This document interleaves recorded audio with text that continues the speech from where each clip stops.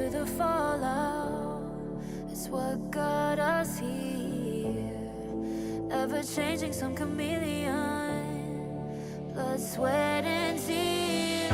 We'll never make it if we fall to everything that brings us down. With a comeback is now. Blood, sweat, and tears. Fight for what we want.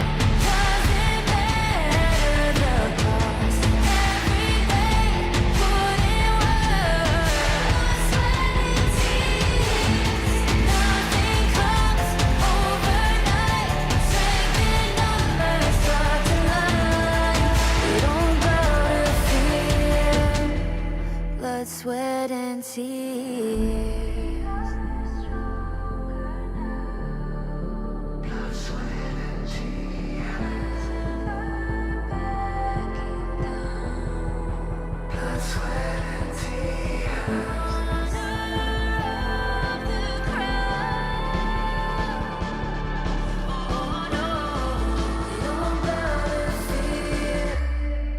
Blood, sweat, and tears.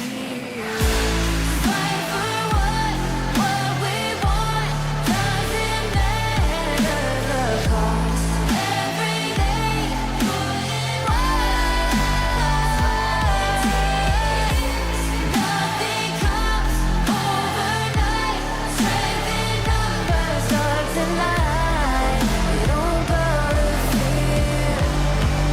Blood, sweat, and tears.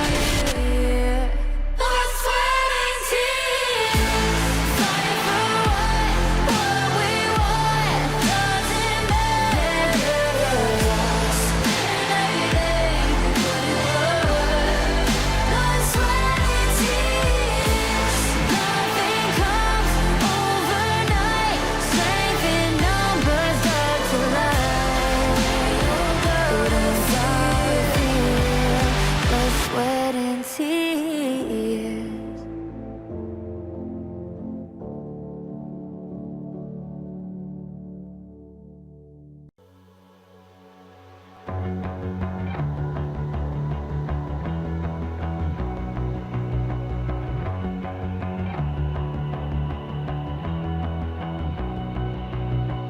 You've walked through the darkest nights.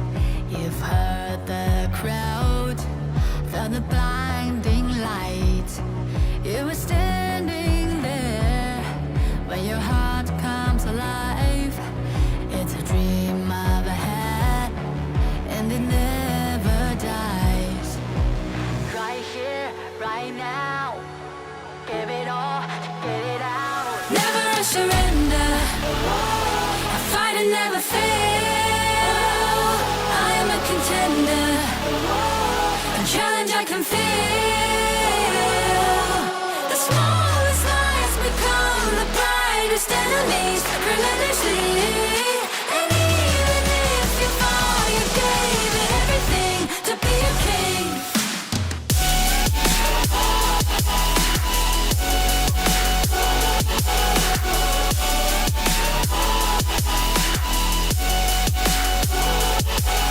The smallest lies become the brightest enemies, relentlessly. And even if you fall, you gave it everything to be a king.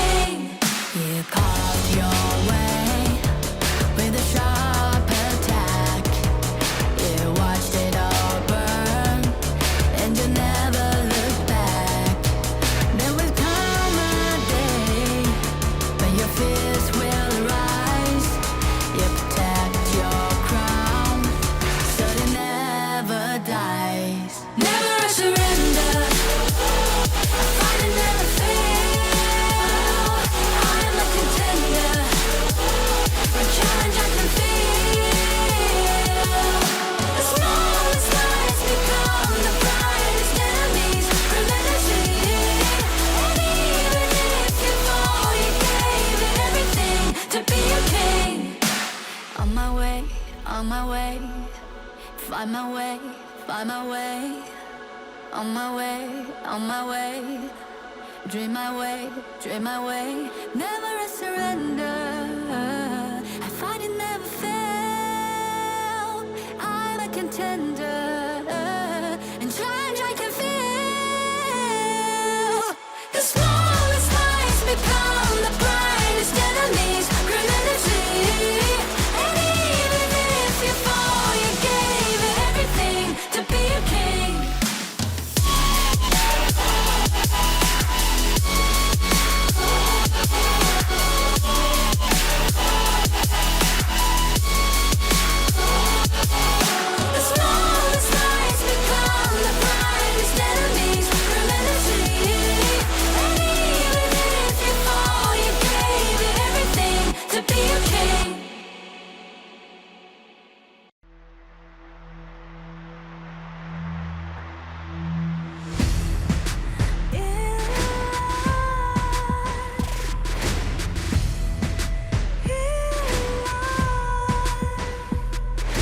What's a life without its worth? Compromising with what hurts inside. When you let fear decide your fate, you don't choose which path to take in life. In life, I'm finally letting go of everything that still holds me. I'm against the odds, but I won't give up, 'cause it's my time to shine. Standing in the spotlight, and no one let me down. Destiny is calling high. I'm not afraid to fight for everything I love. Victory's on my side.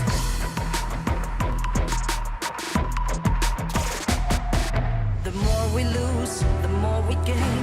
The more that nothing stays the same. In time, in time. Can't love ever, can't forget. What you see is what you get. Sometimes, gonna show the world tonight. The light that shines inside us. We're against the odds, but we won't give up, 'cause it's our time to shine. Standing in the spotlight, can no one back us down. Destiny is calling high. We're not afraid to fight for everything we love. Victory's on our side. Takiki takiki takitao. Takiki takiki takitao. Takiki takiki takitao. Takiki takiki takitao. And letting go. Everything that still holds us. 'Cause it's our time to shine. Standing in the spotlight, can no one back us down. Destiny is calling high. We're not afraid to fight for everything we love. Victory's on our side. It's our time to shine. High in light.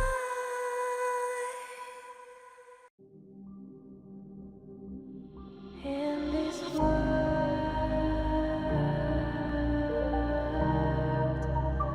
only ones in this world, only ones in this call out my name,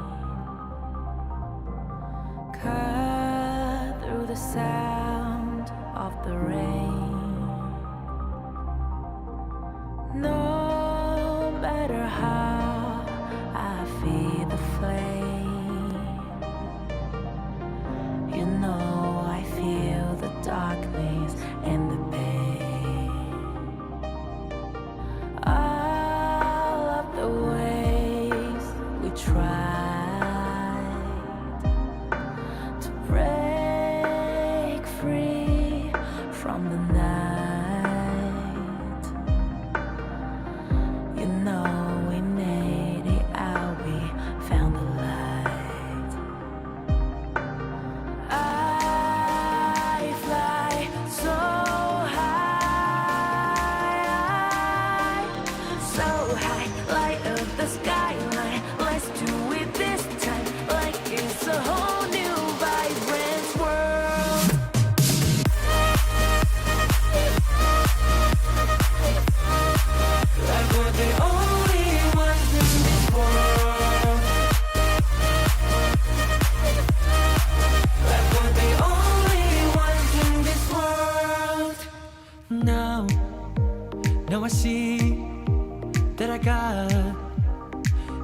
everything I need.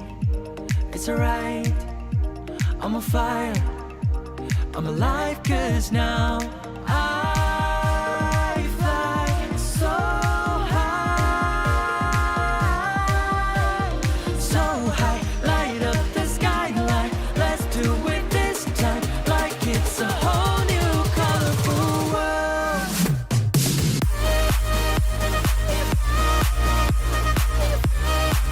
Like we're the only ones in this world.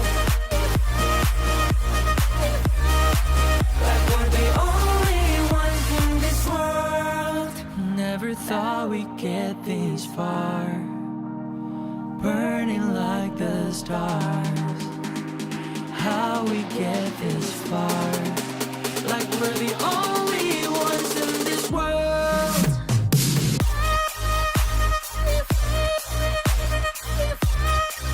Like we're the only ones in this world. Like we're the only ones in this world.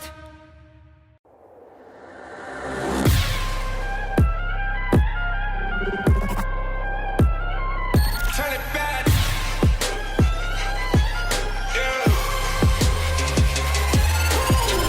Gear out the weapon, getting ready, counting down. Pay attention to the challenge, tell me where you from. Gotta be tough, gotta be strong, gotta be savage like animal. Every time you tryna push me down. Look at me, I'll be lying down when I run, and I'll make a sign, I will catch you. Watch out, it's better feel, got no mercy. Look at me, I'll be rising. Carry the season, you got a damn, got a weapon. You never hesitate for another moment, but my bone is golden. I'm invincible, just let him know. I can show you all the glory I own. To the drunk, go find a way to the party time with here. Go, live from how can we go? It ain't a river, turn it back. Storm is coming, light up your cold. It's my kingdom, fire going up. We the kings, it's our honor showtime. Honor kings, Guess we're gonna burn up. honor kings. On a killing spree, I told you all this. All my enemies, they go on silence. Wipe them out for only 2 seconds. We got honor. You wanna get me juice, kind of the one who made the rules. You have night to choose, only one way, got night to I can lose. see it, I'm gonna show them. We got no cry. We burn it 5 as 1, crash in pieces, you can G. First blood, double trouble, then I take a pen, I kill. All you do is sweat and look at me still victory. Say. I've triggered my soul For down. my pace. We the champions screaming, I'm invincible. Just let them know I can show you all the glory I own. To the drunk, go find a way to the party time with here. Go, live from how can we go? It ain't a river, turn it back. Storm is coming, light up your cold. It's my kingdom, fire blowing up. We the kings, it's our honor showtime.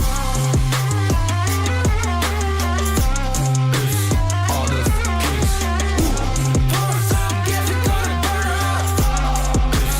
honor kings. On a killing spree, I told you all this. All my enemies, they go on silence. Wipe them out for only 2 seconds.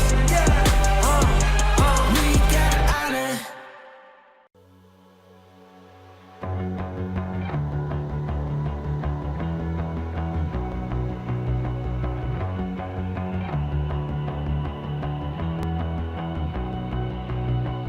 You've walked through the darkest nights. You've heard the crowd, felt the blinding light. You were standing there when your heart comes alive.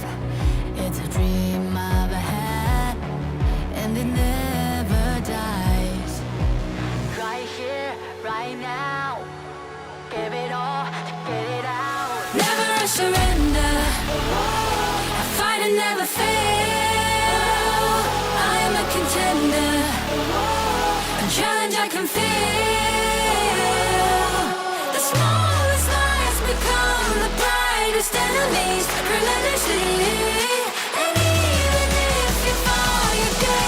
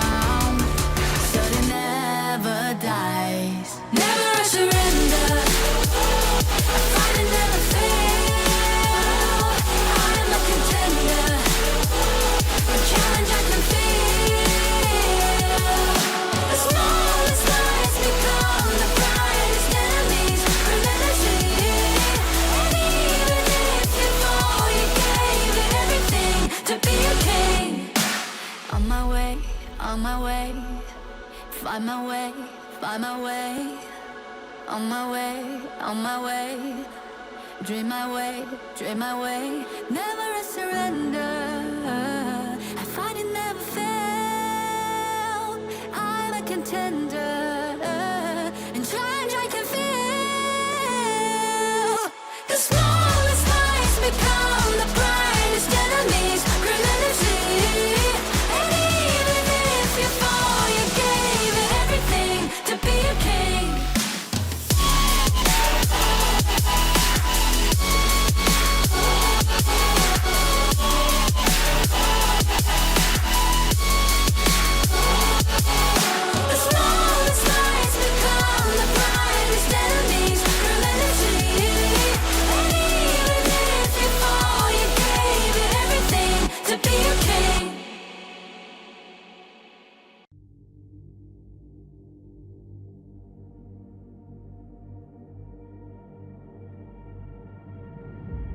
I feel it deep, flowing through my blood.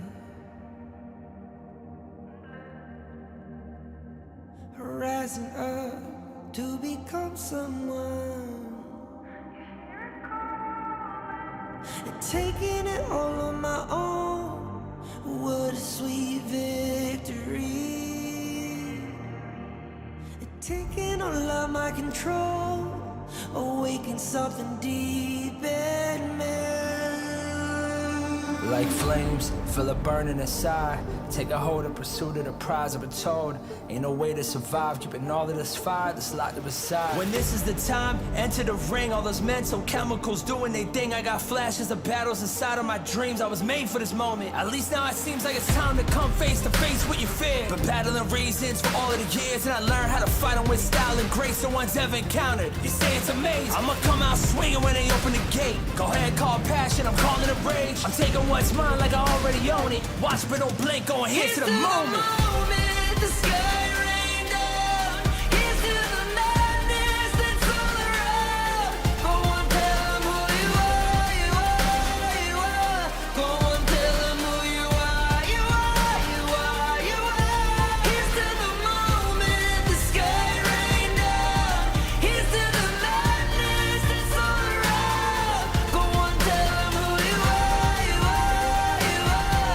Go on, tell them who you are, you are, you are, you are. My name is honor, my name is king, my name is champion, my name is strength. Tell them who you are. My name is Pentakill, you think it's strange? My name keep ringing inside of your brain. I hear it every night. Here's to the moment the sky rained down. Here's to the madness that's all around. So tell them who you are, you are, you are. Go and tell them who you are, you are, you are. Here's to the moment the sky rained down. Here's to the madness that's all around. Go and tell them who you are, you are, you are.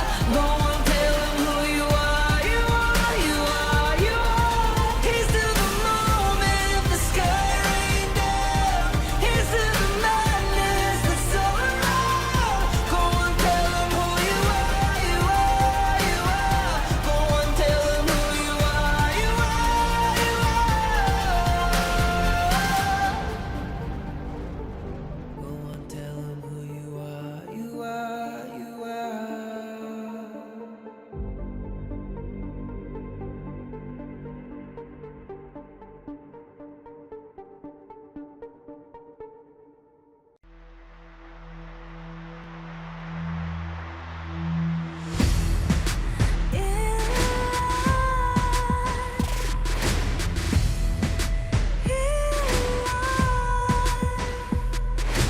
What's a life without its worth? Compromising with what hurts inside. When you let fear decide your fate, you don't choose which path to take alive. In life, I'm finally letting go of everything that still holds me. I'm against all odds, but I won't give up, 'cause in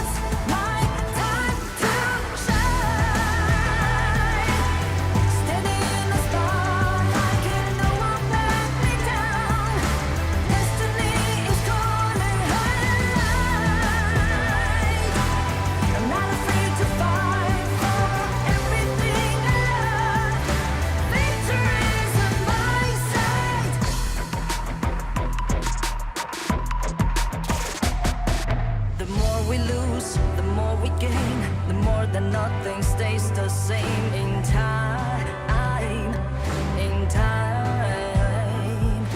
can love ever, can forget. What you see is what you get. Sometimes,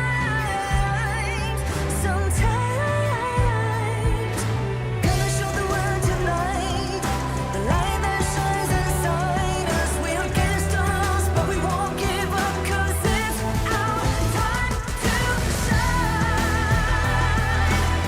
Standing in the spotlight, can no one back us down. Destiny is calling high and light. We're not afraid to fight for everything we love. Victory's on our side. Takiki takiki takita. Takiki takiki takita. Takiki takiki takita. Takiki takiki takita.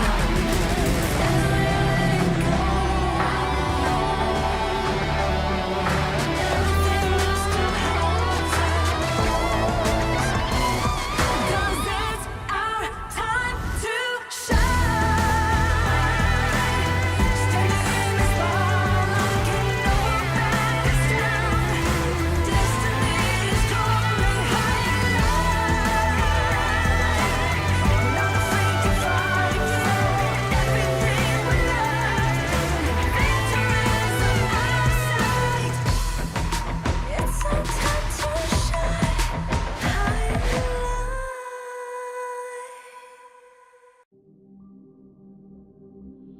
In this world,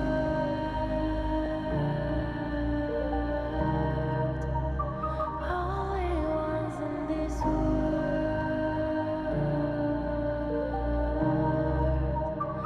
only ones in this call out my name, cut through the sound of the rain.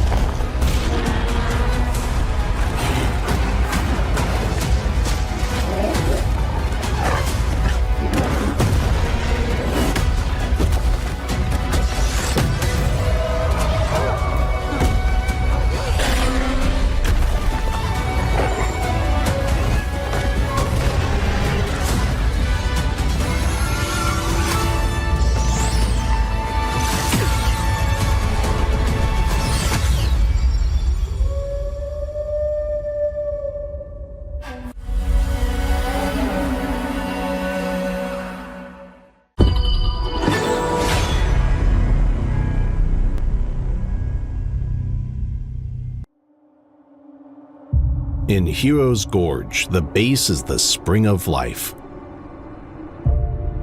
In the real world, every forest and plant is the Earth's spring of life. The base nourishes the gorge, just as Earth's ecosystems sustain all life. If the base is exhausted, heroes will lose their home. If ecosystems are destroyed, all life loses their habitat.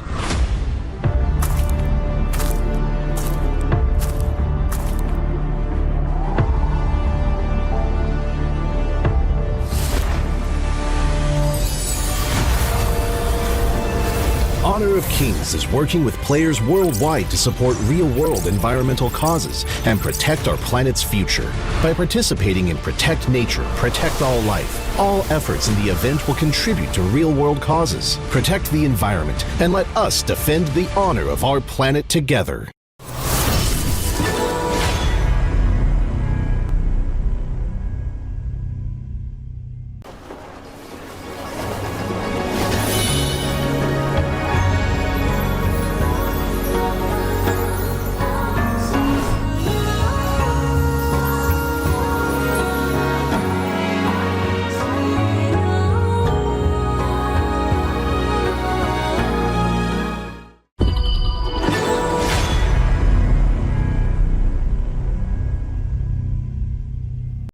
Excuse me.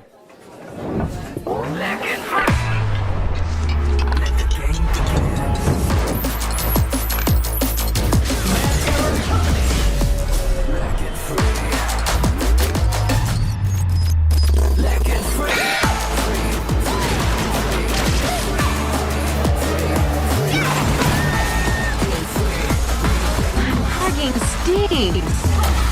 Victory! Another round. Sure, but how about a smoother phone next time?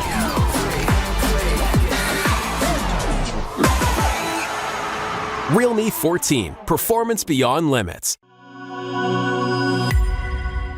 Welcome to the Honor of Kings Major East League Spring and Major West League Spring 2025. Two independent tournaments, each featuring 7 top teams from rising powerhouse regions across the globe. Major East features teams from South Korea, Japan, Middle East and North Africa, and South Asia. Major West brings together talents from North America, Latin America, Europe, and Turkey.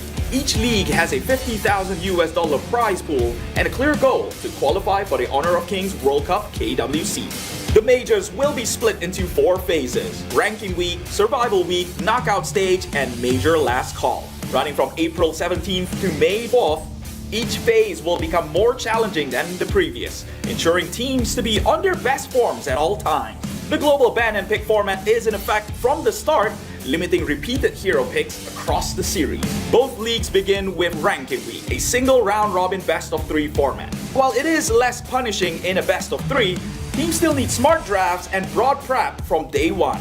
At the end of Ranking Week, the top 3 teams move to Group S, while the bottom 4 head to Group A for Survival Week. Unlike traditional slow-paced formats, this Week 1 is anything but forgiving. Every match counts.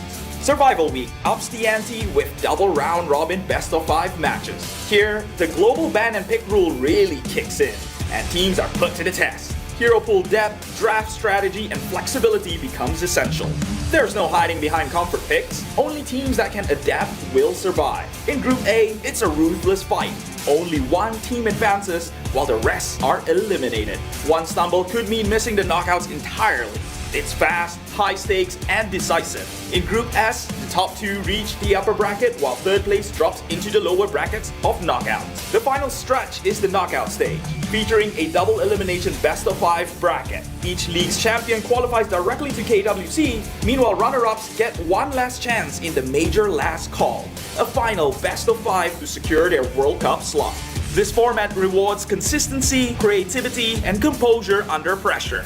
Catch every moment live on our official channels. Every game is a chance to prove your region's strength and your team's readiness for the global stage. The path to honor starts now. Turn it back.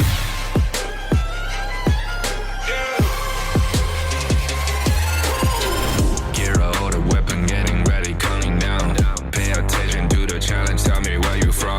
Gotta be tough, gotta be strong, gotta be savage like animal. Every time you tryna push me down. Look at me, I'll be lying down when I run around and I make a sign, I will catch you. Watch out, it's better feel, kind of mercy. Look at me, I'll be rising. sensitive for another moment, but my bone is golden. I'm invincible, just let him know. I can show you all the glory I own. Through the jungle, find a way to the palace. I'm waiting. Go, live and rock and we go.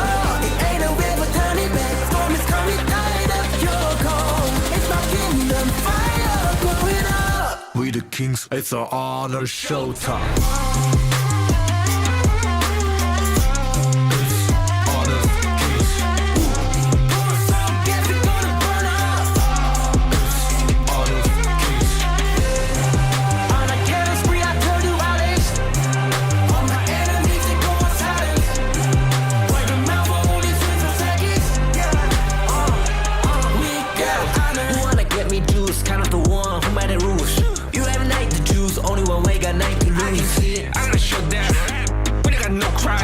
We bound if I less one, crash in pieces, you can G. First blood, double trouble, then I take a pen, I kill. All you do is sweat it, look at me stay victory. Say. I've triggered my soul down. Follow my pace. We the champions screaming, I'm invincible. Just let them know I can show you all the glory I own. Through the jungle, find a way to the palace. I'm waiting. Go, live and rock and we go.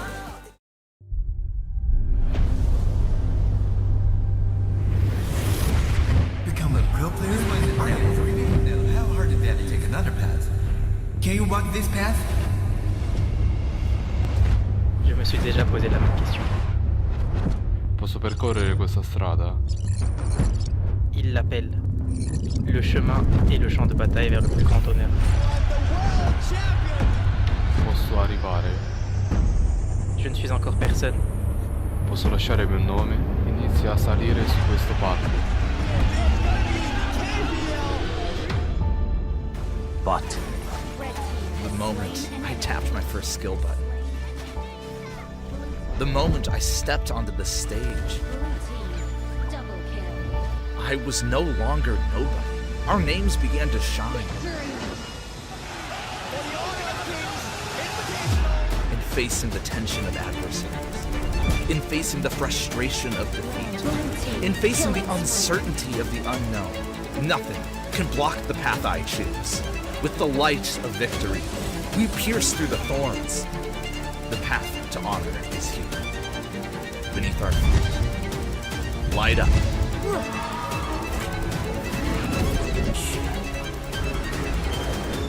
When our footsteps awaken the dawn of the gorge, to walk this path is to walk toward honor.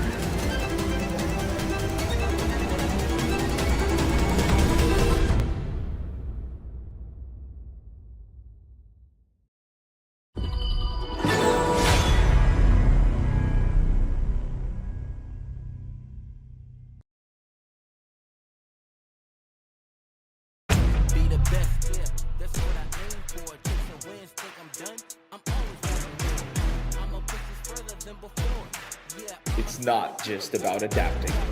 It's about creating your own path.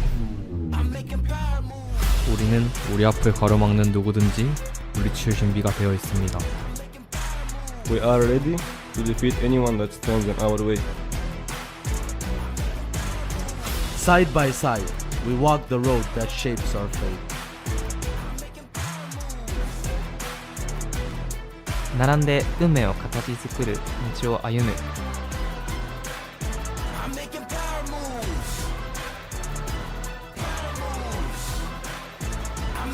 It's time to walk the path of honor.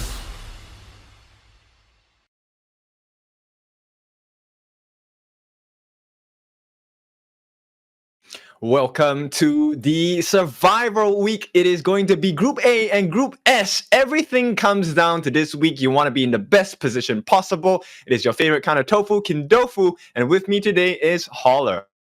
Holler, how are you doing? I'm doing great. I'm excited about it. It's, of course, a Survivor week. It's going to be Nongshim going up against SCARZ to start things off. The top 2 seeded dogs going at it. And we're going to start off with a banger, so to speak, Kindofu. Yep, a lot of action. I think SCARZ, they have been in this position for many times over the past few months, and maybe there will be a difference in this result today. Yeah, but let's, I think we got to set up the stage a little bit here in the sense that SCARZ is a team that's kind of always been the bridesmaid, never really the bride, going up against Nongshim, who got into S3 and then made waves, right? They got to the grand finals. They lost to Nova Esports. Nongshim that did. And that kind of hurt SCARZ, kind of watching on the sidelines, seeing exactly what they could have been, seeing as that they took them to that game 5. And they took them to that grand finals in that qualifier here. So this is a huge moment. SCARZ really shook up their lineup. They even stole a player in Klo, and they put themselves in. But of course, let's talk a little bit about the prize pool here. It's 50,000 USD, $10,000 going the way of the champion, all the way down to 7th place, 6,000. So every single place matters. Every single game, super important here. Yep, and they will get a minimal of 6,000 USD for being in this league itself. Today, we're going to start off the day with SCARZ going up against Nongshim, after which we will have Vicious going up against R8, another exciting match. And of course, SCARZ, this will be the second game of today. It will be against Gen.G.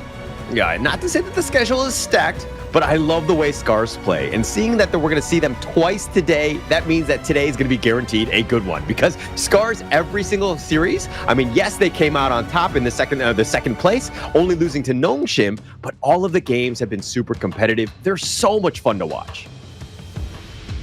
Yep, it's going to be super exciting. And of course, with that being said, there are some changes today. The first big change is the fact that we're no longer in the best of 3s. It is going to be a slightly longer series. We're going to best of 5s. Yeah, and it's a huge deal, right? I mean, a lot of the teams that are going into this one, you kind of made your way through best of 3s and you've kind of stumbled along in that sense of making your way here. But now going into this one with best of 5s, it's going to be a whole nother story. But let's check out the first team, SCARZ here.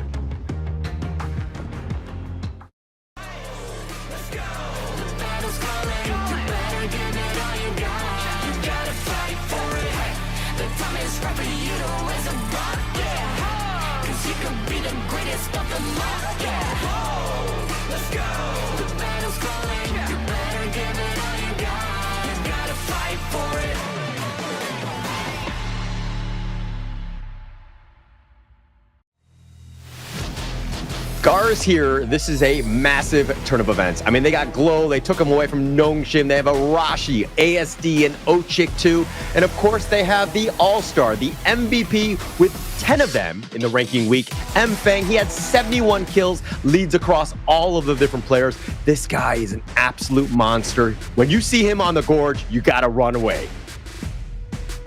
Yeah, the growth has been tremendous and really excited for the performance of SCARZ today, but they are also going up against a powerhouse. Slowly but surely, they have been improving over the weeks, the months, and of course with every single game. Now let's take a look at their competitors, Nongshim RedForce.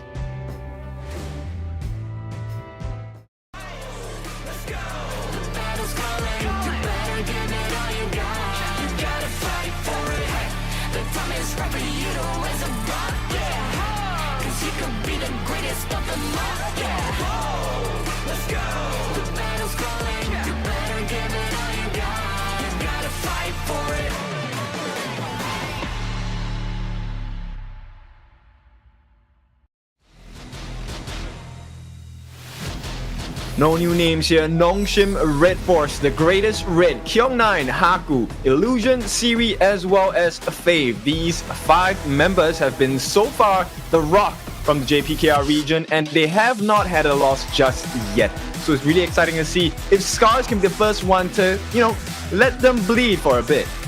Yeah, this is a team that's very strong as well. I mean, we've seen them in Season 3. They did very well. I mean, get runner-up on that one. But going into this one, we expected much higher. I mean, they're perfect, right? They haven't lost a single game. But some of the stats are a little erring on the side of SCARZ. I mean, you have the highest killer in Mfang. And then you see that just the most assists that are coming with Ochik. He's doing very well. He's second in assists. But going into the Nongshim side, if you're looking at what they're doing, they don't really have a whole lot of kills. Haku has not been the monster that we've seen. He's only has 38 kills. Siri is outclassing him in terms of those kills with 40. But Siri, the reason why they're successful is because he's not really dying. He has 9 deaths throughout the entire ranking week in 12 games. That's actually crazy considering the next lowest is going to be from, the Nongshim side and Illusion and Faye.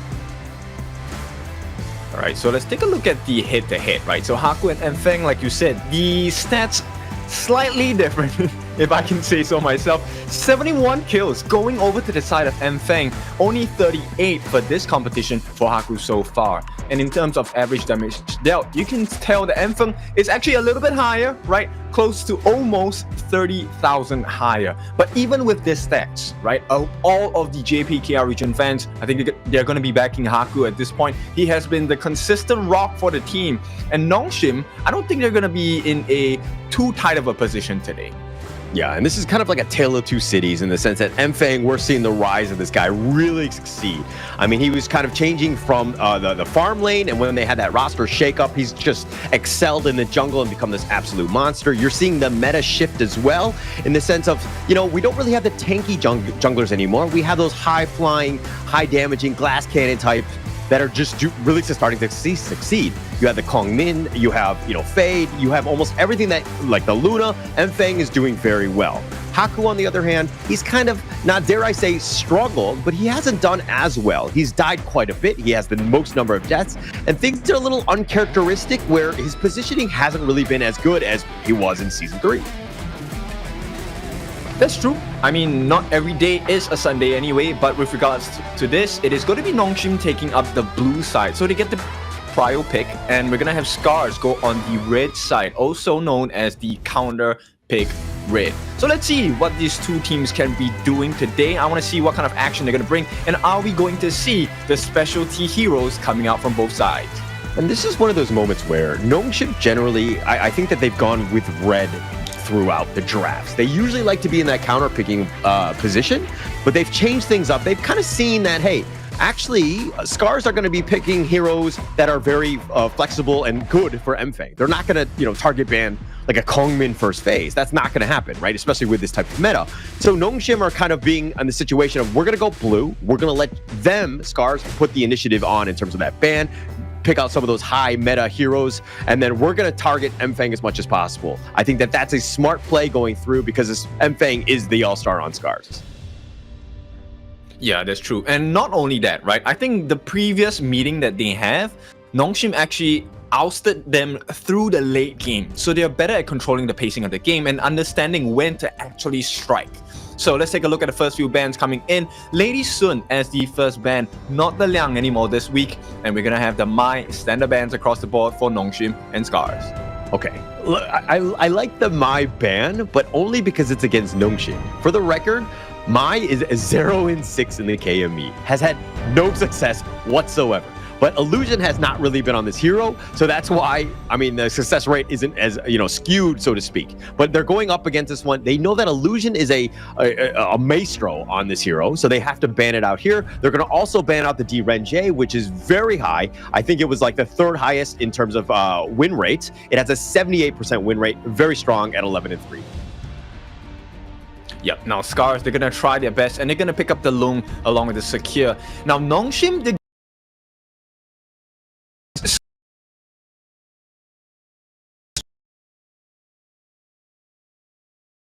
guaranteed. He has the highest number of kills, averaging 5.5 in a game. This is the most throughout the entire game. In fact, there is a very high chance of a first blood, right? Simply because Secure level 1 with the Mulberry power actually quite painful to deal with. It has to be really huge for the team. But of course, with that being said, this thrilling season of the Major Leagues is made possible with the support of EWC, helping to bring top-tier competitions to fans worldwide. And we have a big game here for you. Yeah, this is going to be one of the biggest ones, right? Just setting it up, the Survivor Week. This is where we want to be. Of course, our players are geared up with the Realme 14 5G, built for performance, made for gaming, smooth, cool, and reliable, just the way esports demands. Ready to level up? Get yours now and feel the difference. Yeah, and straight away, there is a huge demand for that first camp here. And Faye gonna have to commit the flash, but this is a good advantage for the side of Nongshim, right? They need to make sure that they're able to keep Arashi in place. Yeah, and look, they're trying to kind of limit as much as possible. They're going to let Siri just farm in the bottom lane. He's going to be fine just all by himself, at least for now. But they're trying to prioritize Kyung9 as much as possible. He will set things up, and you definitely want him to kind of definitely win out that lane so you don't have to worry about it later in mid-game.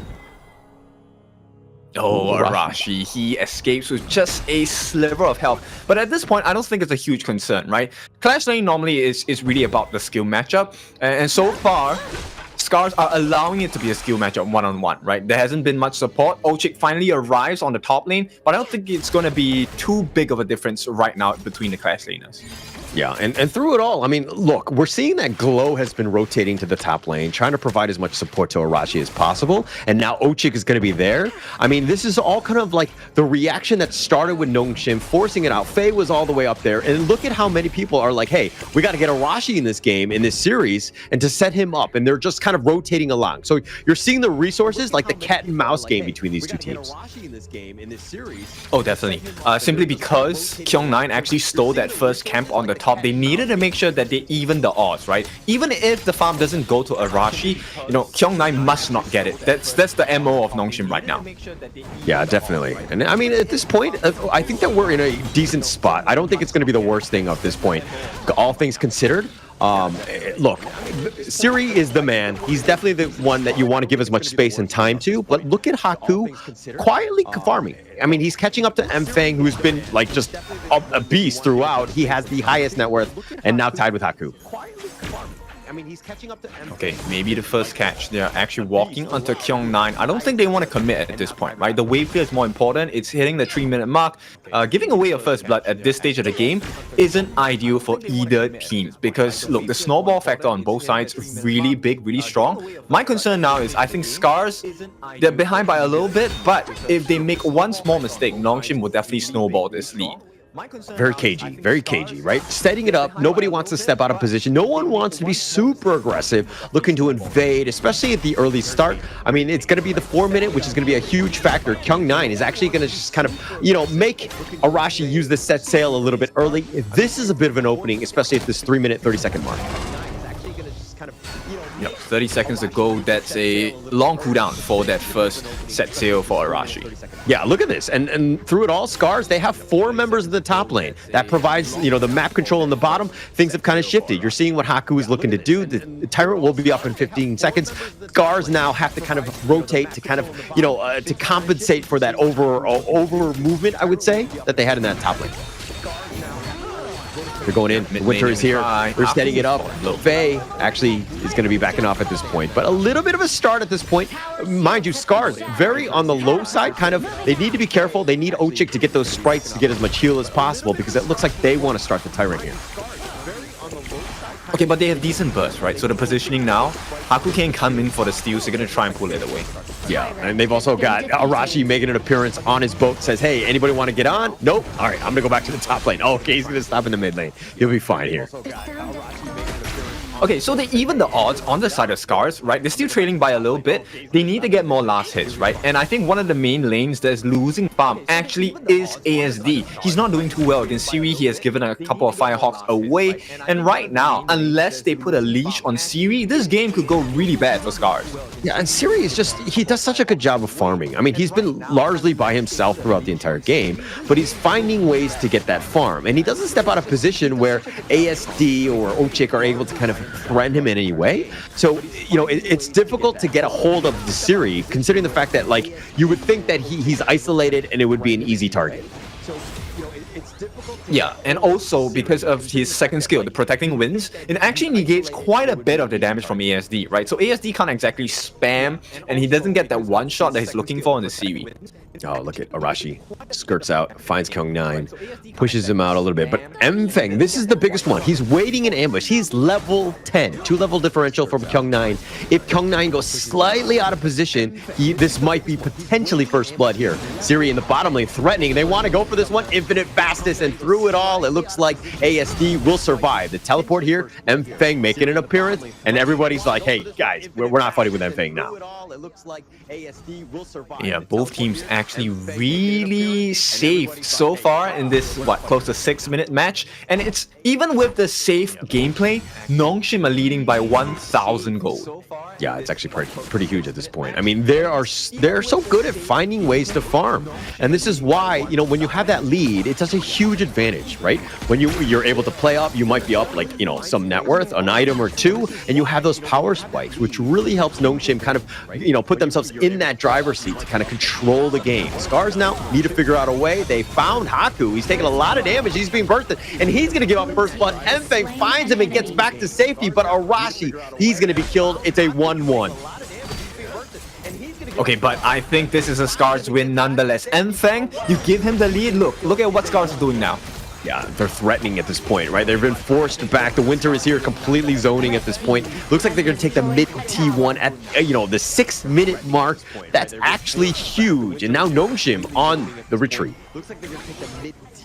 Yep, I like this new SCARZ way of playing, right? So very clinical, very good at getting the objectives. They get a kill. Doesn't matter whether they lose Arashi or not, they get a T1. And that's all that matters, right? Because once the dust settles, now there is an option to invade the jungle. There is lesser vision for Nongshim. And SCARZ, finally in a long time, they will have a decent lead against Nongshim.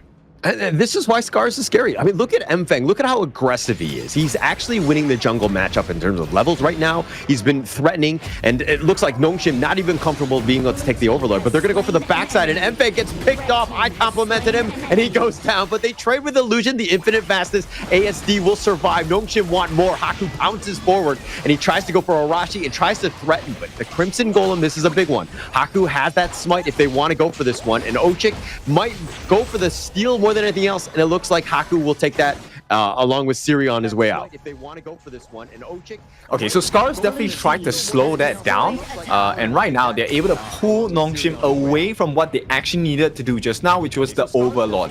So SCARZ, they maintain a little bit of control, but now they need to make sure that they watch the lanes on the top as well. You can't allow Haku to do what he wants. Okay, if we're looking at the SCARZ side, Enfeng probably should not be the one frontlining everything, right? Once they know where he is, I think that, Nongshim are definitely going to draw a bead, and they're going to prioritize and just kill him as quickly as possible. He is very squishy. They have that potential. So they need somebody up front to kind of set things up, to kind of be up, dare I say, bait. And then you have Arashi with a set sail and Ochik on the Mulberry Power to kind of counter-initiate, and then Enfeng is just on cleanup, right? That's ideally how these team fights are going to go, but Enfeng needs to be careful. He cannot get out of position like he did in that last fight. I mean, that's why Nongshim drafted in this way, right? Simply because they have the Shi. So whoever jumps in first, there is a chance they will be caught out by the Silky Beauty and get controlled to death, right? So this is where the strength of Nongshim's game lies. They're able to drag the game a little bit more until SCARZ finds that perfect initiation. Yeah, I mean, like the potential for that control, the CC is going to be key. Being able to find him out and draw him out, right? That's the biggest thing. And if Illusion is able to hit those orbs, the Silky Beauties, I think he's going to have a great time. But of course, easier said than done. Not the easiest of targets or CCs to hit. Yeah. So at this point, maybe SCARZ, I don't think they want to take too big of a fight, right? Any lead you have against a pay pick is always very vital. You don't want to allow this pay to snowball. Similar situation for Nongshim as well. So at this point, right, I think it's better to have a better control of the map, get the turrets down, get your T1s down, have a little bit less vision for your opponents, and maybe you can kind of surprise them before they can react. Yeah, I mean, if he's able to find that right angle, I think he's going to have a good time. But Haku's kind of been largely stymied. I mean, they've kind of spotted him out. He's not able to kind of get things going. He's died 0 kills to his name. But Haku's still able to find ways to farm, which is the biggest thing. My only concern is that once that mid-game hits and the rest of SCARZ get a little beefier, he's not going to have the easiest of times being able to kill people. My only concern is that once that... Okay, it's a scouting boat. I don't think they get this. I don't think so, but the Tyrant Haku takes this one, but it looks like he pounces over the wall and through it all. The Infinite Fastness, ASD getting back to safety. Arashi is going to go back as well. Kyung9 going in. He gets a little serious, and he turns this, and they've got Ochik as well, but Kyung9 will sacrifice himself for the greater good. It's 1 versus 2. Enfeng now getting focused here. He's going to go golden as his Illusion. Looking to turn this, and Enfeng goes down. 4 members down. Nongshim finding ways and finding pickoffs, and they're up 4-1 on that trade. Nongshim just better at this point, right? This is why Nongshim is so scary. This is why they won all of their games coming into the survival week. And look, it's just one minor mistake, and there is another potential kill here. Arashi forced to use the boat to get away. This guarantees the T2, and right now Nongshim have full control of the map. Yeah, Haku like pouncing in. He's like, Arashi, I'm going for you. And Arashi's like, I'm not having any of that. I'm all by myself. I am scared. Haku level 15 at this stage, starting to outclass Mfeng. I mean, we were tooting the horn of this Kongming pick, but man, Nongshim have an answer. They're able to find ways to go and find him out because of the fact that he is definitely on the squishier side. They need the rest of SCARZ to kind of keep him in line, but here we go. It's going to be a Azure Golem. Arashi all the way up in front, looking to fight, but the winner is here, and that's not going to be enough. Haku is going to be killed. They found Kyung9 though, and it looks like he's going to trade. Mfeng finds the pickoff, but Ochik is going to be killed, and these are good trades in favor of Nongshim. Yep, they have definitely hit that final marker here. Haku's already 15, Siri very close, and gold-wise, this is a huge lead, a 6,000 lead for the side of Nongshim, and we might see the fall of T3 here. Yeah, might fall, but I mean, the winner is here. We'll slow that down. They need to deal with the minions. They do have the wave clear. Let's be honest. SCARZ lineup definitely has that damage. They're able to kind of deal with this. Nongshim are backing off, just wasting a little bit of time in terms of just like farming the enemy jungle on their way out. But they're going to pick up the Overlord here. This is a game that Nongshim have been in full control of. They've understood what the winning conditions are, and they're playing this one to the T. A game that Nongshim have been in full and and also SCARZ great wave clear, but how long can you hold for? And for every kill that Nongshim gets onto you before your necessary wave clear is a big dent in your defense. It's a huge one, right? I mean, Kyung9 all by himself, he's potentially going to try to get baited here. They're trying to kind of get that flank here, but SCARZ probably not going to commit. They need to deal with the defense of their base. The top T2 is going to take some damage. That's where the most of Nongshim are. They burn it down so quickly. Yeah, and look, Succubus Cloak onto Siri. It's so difficult for the side of SCARZ to kill him now, even if Mfeng gets his full combination. Yeah, Flaming Palm onto this one. ASD taking most of that damage. Oh, the pull back, the Silky Beauty. They found Arashi. They're saying, hey, I'll take that one to go. And they take a freebie in that case. SCARZ now on the run. They have 2 members down. They're trying to hold this top T3. They're just trying to throw things out, go for this one, but they pull it back. The Infinite Vats as ASD stays alive. He will go back to the fountain to recall to save up. The mid T3 has been taken out. Nongshim now looking to siege, looking to close this game. They're going to go up in front. They find ASD. They're doing some work. Glow goes golden, but he flashes back to safety. He's not going to survive. They have the knock up, and it looks like they're going to take the base, and they will take game 1. Nongshim on the board first. Oh, easy peasy for the Nongshim RedForce team. They look so satisfied at this point, and they should be, because look, the draft, it wasn't the strongest. We knew what the weaknesses were, but they covered those gaps so well on the side of Nongshim. Yeah, I mean, look, I was actually very happy about this SCARZ lineup. I thought they were really going to stick it to Nongshim. I felt like Nongshim were going in, but I mean, but the way that they played, were able to use like the Shi to just kind of control the battlefield. The Dia just like with those bitter farewells, just kind of locking people down, made it very difficult for SCARZ to get anything going. Because again, if they're controlled at all, they're just going to die. They're just, glass cannons at the end of the day. Yeah, which is kind of scary, right? It was supposed to be the opposite, where you had Arashi coming in, you had Ochik coming in with the Mulberry power. These were supposed to be the initiations for the set of SCARZ, but it never happened. Instead, it was always Kyung9 jumping in to make sure that they got serious, and followed by the Shi catch by illusion as well. And it just all started to crumble as it hit that power spike in the late game. Once Siri came online, it was so difficult for SCARZ to play the game. I'm wondering if they had more of like a Zhang Fei or Lian Po as like a roamer to kind of, to be that tank, right? Like it felt like everybody was like not willing to do or not able to do it because their hero, the draft composition didn't allow it, where they were, again, just being able to be controlled by Nongshim when they would just jump on you. I felt like at the end of the day, that's probably the biggest weakness of that draft. I mean, personally, I would not change the Sakia. I think the Sakia pick is fine. I think it's more of the Princess Frost, right? Going up against a lineup that is so mobile, that has Kyung9 on the Mayin. Look, you're looking for that perfect Frigid Prison. But against a Mayin, it's so hard to do so. And against a Shi, she's always going to be in the back lines. So it's so hard for you to have any catch at all. I think there would have been a better mid laner.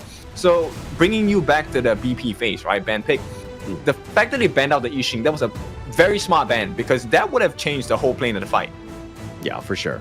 I mean, just that amount of control. And there's a reason why Yixing is actually the most picked hero in the ranking week. Everybody wants, Yixing just to kind of has that control, the taking liberties. We've seen it succeed quite a bit, but again, it just opens it up for later down the road. I mean, that was just game one where, we don't have to worry too much about what's going to happen. This is a long road. It's not the end of the series. And I do expect SCARZ to bounce back, but seeing as that they got some of their signature heroes like that Kongmin, as well as the Loong, I mean, I'm kind of wondering, I'm like, that has to kind of hurt the morale on the side of SCARZ. Oh, definitely. And at this point, do bear in mind, like, these are the very stock standard strats that Nongshim like to pull out in game number 1, right? These are normally strats that come out later parts of the game, and the fact that they're using it now shows that they have so much more in the engine, in the tank, because they still have the Ogren pick, they still have the Dune picks, they still have the tank jungle metas available. And with that being said, let's take a look at the gold, the items. And right now, I just want to point out to you, now, Illusion, I think he's been doing great in his catches. And once he caught you, look, he didn't even complete his Scepter of Reverberation or Mask of Agony. Not needed at all. Yeah, he didn't need anything, right? I mean, look, I think Illusion was great. Siri could have been on almost any hero at the end of the day, and I think he would have had a large amount of success. Like, just the way he's able to farm, I mean, his KDA is on point, always in perfect position. There's a reason why the dude has only died 9 times in 12 games. I mean, the guy is just so hard to find, and SCARZ really not able to initiate and to get a jump onto Siri and to really set the tone for how those team fights should have gone. Yeah, a lot of damage. I mean, just the existence of Siri itself was already a threat because he was dealing one of the highest damage in the game, simply because the team was allowing him to get into perfect positions to get just the shots, oak bolts off, and the normal attacks as well. So the gold, once it started rolling in for the side of Nongshim, it never stopped. There was no damage control on the side of SCARZ. Yeah, and look, when Nongshim have a lead, it's so hard to take that away from them, right? The gaps that they give are very small. Being able to kind of control it out, find that burst, and the only reason they back off is because they're just waiting for the next minion wave. So they're very smart in terms of like this macro play, but the MVP, it will go to Siri on his 502, 32% of the damage, dealt 24% of the gold. Man, this guy just finds farm throughout the map, and he's so difficult to pin down. Yeah, it's even more difficult for us to find him at this point. To be honest, I was very focused about Enfang as well as Haku. The fact that he got the first blood, right? It was a good marker to start with, but you can see the pick onto Illusion. It doesn't matter whether he dies or not. As long as he gets that first initial catch, it's going to cause so much trouble for the side of SCARZ. And also, Faye, I had to give him the silent compliment here. His destined encounters were always on point. Every single moment that mattered for the side of Nongshim, he delivered. And Nongshim definitely benefited off of that. Yeah, definitely benefited. I mean, look, everybody was playing so well together. This is a team that's just like largely finding their groove.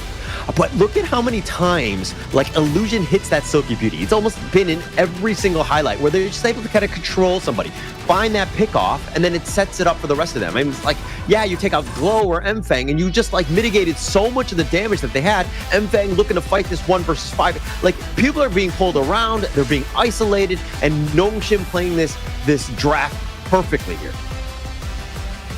Yeah, and here's the thing, right? He never made a play where it was risky. He always felt like, Enfang felt like he was the one being targeted by that control skill, but it actually wasn't him, right? If you take away Arashi, there's no more tank, there's no more big CC like the set sail, as well as the knockup. There's nothing like that to change the game, with the exception of the Sakia, but as a Sakia for Olchik, are you expected to tank for the team? That's not going to be possible. And that's kind of where I was talking about. I was alluding to it earlier about the fact that I think that the secure pick, if it was a more traditional tank roam, I think that they would have had a little bit more success, right? You need somebody up front or to be able to take a couple body shots before you, I mean, yeah, you get pulled away, but if you're like, in Umbrella Outburst form, for Ali form, you're going to have a great time because that's where you want to be, right? But in this case, nobody really wants to be controlled. Nobody wants to be stun locked in any way. And they just had a really difficult time trying to fight back into Nongshim here. Yeah, but with that, I think we're going for a short break. When we're back, we're going to bring you the second game of the series. It's going to be a long one. It's a best of 5. We'll see you in a bit.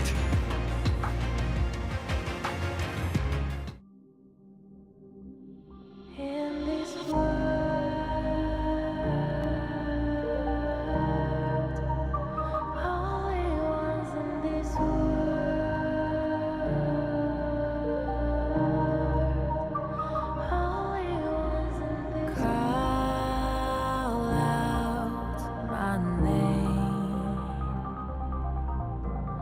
Cut through the sound of the rain. No matter how I feed the flame, you know I feel the darkness and the pain. All of the ways we tried to break free from the night, you know we made it out, we found the light. I fly so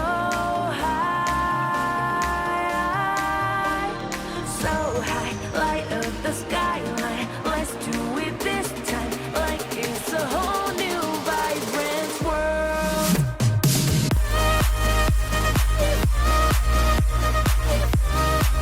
Like we're the only ones in this world. Like we're the only ones in this world. Now I see that I got everything I need. It's alright, I'm on fire, I'm alive, 'cause now I fly so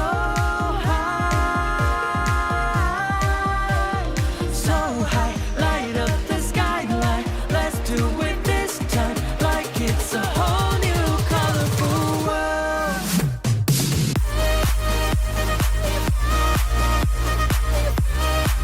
Like we're the only ones in this world.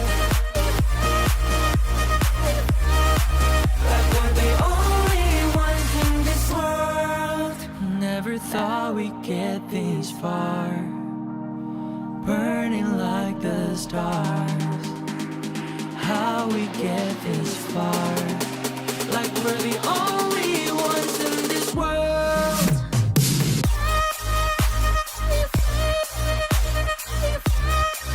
Like we're the only ones in this world. Game 1 is down. It is time for game number 2, Nongshim and SCARZ. So far, the story still stays true. Nongshim taking it with a win in the first game of the series. It's a best of 5, and it's time to go for the next one as well. Paula, what do you think about game number 2? Actually, I'm a little disappointed with SCARZ. I thought they were going to pull it out. I really like their draft. There were some minor issues in terms of just having that frontliner, that tank that they really needed. I think that in the end, I kind of dissuaded myself in the sense of, like, I'm not a huge, a proponent of that secure pick in the end. I think that Zhang Fei or the Lian Po, something to kind of make it a little bit tankier would have been helpful. But again, maybe they're saving it for another game, considering the fact that we're in the global banded pick. And of course, you could only pick that hero once as we move on. This is a best of 5. So again, maybe they're looking to save it for those later games. Yeah, there is quite a bit of information they need, right? You still have the picks like the Liang, you still have the picks like the Morts. These are the heroes that also have very big plays, and I think a Lianpo or saving a Zhang Fei, even for those moments, going to be really important for the side of SCARZ as well. Likewise, on the side of Nongshim, I think having this clear, open field in terms of the heroes to pick from. Look, Nongshim's draft pool is very deep, and so far, they've barely scratched the surface. Yeah, I mean, look, I think they proved that in Season 3 when they were able to go to, the Ultimate Battles, which is a Game 7, right? They had heroes throughout. They were very competitive in ensuring that they had this. So going into this one, they are well prepared. And I think that the hero pools have actually gotten larger. They're definitely more versed in some of the other heroes that they didn't really play as much in Season 3. This is a team that's ready and, looking to make some waves as they move on, potentially. Obviously, we don't want to get ahead of ourselves. They have a long way to go as they first need to qualify into the KWC from here. Of course, with that being said, now this is a Nongshim that we saw from months ago, and this time Nongshim is even stronger. So this is a big concern for SCARZ. Now, this means SCARZ as well, look, they have improved, but have they improved enough, and have they grown their hero pool deep enough the matchup against the likes of Nongshim RedForce, because so far we have had many challenges in the professional league for Major East League. Nobody has come close.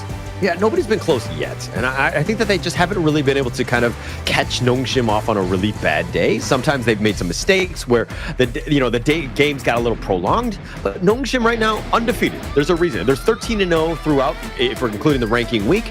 And don't get me wrong, that was just the first game here.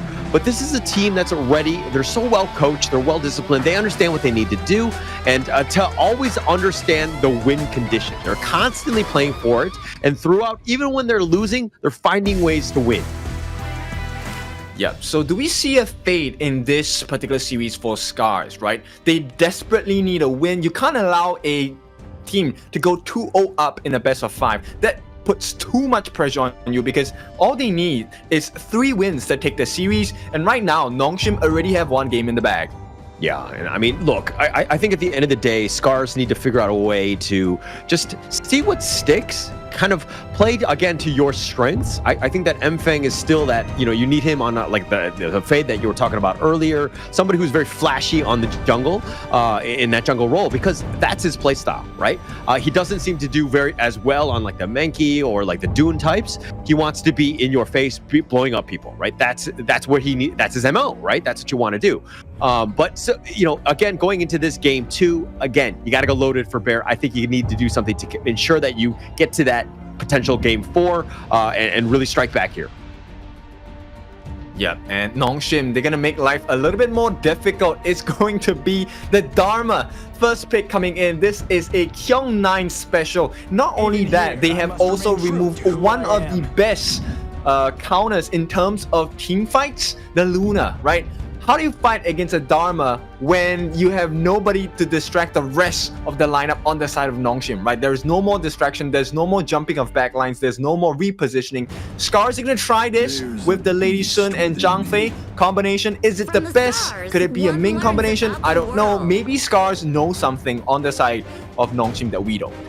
I think SCARZ, it's a solid 2 pick. I mean, you really can't go wrong. Obviously, I'm a Ming player, so I'm a little bit more biased in that matchup. I think the Lady Soon pairs excellently between those 2. But I think going into this one, going up against that Dharma, who could set things up with that truth, you do want that counter initiation. You also want to be tanky to survive it so that you can kind of, potentially get into that team fight. But Nongshim, they actually solidify their own bottom lane with this Lung and the Lianpo in return.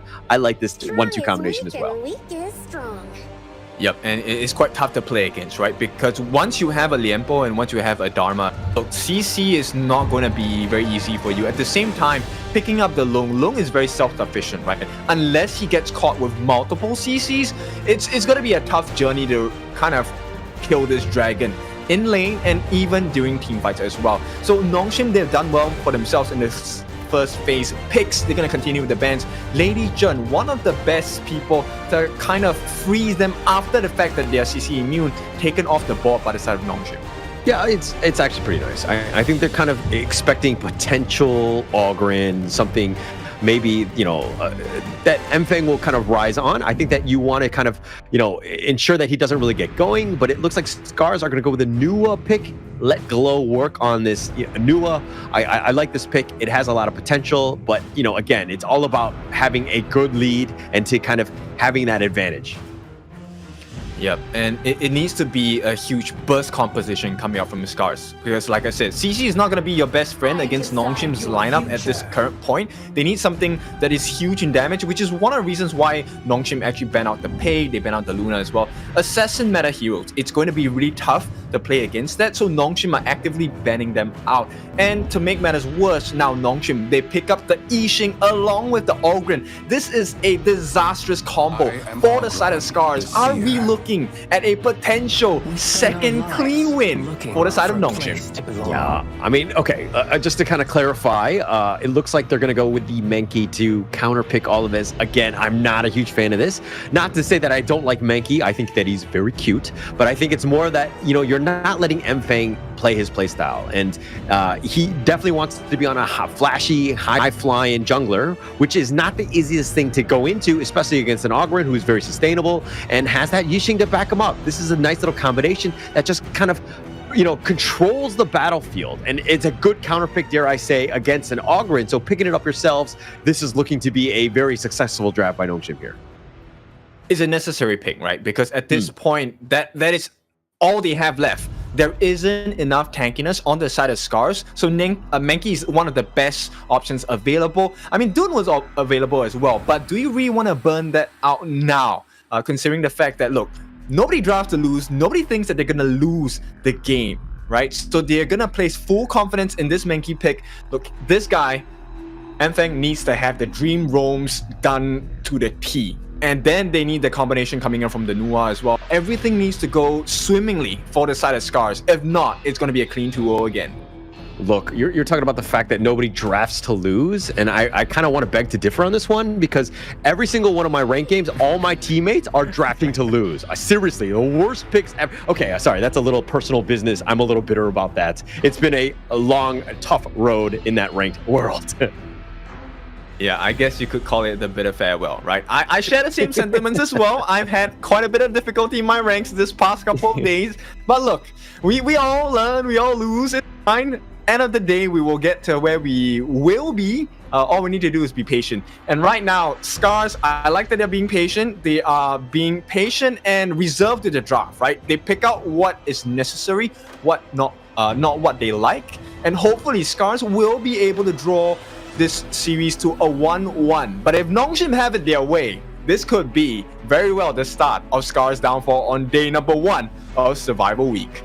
This is tough, right? Because I like Nongshim's draft. Everybody's on like a peak hero, like Dharma, Kung9, Ogryn, Haku, Illusion, Yixing. Like there's Siri on his Lung. I mean, everybody. These are like their signature heroes, dare I say, for some of these picks.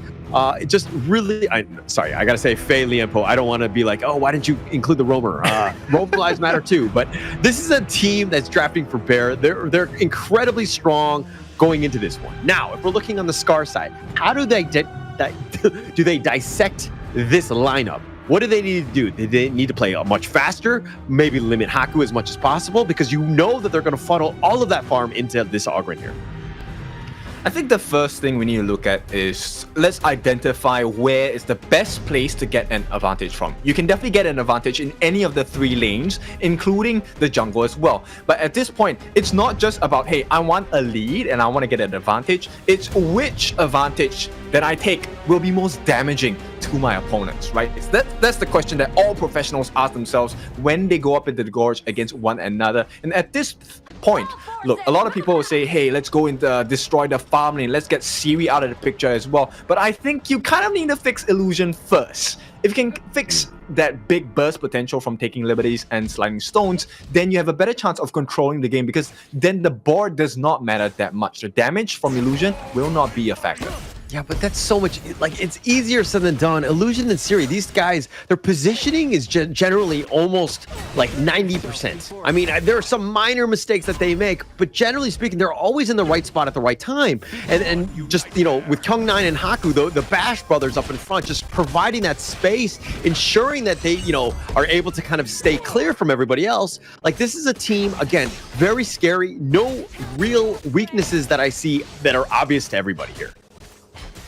Yep, exactly. And I mean, this is the difficulty of playing against a team like Nongshim, right? They have drafted so well for this game number 2. It's also going to be a pain if they lose this series, similar to what happened to SCARZ in game number 1. But right now, Nongshim just making all the correct moves so far. You need to be able to take jungle camps away. And once again, this Lung pick on Siri, he's very self-sustaining. As long as he does have his ultimate, he's going to be fine. And in the early levels, Siri is not known to be someone who takes risks and overdives. Yeah, and that's going to be huge. And okay, something that we just noticed right now, or I just noticed, is that Enfeng is actually going to be the farm laner on the lady soon. ASD has done a little bit of a swap in terms of role.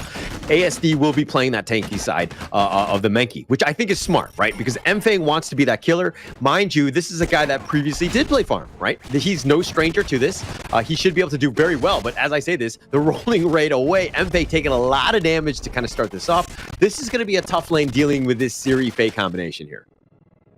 Yeah, he needs his itemizations really quickly. In terms of scaling, both of them are going for the same things, right? It's going to be the Meteor first, and then we'll see what they want to build from the Eternity Blade, and maybe then the Shadow Reaper and whatnot. But at this point, look, laning is going well, for... Wait, hang on. Yeah, Kyung9. Whew, limps away. Sorry, go on. Yeah, it's not going to be an easy task for the side, for either side actually. Right now, whoever gets the first blood, I think because of how close this game is going to be, it's going to be really important, and the snowball factor will matter a lot. Because look, if you give extra gold to Glow, you give extra gold to Mfeng, or you give extra gold to Siri, you give it to Illusion, all of these people can change fights in an instant. It's too big of a damage. Yeah, it's definitely gonna help out. I mean, obviously everybody kind of ensures that they want to get it. I mean, even Ochik to a certain degree is like, accidentally, I got first blood, sorry. I'll take that away. But again, you want to get Mfeng going. I think that he's gonna be of course, your win condition. Glow has made a little bit of a rotation here, just threatening. They want to make Nongshim's life a little bit more uncomfortable here because you saw in the first game, right? Nongshim, even when they're 50-50, kind of sticking around, in that laning phase, Nongshim were able to extract more farm off the map than SCARZ, and that's kind of what helped that snowball.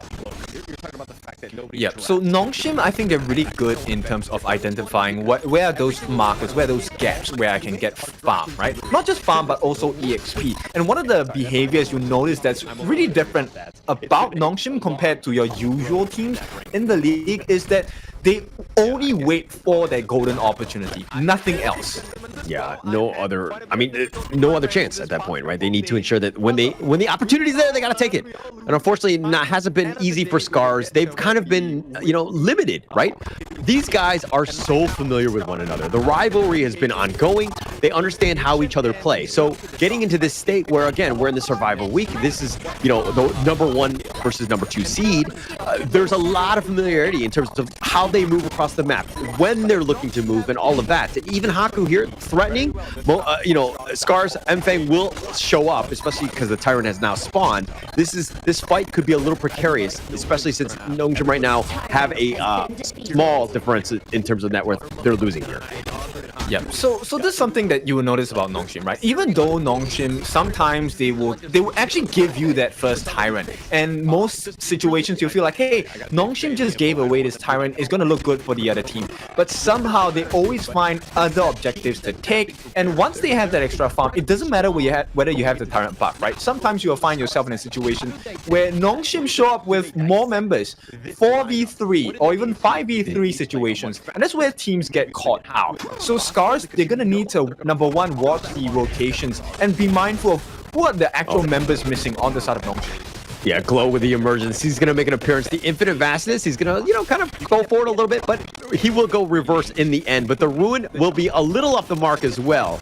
But, to your point, yes, SCARZ did pick up the Tyrant. And I like the fact that you're talking about how Nongshim was like, hey, not too worried about that. Because they were, all 5 members were still scattered throughout the map. Again, they're extracting more farm, in other places. They're like, if all 5 members of SCARZ are going to be there for the Tyrant, you have room and space elsewhere. And Nongshim, again, able to find ways to get back in, but again, they're a little bit behind, about 400. Siri getting a little bit low. He's gonna give up first blood. Mfeng finds it, but Mfeng a little on the low side, and he's probably gonna get cut off. Haku wants that revenge. He executes him on his way out. Ochik, he's gonna try to run for his life, but it doesn't look like Haku has the speed to keep up, and it looks like Haku will continue to chase the path passing onto it.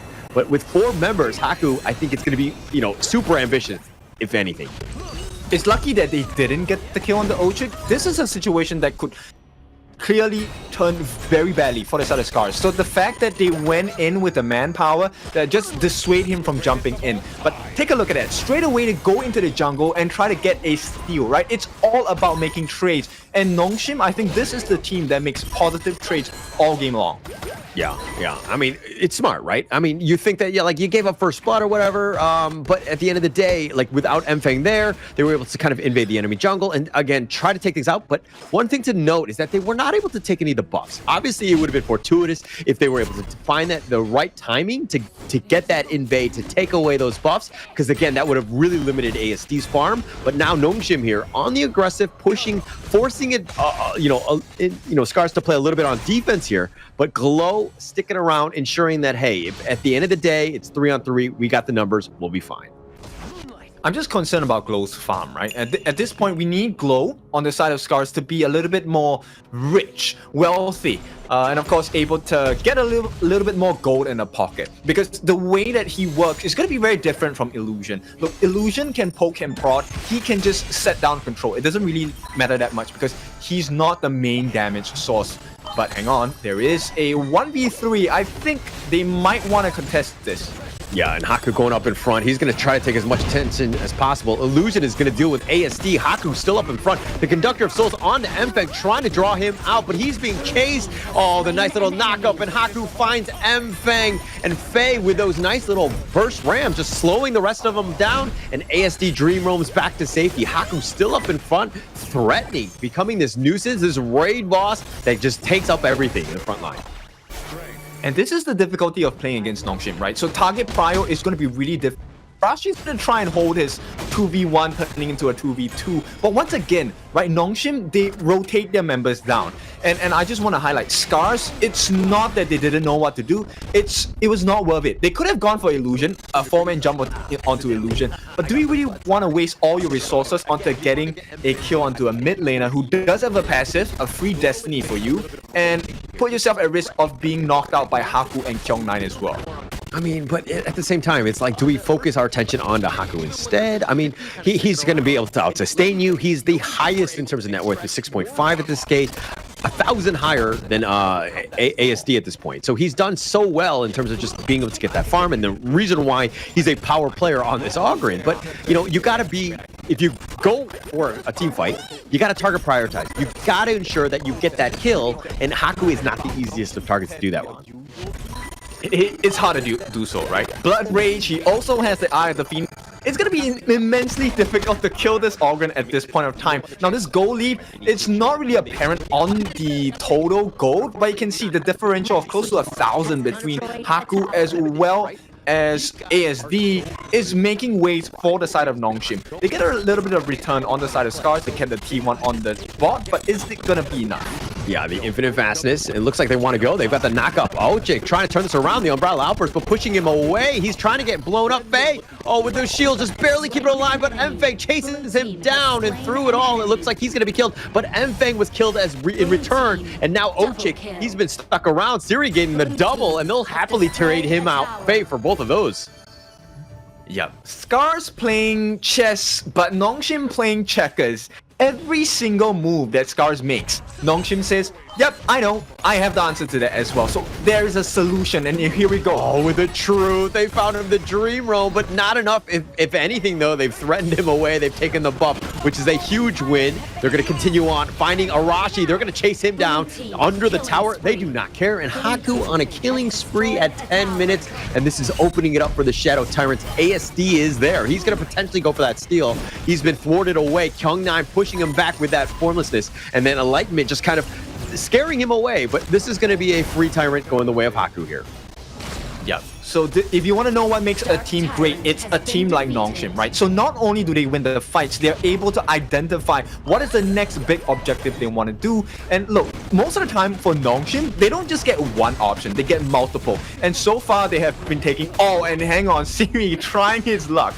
Yeah, but Glow finding the emergence. Oh, he gets him with that lock-in. He does have it with the creation, but the secondary one, not enough. But he gets him with a rune. Glue snipes him down. Glow really had to work for that one.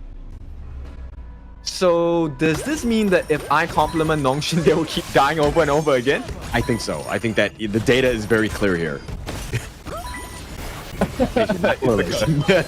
Haku over the wall. He's going to chase after Glow, who's taking a lot of damage at this point. The mid T1 is still standing. No minions to continue on. Haku's still up in front, not scared. ASD, mind you, he's a level behind. He's still going to be that, you know, that cute guy that's able to tank most of what Haku's bringing. But now Mfeng, looking for the angle, really wants to go on Illusion. Not able to hit him with that ultimate shell. They need to be careful about the top lane, which is exactly what Kyung9 is doing. But there's a lot of pressure, and once again, Arashi might have been caught. Yeah, it looks like he's going to be burst ramp slowed down, but he will be able to just kind of sprint away. ASD with that leaping saber. The Umbrella Outburst onto Haku, though. They have the rune. They're throwing everything in the kitchen sinks, but the Blood Rage, he's turning it around. The Conductor of Souls slamming it down. Mfeng down, as well as Ojik. And they're like, hey, you want to go for me? What are you going to do? Haku continuing on, chasing it after ASD, who's a little on the low side, did scare me a bit with that Dream Bubble, but through it all, Nongshim will take the mid T2 as well and turning it around off the triple kill by Haku. There is always a freebie when Nongshim are in play, and take a look at that. 4 kills, they're gonna take 2 turrets in quick succession. ASD has to hold his own against 5 members on the side of Nongshim. This might be game here. Yeah, this might be game. I mean, they just took all 3 towers in the mid lane. They found ASD, they bounced him up, and that is a rocky road, and they're gonna take game 2 just like that. Nongshim, wow, just full control of this game. Quick as lightning. This is a team you have to fear, and I mean, you have to be so clean against the side of Nongshim RedForce, because right now it is Nongshim 2-0 against SCARZ, and there was little doubt during the game that this would happen. Not just the draft, but also the execution as well. And SCARZ, this is not how they wanted to start Survival Week, but this is how things go here. I mean, it's looking rough for the SCARZ side at this point, right? I think that going into this one, the draft definitely favored Nongshim.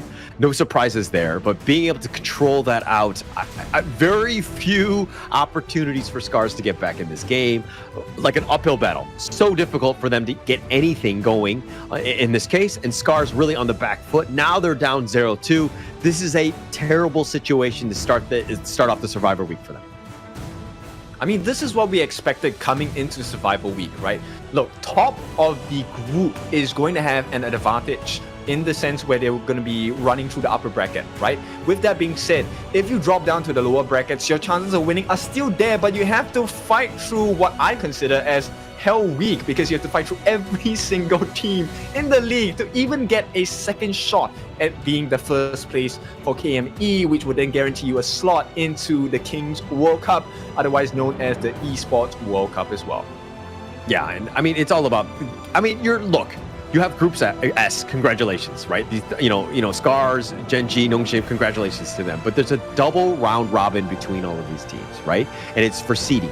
The biggest thing is that, yes, you want to be first and second because those are the ones that are guaranteed. If you lose to one of the other teams, you're then dropped into the lower bracket. You don't want to be there, right? Because the third place team is going to be in that lower bracket. If they lose out to the potential whoever wins Group A, then they might just be out of the tournament, which is huge, right? So getting into this one, you need to ensure that you win out. And right now, try things out because these Nongshim guys, they're not going away. You're going to play them again. So if anything, game 3, I expect SCARZ to bounce back, try new things, figure out ways to, again, draw some blood on these guys. All right, so let's take a look at the itemization here as they head to the O. It's all about Haku this game. Blood Rage with the Ominous Premonition as well as the Eye of the Phoenix. Everything about tanking it up, and boy did Nongshim benefit. SCARZ, they tried 5 different members going on to Haku, but the target prio coming in from Nongshim was just that much better. And surprisingly, okay, look, Haku is the one actually dealing all the damage as well. It was not even Siri. 83,000 close to for Haku of hero damage for the team. That's insane.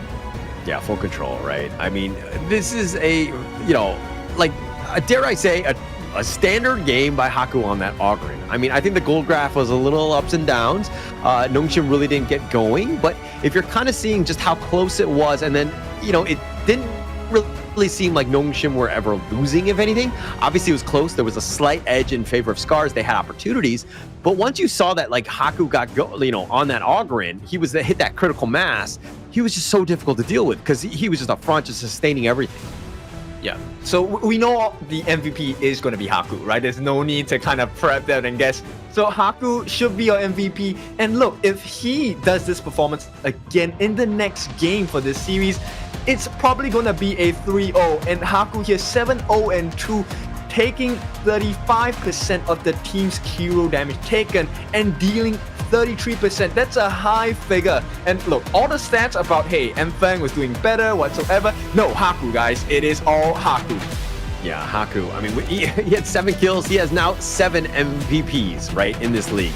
And look at Mfeng got the pick off, but then it's a suicide mission. Look at your positioning. You had no way of getting out of there. Yes, you got that first blood, which is great, but you got to ensure that, like, maybe you're looking to just stay alive, stay on the gorge, get yourself some farm. And look at, again, Mfeng being chased out, Haku not letting him go and just continue to just free fire. Just forced him down every single time. It almost seemed personal in a way. Yep, so there's a lot of positive traits coming out from Nongshim, and I think this is what makes them really scary. Not the fact that they have lasted so many, best of 7s, best of 5s against international teams, but also the fact that now they're so clean in the recognition of who they need to actually double down on. Once they get the kill, look, the moment Enfang was dead, there was not enough damage on the side of SCARZ, and they happily obliged, taking, I think, just the whole lane in one fell swoop on the side of Nongshim. This is a scary team. I mean, if they're not champions, I don't know who deserves to be. Yeah, I mean, the timing, they're just like, yeah, we don't even have the T1 at like the 9-minute mark. And then they're like, oh, we'll win one team fight, 1, 2, 3, and then take your base. Like they went straight down the mid lane, just completely controlled it throughout.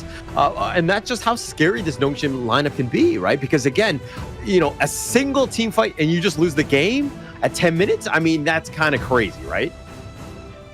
Yep, so third time's the charm. That's what we like to say. Is this going to be the charm for the side of Nongshim? That's the big question here because look, SCARZ, we like them. They've always brought us exciting games, but today they have just been muffled by the side of Nongshim, and I don't think this is going to be any different in game number 3 if they have any say about it on the side of Nongshim. But of course, we will go for a short break.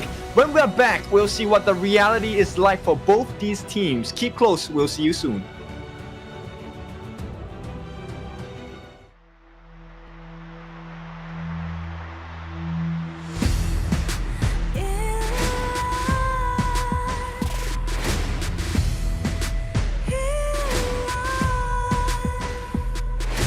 What's a life without its worth?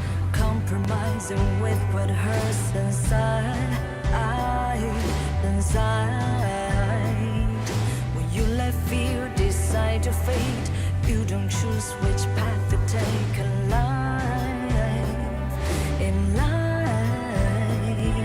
I'm finally letting go of everything that still holds me. I'm against all odds, but I won't give up, 'cause it's my time to shine. Standing in the spotlight, and no one let me down. Destiny is calling high.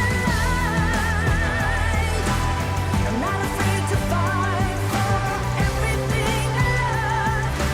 Victory's on my side.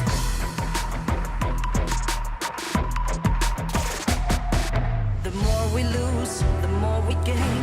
The more that nothing stays the same in time. Can't love ever, can't forget. What you see is what you get sometimes.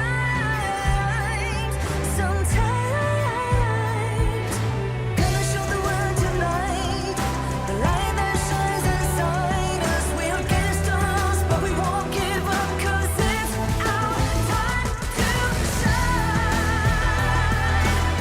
Standing in the spotlight, can no one back us down. Destiny is calling high and light. We're not afraid to fight for everything we love. Victory's on our side. Takiki takiki takita. Takiki takiki takita. Takiki takiki takita. Takiki takiki takita.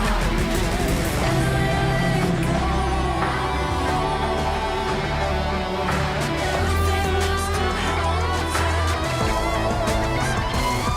'Cause it's our time to shine.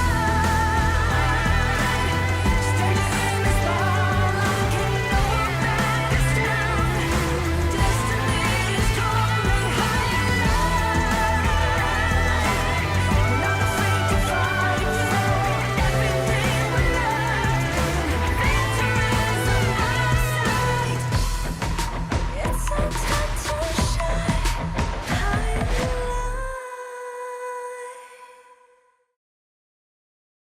Welcome back. It is time for the final potential game for the series of our best of 5 between Nongshim as well as SCARZ. It is your favorite kind of tofu, Kindofu, and right now with me is Holler. Holler, I think we wanted a little bit more action coming up from SCARZ, a little bit more resistance. Will we get it in game number 3? Never say die, right? At the end of the day, I think SCARZ are going to want to actually just really stick it to them in this game 3. Of course, I mean, the series might just be over in this third one. You're going to see everything that, SCARZ playing their best, right? They definitely want to just win this one out, really stick it to them. Because again, if you can't draw blood on Nongshim a single time, that's got to be super disheartening. And this is a game and a series that they really want. Yeah, but it's the last game of the series, meaning you only have one shot. And maybe if you make that shot, you have a couple more on the side of SCARZ. Now the question is, do they want to go for the tank jungles? Do they want to go for the Ogrins? Do they want to go for the Pace, the Jinx? What kind of option does SCARZ want to try now? Because no matter how you look, there is a little bit of fear now going up against Nongshim. I mean, you felt it in game 2, right? SCARZ in that second game. I mean, they actually had a probably a more conventional draft in that say, but I'm not a huge fan of the Menki now. I think that the meta has shifted into like high flashy type of junglers and not really the tanky types anymore. But they did a role swap. I mean, you're losing game 1 and then all of a sudden the opposing team is, swapping roles. I think that speaks volumes about your own play as Nongshim, right? And SCARZ right now reactive and not putting themselves in a great position. I think you got to let Mfeng fly in the jungle role. Yeah, I also think you kind of have to let go, right? People perform best when you let go of all the stress, let go of all the pressure. Just do your best, right? Forget everything else. And maybe this could be the formula that SCARZ will employ to try and win this third series of the game. And you never know, we might see a reverse sweep here. Yeah, I mean, you never know, right? Never say die. I think that at the end of the day, SCARZ right now are just kind of, going back to the drawing board. You see that they're looking at their draft sheets with the strategy of what they want to do. They need to ensure that they put themselves in a little bit of a better position because Nongshim have had all the answers. That last game 2 had them on their signature heroes and playing to a very high level that was almost demoralizing for SCARZ. So bouncing back, this is the biggest thing of putting yourself in a good position to win as well as limiting your opponents. Yeah, and at this point, you know what? I'm just curious about what is going through the mind at all. Look, you pick blue side, you lose. You pick red side, you lose. You pick what you think is the best drop, and every single attempt has been shut down, not just quickly, but also very decisively by the side of Nongshim RedForce. And as a team, look, they have been faced with this situation multiple times, countless times as well. Will they fall once again? Is this the story that is SCARZ and Nongshim? Yeah, and I mean, going into this one, look, SCARZ has a whole nother series. They're going to be playing Gen.G in our third series, the final series of today. So they're not going to be going away. We're going to see more of them. And I do really want to see how they bounce back in that Gen.G matchup. But, this is one of those things where when you're going up against Nongshim, and again, the rivalry has run deep. These guys have been at it for quite some time. There are only so many slots going into this one. And yes, on this one, technically the first place gets into KWC, but second place, you just got to kind of go into the last call. Right? I think you have a great opportunity representing the east side, which is of course the best side, and west really don't have a chance in that case. Yeah, exactly. I mean, so just secure your positions. As long as we get it done, right, it should be double east. And, that's why we don't miss over here. But with regards to that, it is going to be continually a Luna ban. They know this Mfeng jungle assassin meta is too strong to handle. Even Nongshim is afraid of it. So SCARZ, they will release pick. My wishes are bound to come true one day. Set up ASD with as much as possible. Mfeng obviously did pick here. I mean, they've tried to snow pick in response to the Arlie. Wow, walk me through that one, kid. It's going to be a big disaster in the late game, right? At this point, yes, Arlie, she does have a lot of mobility, but wait. What do you do when a pack of wolves are chasing you? And you can be sure that Nongshim's lineup is going to have a lot of control coming in. Straight away, you get the Zhang Fei as well, dream for the side of Nongshim. And knowing how Siri plays, it's really hard for ASD to have any form of catch against this. Okay, so for the viewers at home that aren't too familiar with Chano here, obviously with the wolves and the traps and just kind of, there's a lot of overwhelming that the Wolves can potentially do. There's a lot of damage, obviously, from Chano and mobility. But, you know, you were talking earlier when we previously casted, you were saying that, hey, we need some AoE damage to deal with the Wolves. But in terms of, like, roam, like, what are you looking for Ochik in this case to kind of help supplement the ASD Arlie here? I think what SCARZ are considering at this point is the Yuhuan roam, right? I personally would love a Yixing roam, but I know it doesn't work in pro play like that. So Yuhuan roam is going to be the hero of choice. They need a little bit more going into Yixing, right? I think the stuns is a little bit more valuable compared to what Yixing brings to the table, especially going up against a lineup that has Zhang Fei and Chano. Look, Zhang Fei, for Fei, aptly named, he is going to be able to help shield his fellow farm laner pretty much all the time. So Leaping Savior are going to be very effective in pushing the lane. And adding on, anytime a trap is activated, they are actually more prioritizing the attack onto heroes as well. So if ASD actually shows up a little bit too close in lane, the Wolves will start chasing it. Might have a tough time there. But look at Nongshim here. They're going to look to go for the Agudo Haku. Mind you, Agudo is 3-0, and it's almost like they're trying to bait out the Ogryn pick by SCARZ, which is definitely the hard counter. SCARZ right now, they need somebody who's like an Ogryn, but probably don't want to pick the Ogryn into this Agudo because, you know, again, Haku's Agudo is flawless in this series and has, you know, all the answers for what that Ogryn wants to bring. Yeah, exactly. I think at this point, so this is the difficult space that SCARZ are at, right? Because it looks like, hey, we just need a big tank. We should be able to get in. And look, there is no more Diadea, right? For the side of SCARZ, it was already used. Actually, the Yuhuan Diadea combination is one that has found a lot of success in the Pro League here in Major East so far. It would be great if they can pull that combination out. But still, substituting the Ogryn for a Dun, is it going to be the best answer against Agudo? I'm not sure. Yeah, I mean, look, the Dune and Byron in Season 3, I would be like, this is a great matchup, or great little 1-2 punch, you're good. But Byron, 5th most picked thus far. He's 2-13 in the KME. Absolute disaster, right? Not great. And then also, if you're looking at the Dune, he's 3-10. He has a 23% win rate. I mean, the data is showing us that this is not a good combination here. And I know this is what they want to do. They want to be that frontliner, and they're picking into it. But I think you're kind of falling into a bit of a trap, and Nongshim are setting that up. Yep, and as you have noticed across all the pro leagues, all the professional games, even from last year, if you first joined us last year, Lady Chen, a mortal enemy for Dun, right? He needs to not be CC'd. And the moment he gets frozen, you can expect the burst damage potential coming out from this lineup of Nongshim is so scary. Agudo, Chano, just the two of them will be able to take turrets like crazy, will be able to melt heroes as well. And here you have Kyong9 picking the Guan Yu as well. It could definitely spoil the composition and maybe even catch Enfeng on this Arlie if he uses the Parasol to try and escape. Yeah, and look, I think the Guan Yu's an interesting pick. He's Kyung9 has played it once before. He's 100%, just 1-0. But this is a hero that I think that you're going to see a lot more of. The repositioning and just being able to control the enemy lineups, very huge. You just got to be super careful where he's going to be. If he's lurking on the sides or the flank, you might have a tough time.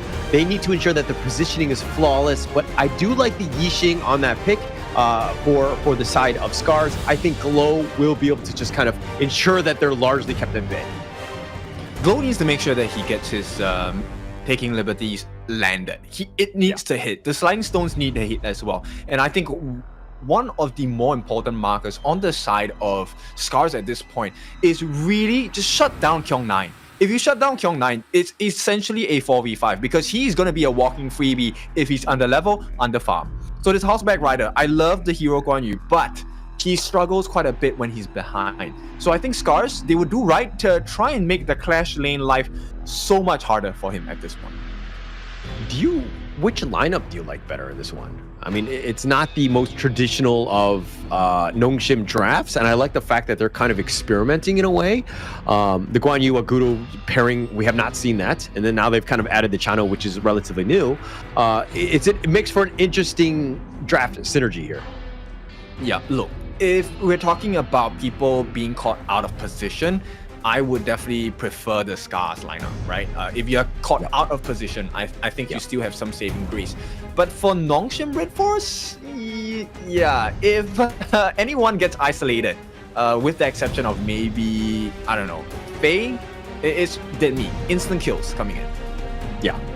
All right, so it looks like it's going to be the players have locked in. We're about to go into the third game of the day. This is the first series, Nongshim going up against SCARZ here. It's going to be number 1 versus number 2 in the KME in the survival week. And to see exactly who's going to kind of come out on top, we still have a long way to go. But right now, Nongshim in the driver's seat, 2-0, pushing back and doing a lot of damage on the ASD already. So you can see the value, right? End of the day, look, he is someone that makes life so difficult. And not only him, Mfeng is falling low as well. So right away, SCARZ already suffering quite a big hit.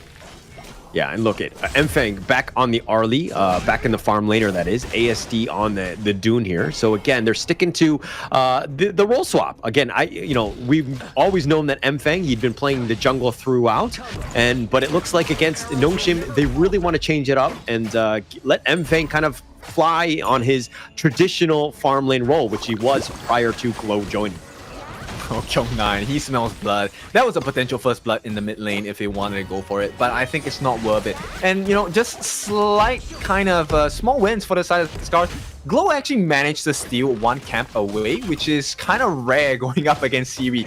Because, look, level 2, there isn't a lot of jungle clear ability coming in from Glow. So it's a surprise he got it. Look, what do you think about Glow shifting down and dealing with the Siri, playing one-on-one essentially in the bottom lane against Siri?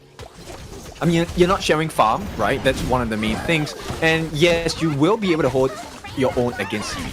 Yeah, but in the same way, I feel like, Mfeng and ASD now, I mean, generally, you kind of funnel a little bit of farm into ASD, but now you're fighting with Mfeng in it. I mean, they have, both of those heroes really need items to get going. Is this the right role swap as opposed to maybe taking Arashi into the bottom lane instead? No, I think they need to just change the way they move after they clear the lane, right? So, look, there's plenty of objectives around the map. They need to try and start stealing camps for potential first blood here.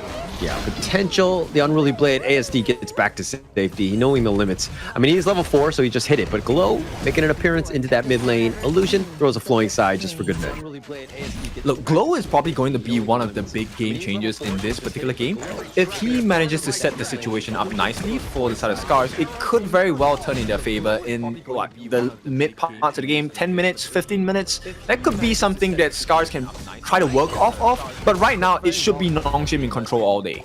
Yeah, they should be in control. I mean, look, they have a lot of potential, especially when Siri gets going. I mean, Illusion is on the back line doing such a good job of being like, hey, you come a little bit closer. We have the Ocean of Tears. We're just going to kind of control you. And this is just all space. And you never really want to see Siri free farming. So this is very scary if you're a SCARZ fan. Oh yeah, for sure. And right now the gold lead, it's not very big. It's about what, a couple hundred gold only, but the gold differential in terms of like the jungle, that's a slight concern for me at this point, right? It's not the jungle, sorry, because there's same names. But Mfeng here at 2,000 up against Siri here, both farming quite comfortably. I think the attention has to shift into the Clash lane. Nobody has touched the Clash lane, surprisingly. Not yet. I mean, they've been going at it. You were talking about the fact that Kyung9 really needs to get some going up. But against the Arashi, it looks like it's almost neck and neck. I mean, obviously, Kyung9 down about 200 gold at this point. Just staying with it, right? Just kind of ensuring that the tower's not really taking any structural damage and just looking to support when needed, especially since this 4-minute fight is brewing, basically. Oh no, Kyung9. They got the tumble. The Umbrella Outburst knocking on the 2. The world is my board, locking them in, though. But ASD with that wind slash turning it around. And it looks like they've got the knock up with that Ocean of Tears. 5 members of SCARZ all joining at this point. But through it all, Fate, he's going to stampede away. Nongshim right now, sticking around. And it looks like they might want to go start up the Tyrant here.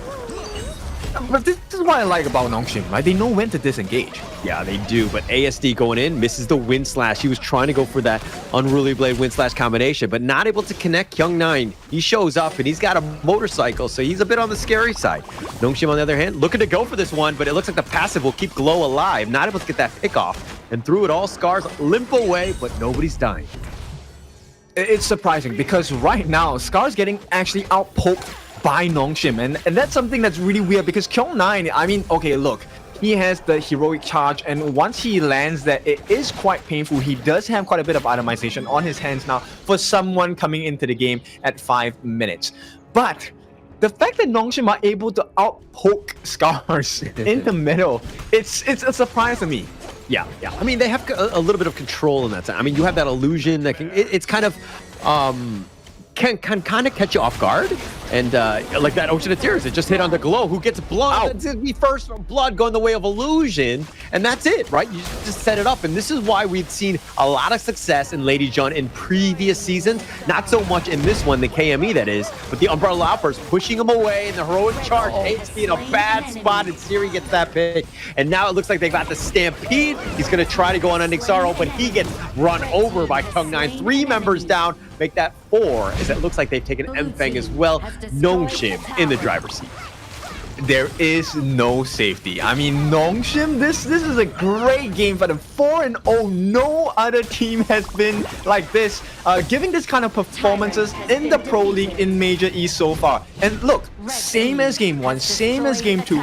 We take a couple of kills. Okay, that's great. But we also take the neutral objective, and we take your turrets. They take everything from the side of SCARZ. No, but this is why Nongshim are so good. It's one thing to win the team fight, and they're very fundamentally sound, right? In the sense of like being able to win out those team fights, but converting them into structural damage or even big neutrals like the Tyrants.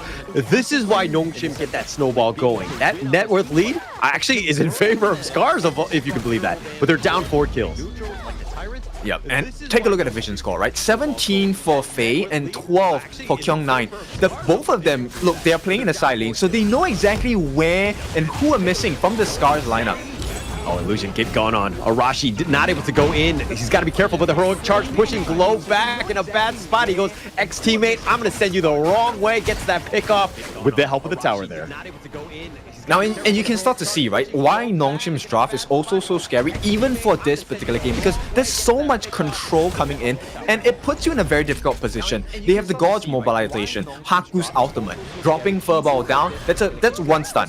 At the same time, you also have Kyung9 who's running for his life. Yeah, he's trying to dash away. Oh, the light step back. Mfeng almost with just not enough damage. That was super close. Mind you, Haku in the bottom stole the buff. Nongshim right now, I know the net worth lead has now shifted in favor of them, but man, you're starting to feel it, right? This Nongshim effect, that map control, it's very difficult to make moves against this Nongshim lineup.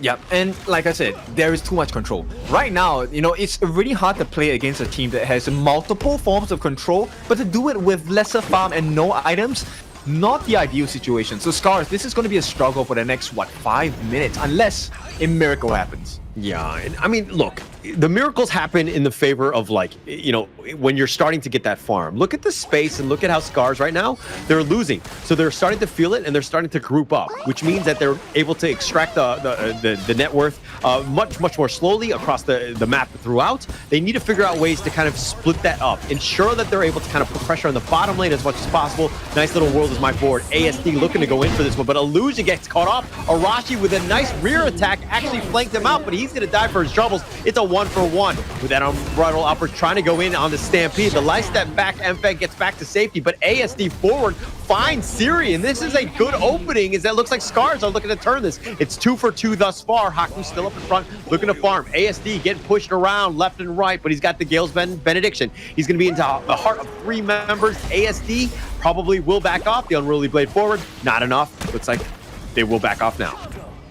Yeah, Nongshim just playing like a cheat code. Even when they lose, they win.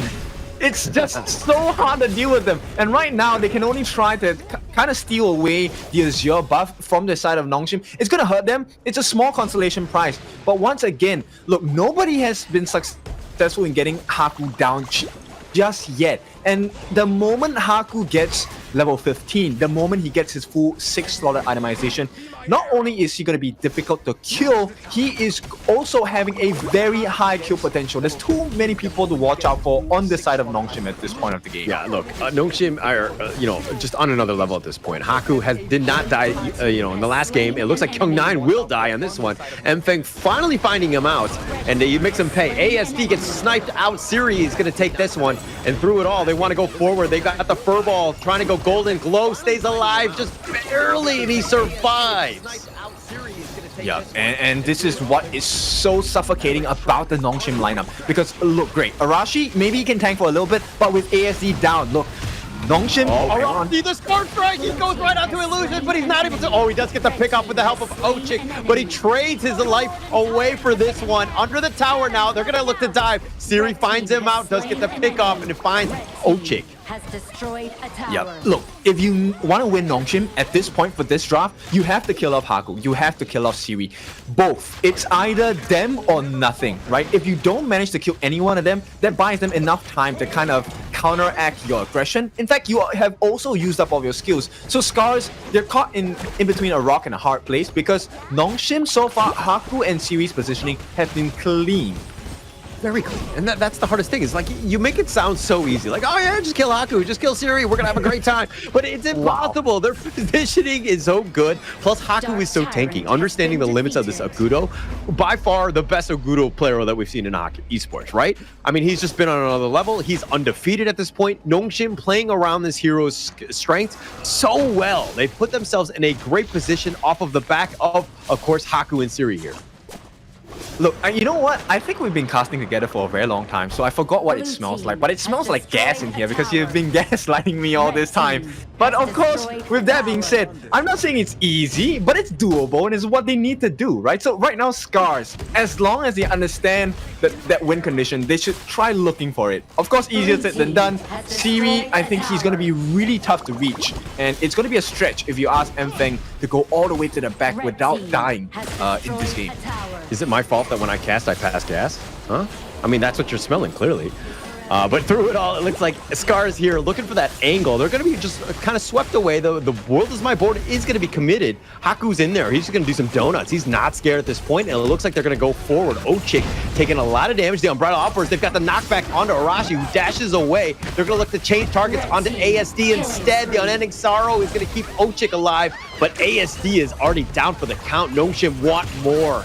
And they're continuing on, but they need to deal with this mid T2. They will back off and fix the lane in the top. Yeah, but the pressure coming in tier 2, this is a guarantee for the side of Nongshim. The question now is, do they want to push for the tier 3? And it looks like the answer is yes. And if they get this T3, it's going to be really difficult for SCARZ. It's going to be tough. Nice taking liberties onto 2 there by Glow, at least starting it up, but they aren't able to kind of capitalize and to continue on with the damage. Look at the bottom lane is pushing. That's one good thing that SCARZ did before they took that team fight, understanding that, hey, we need a little bit of space. But now Nongshim looking to take this Overlord. This is going to be a tough one for SCARZ to get. Yeah, it's a defensive stance. Faye, he does not have his madness bar at full yet, but look, there's so much damage. Like I said, Haku and Siri, the two of them combined, they can take down literally any tank in the game, let alone a Shadow Overlord at this point. So a 3,000 goal lead, not as big as the previous game itself, but with the damage that Haku and Siri offers, it's quite painful. And bear in mind, Siri now also has the Crimson buff, so he's going to be able to deal a lot of burning, also true damage. It's going to be scary. Any sort of team fight, like, again, like, how do you get onto, like, you don't want to target prioritize onto Haku because he's very tanky, and then plus you have like Illusion and Faye to back him up. I mean, that's kind of what they want, right? Haku to be that frontliner, to be that tank. You want to get onto the Siri, but look at how he just plays. He's always in the back line, understanding where they could potentially be. If they go for a jump, he kind of backs off, keeps himself alive, and he's just doing all that damage pretty much for free, like, all the way from the back. Yeah, look, SCARZ, they're trying to put all their luck onto the side of Mfeng. He needs to get his farm up as they try and defend this T3. Looks like they will be able to hold off for a while, but I don't think it's going to be for too long because the T3 looking like it's going to be gone. They got him. Arashi, they actually go for this one, and they continue on. Oh, Kyung9 all the way in the back line with that heroic charge. 3 members down already. Mfeng in the fountain, just trying to stay alive, but it looks like they're going to take the base, and Nongshim will take the series 3-0 in a clean sweep. No chance, no shot. This is Nongshim's game, Nongshim's day. They start the day off with a bang. 3-0. We will not have it any other way. Nongshim just very clean, calculated, systematic, right? And SCARZ, that's got to be a little disheartening, right? I mean, they were keeping themselves close. They were down about only 3K, which is not the worst thing in the world, but there were no ways to get back in, no gaps. Nongshim just playing on another level, just controlling the map, forcing them to play Nongshim's game, which is pretty much a losing one if you're up against them. Yeah, it's a three-way defeat in three different ways at this point. Physical, emotional, and mental defeat as well. This is a tough blow to SCARZ, but this is not their only game. They still have a second series to play against Gen.G later today. Maybe they will recover by then. But for now, it's all about Nongshim. And Nongshim, look, most of the times when we start off looking at new teams, when they come into the league, we're kind of thinking like, okay, who are the star players? But this is no star player, this is a star team. And Nongshim, they have definitely learned since last season in Season 3 Invitationals what it takes to be a top team. Coming in second, this time they are here for number 1. Yeah, I mean, they took their L's, they learned, right? And this is a team that's actually starting to get much, much better. There's no weaknesses on this team, right? Just being able to kind of, when they move well together, they're able to kind of initiate, everybody's on the same page, everyone understands their role, and they play it to like the highest level, right? Even with this lineup, they knew what they were going to go in, and they had the perfect answers for everything that SCARZ were throwing at them. Yeah, and, as a team that's watching Nongshim now, even for Gen.G as they go up into Group S. And Group A, everyone is going to be looking at them because you will play Nongshim if they are the top of the upper bracket as well, right? So I don't know what kind of homework you're supposed to do. Like you said, I don't see any gaps. Yeah, I'm thinking thoughts and prayers at this point, right? For any team that's going up against Nongshim. Tough situation. Like going into this one, I think that, even with the drafts, especially in game 1, which I thought SCARZ had their best opportunity to really set the tone there in that first game. Again, minor tweaks to it to kind of give themselves a little bit better chance. But it's one of those things where it's like you have to draft perfectly, you have to play perfectly. The stars need to align. Everything needs to go your way to really have a chance against Nongshim. Yeah, exactly. And I think at this point, it's definitely a learning lesson, but I don't think it's definitely the end of the journey just yet. It's a clean scoreline, 3-0, but the farm by Siri and Haku, this is why you ban out the Agudo now, right? Nobody has been banning out the Agudo against the likes of Nongshim. At the same time, they have gotten hit with a double whammy. Look at the damage, 104,000 coming in from Haku, coupled with the 87,000 by Siri. The two of them were just running amok along that SCARZ lineup. I mean, there's no other way to put it. It was just painful. Painful. I mean, this is like the gold graph favor of Nongshim almost the entire way. Look, I don't think that you would ever want to ban the Agudo, which is as weird as it sounds, because, I mean, yeah, he's 3-0 on that hero himself. And they don't really seem to have an answer. I think that you need to think about this more from a draft perspective of being able to counter pick it. I think that Agudo has, Haku, we've shown time and time again that he's pristine on it. He's able to play it out and able to just control the map, make life so difficult for anybody to kind of get onto you or to jump the back line. His positioning has been flawless, I would say. Yeah, but you want to play cards that like what's gonna happen, right? But what's gonna happen now is the MVP. It is none other than Siri, 8-1-5. This guy was like a shadow. Nobody could touch him pretty much the entire game. They got a couple of licks in, but Siri was never threatened that much in this final game of the series for game number 3. Yeah, perfect game. I mean, yeah, I done that one time, so I'm going to there's a little bit of a blemish there, but all jokes aside, really, again, SCARZ, they got caught out with that heroic charge. I mean, from the Kyung9, pushing him away, putting him in, and then now you just isolated, just pick your poison at this point and just going in one by one. Tough situation for SCARZ to kind of get into that team fight going in. They tried to go for illusion, and I do believe that they do end up getting the pick off here, but, Glow dying, getting caught out. Kyung9's repositioning has been so good, and the team fight from Nongshim just on another level. Yeah, I think they really just shook them mentally as well, right? Like, this is one of the things of playing against a strong team, which is the fact that, look, it's hard to identify certain win conditions in the fight as well, or even for the game. They didn't manage to mute Kyung9. That was one of the weaknesses that they had to deal with. And Thung managed to chase down Kyung a couple of times, but Kyung9 is not your prio target, right? And Nongshim knew that, so they always grouped up. Haku, Illusion, Siri, and Faye, the 4 members were always together. And as a lineup on the side of SCARZ, the moment ASD is down, how do you fight against a lineup that has 2 major damage dealers? Yeah. I mean, look, going into game 3, and this is the biggest shakeup, was that the roster swap, right? Or the lane swap between Mfeng now playing farm, ASD going into the jungle. I think that you stick with what got you here, essentially. And it might be just the whole experimentation against Nongshim, but Mfeng is the far superior jungler, and ASD seems very comfortable, or not as comfortable on that jungle. And if we're looking at kills alone, Mfeng is averaging 5.5, did not get even close to that. ASD was like around 3.3, not even close to that. It's just both of those guys were really struggling because it didn't seem like that was the role that they were really practicing and very comfortable on. But I mean, that's why Nongshim is so strong, because they force you to make errors like this. And this is really exciting to see. But of course, like I said, this is not the end of the journey for them. This is just one series, right? They still have so many days to play, and they still have a second series today to play as well in Group S against Gen.G. Now that's going to be their second challenge of the day. Can they rise to the challenge, or will they fall once again? That is something that needs to be answered, but later on. We will have our second series coming in for the day. That's going to be something that I'm curious to see as well. It's going to be Vicious going up against R8. What do you think about that one? I'm excited about that one, right? We want to see R8 kind of, they got bounced into the Group A by Gen.G, and how do they respond, right? Are they going to come back even stronger and take this personally? But we're going to have to find out. We're going to take a little bit of a break first.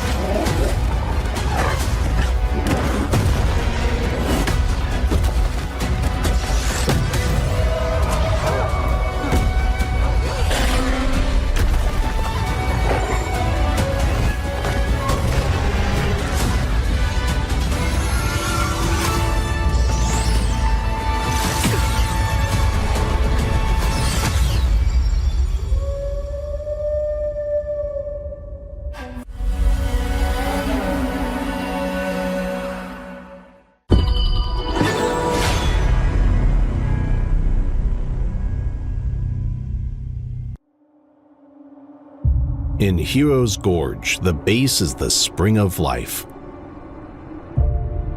In the real world, every forest and plant is the Earth's spring of life. The base nourishes the gorge, just as Earth's ecosystems sustain all life. If the base is exhausted, heroes will lose their home. If ecosystems are destroyed, all life loses their habitat.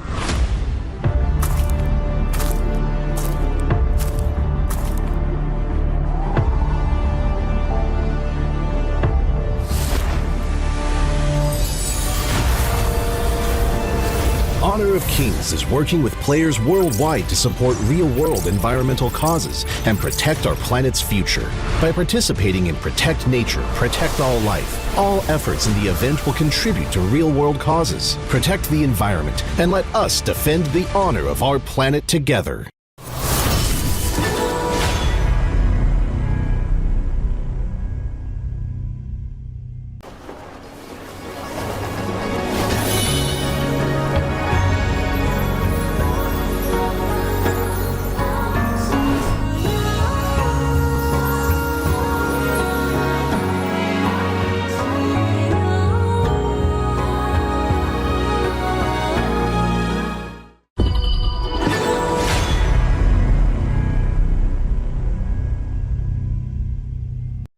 Excuse me.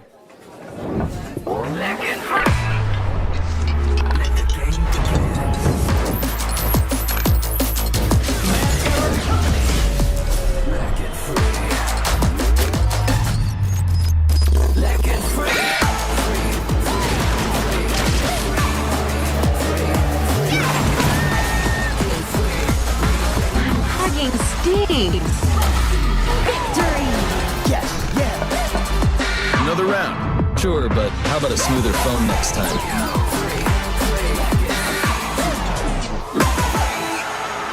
Realme 14, performance beyond limits.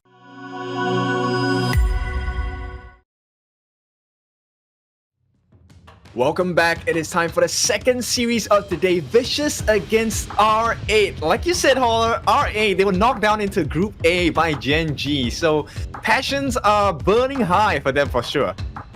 It was a heartbreaking one. I mean, they were playing on that last day of the ranking week, going up against Gen.G. They had a slight advantage.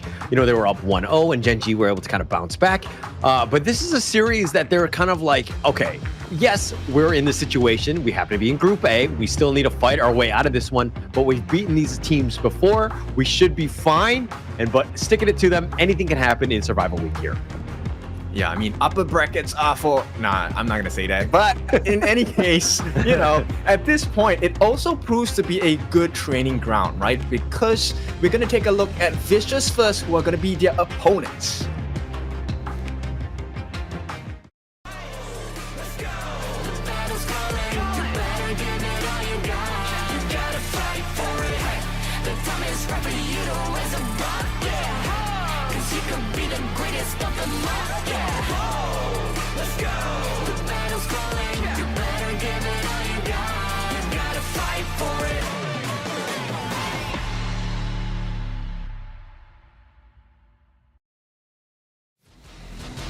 Here we have Vicious Esports, the Desert Flame. Now, they didn't have the best start, but this time, Doom, Engma, Doma, Aspire, and Vo, they are going to be trying their best against R8.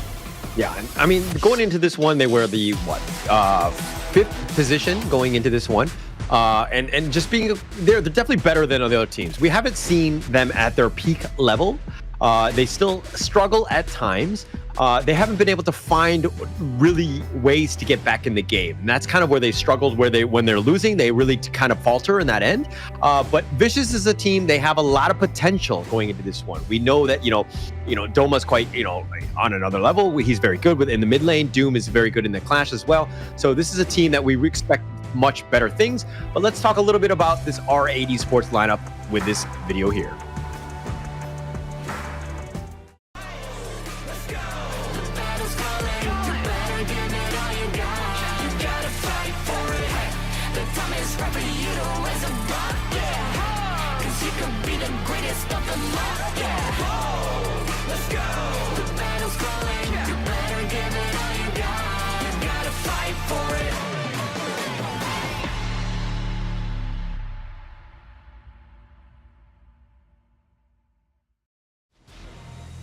R8 Esports here happen to be fourth place, but they're going to be represented by Abdo, Zinon, Roichi, Mijoj, and of course BX, who has the third highest kills throughout the entire league. He had 50 of them. He's an absolute all-star in that jungle. He plays a mean fade. He's always able to find the back line. This is a guy you got to be careful on, not to take anything away from the rest of the squad, because you see that Abdo sets things up with his Dharma Truths. You have Zinon on the Yixings as well. Roichi and Mijoj definitely doing a great job in that farm lane. So this is a team that's really, we saw a lot of potential, but we want to see more of them as they go up against a tough squad in Vicious here.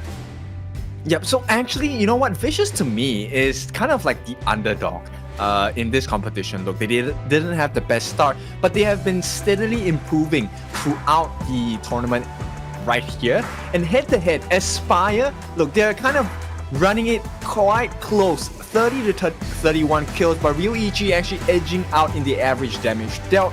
Right now, I think this might be that small difference maker that will swing the game in their favor. Yeah, Aspire here. I love the pose that he does play a Shoyu as well. So he's kind of representing the long rifle, the sniper, the long arm of the law. This is a guy that you got to be careful about. I think that we saw a lot of good things from Aspire when Vicious is playing well. He's definitely on point. He's the guy that you kind of want to just kind of limit if you're R8 in this case. But if we're looking at the R8 side, man, they got a lot of good, got a lot of good players. They're starting to gel well with one another. Mijoj has the, 114 assists in that ranking week. He's the third most. He's a guy that's always setting it up for, again, BX and everyone else. Yeah, so let's take a look at the sides this time. It is going to be R8 taking up the blue side. So Prio pick, Prio ban for them. And red side going to be going to the side of Vicious. Now, R8 is a team that definitely speaks and shouts quality at the same time. I'm really concerned about BX because if they get their way, look, they get the Jing. We have seen BX on Jing and he keeps you quiet. Yeah, and this is what I love, right? The fact that the, Honor of Kings Esports, not to say that we haven't seen a Jing or a Luna or Fade, or, I mean, we didn't see a Fade, but we've seen definitely more flashy junglers, right? And you're seeing them shine and able to kind of dictate the pace of the game. And it's the game is kind of shifted away from more of the tankier style junglers. And you're allowing for these high potential, high risk reward type of, heroes just kind of make these really flashy plays. Yeah, but it's really like how you handle a knife, right? You sharpen it, you have to be really careful because if you don't do it properly, you will get hurt. So I like the risk that teams are taking now. And let's take a look at R8 against Vicious here. R8 gonna go with the Prio ban. What is the first ban? Are we abandoning the Liang altogether? Are they not scared of the assassin junglers? Looks like that's the case. Yeah, I mean, it goes both ways, right? You're talking about a knife, and it's dual-sided on this one in the sense that like they usually banned out the Liang. That has been the R8 special where they do want to let BX fly. But instead, they're going to go a different route, force Vicious to potentially ban it themselves, or, R8 could scoop it up. They seem to really like the Liang, though. Yeah, I think they are concerned about Doom. At the same time, no, Vicious, massive respects to BX, no Jing for you. Yeah, setting it up. But it looks like they're going to go with the Arlie to set themselves up. Again, very, very top tier farm laner. You're going to set yourself up for success with this, especially in a best of 5. And this could be actually the first game between these two playing in a best of 5 in the global ban system. So again, there's a lot more at stake. Things are very different. It's not your traditional best of 3s. Yeah, I like the way that Vicious are kind of drafting at this point, right? They're not going for the immediate counter pick into the farm lane just yet. I think they're kind of weighing their options, right? Do we want to take a risk in this game number 1 and try to beat them with a lesser rounded draft, right? Save the big picks, save the good picks for the later half of this series. I mean, you're kind of playing with fire in that case, right? I mean, you can overthink it going into this one, and I do think that right now what we're seeing, at least from the R8 side, these are picks that they generally like. Again, I think the Byron has had very limited success in the KME. He's kind of been laughable at this case, seeing as he's been 2-13, has a 13% win rate, but Abdo's on this hero, and I think that Abdo kind of just levels up almost to any hero he plays in that class laner. Yeah, while they haven't had the best of successes, when Abdo is able to hit those Flash Storm Strike hits, it has always been a huge success for the side of R8. They always know how to capitalize on that, and I think that will be one of the main win conditions that R8 will be hoping to set themselves up for in this match against Vicious. At the same time, Vicious now, they are really concerned about the burst potential. They've picked up a Shi, which struggles a little bit with mobility sometimes, so they ban out the Gun and Mo because that is actually one of her mortal enemies as well. Yeah, a nice ban there, right? Really setting it up. You don't want to deal with the Gun and Mo. Those blades just definitely hurt. Vicious, though, they end the first phase with the Gen.G. I like this pick. It's 11-3, 78% win rate, very strong farm laner. I think it does well when paired well, in this lineup. I think it's done a decent job, but they're going to have to ensure that they are able to sustain and to keep those stuns on, because once Gen.G is able to kind of use his utility kit to just burn people down, I think you're going to have a much better time. Yep, and right now, the Dune and Mining Peaks will be able to enable that. At the same time, this is kind of like a insurance policy, right? If it works, we get the Silky Beauty, we get the CC, we pull you in.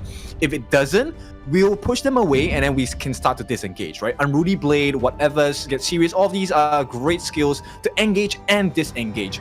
R8 though, I like this. They actually take out the Secure, they take out the Liempo, two of which kind of negates the strength of their group, right? They want the burst damage, they want the CC, they don't want the heals coming in, and they will finish off the Mankey and the Nuwa. Is there going to be enough damage, and is there going to be enough growth from Rio Ichi for R8 to make it count?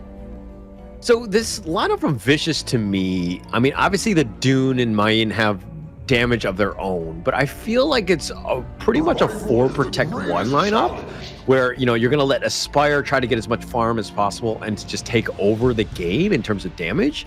It's a little worrying for me because it's like an all eggs in one basket type of draft here.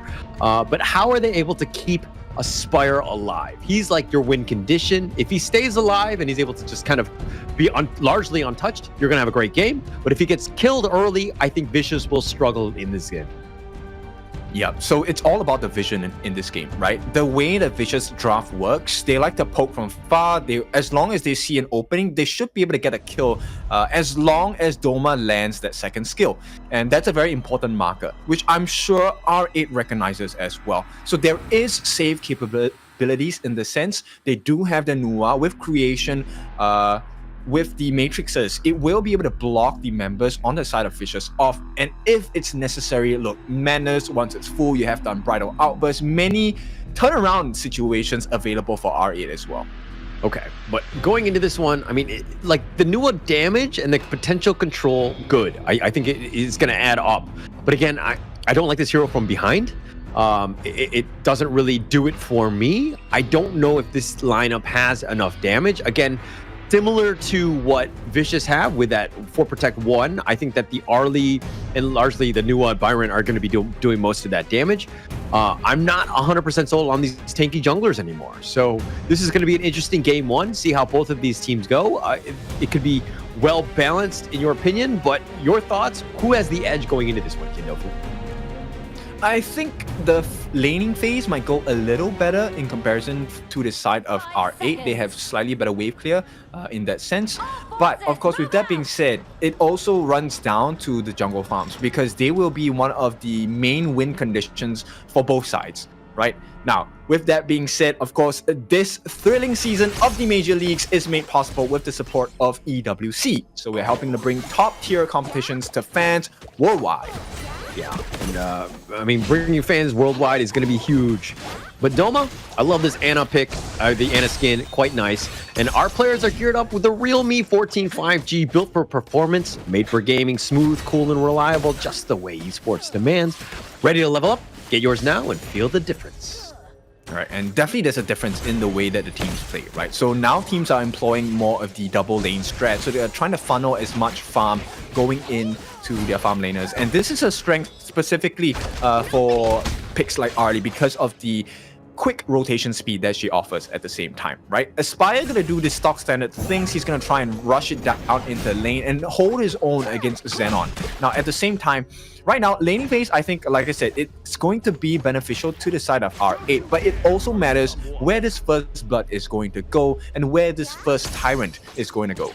Yeah, and they're trying to do what they can in the sense of R8 just trying to funnel as much farm into Roichi, letting Xenon kind of be by himself on the bottom lane. He doesn't really need as much items early. Obviously, it would help him if he did, kind of just to expand on that damage potential that he has. But Roichi, again, win condition, he's the one that needs all of the farm. He needs to be aggressive and just looks like they're going to be moving him back and forth, trying to steal whatever sort of farm he can get on that map. Yeah, for sure. Egma getting going on. The Unruly Blade back. He gets back to safety. R8 threatening on this one. Abdo, the flash away, going to use a little early, but with that Doma rotation, not the worst thing in the world. Okay, so Abdo now is going to be at risk, right? Because there's no more flash save, and Doma is going to continually be here, at least to secure that space right as well. This is where this small little advantages add on, and suddenly you will see Vicious going to be a monster in the mid stages of the game. Yeah, but they need time, right? I think the biggest thing is that they haven't had the greatest laning phases throughout their games, and so they've kind of had to play from behind throughout. It's not been an easy road for Vicious. They need to ensure that this first 5-10 minutes got to be super key and ensuring that they're staying around and sticking around in this game.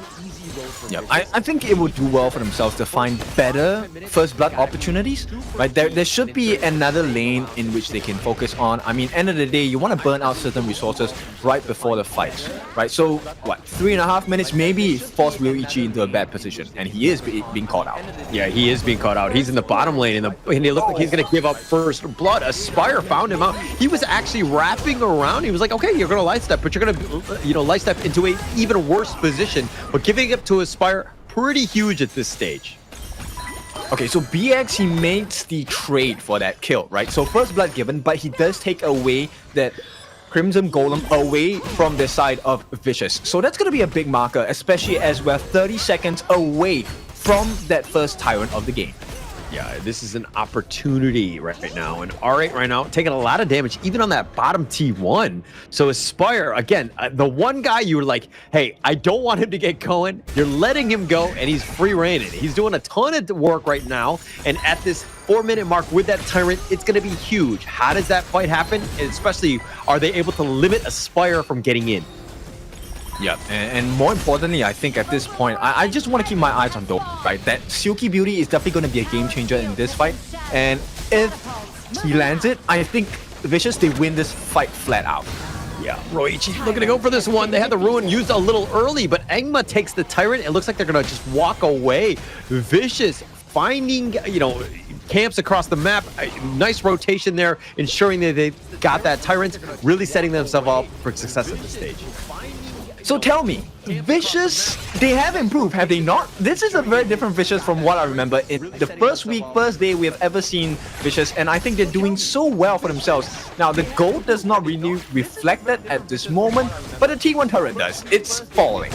No, mate, it's only like 5 minutes in the game. I don't want to jinx it already. I mean, obviously they're playing better, but now that you've said it out there, you might have cursed them in a way, but no, I'll jokes aside. I think Vicious are playing much better. This is the laning phase. You want a good lead, especially early. Set yourselves up. Let Aspire carry you to glory, as it looks like he's going to get forced on here. Mijo is going to super aggressive. Umbrella Outburst only onto Dama, though, but it looks like he's going to be backing off. Not really going to get much value out of that ult.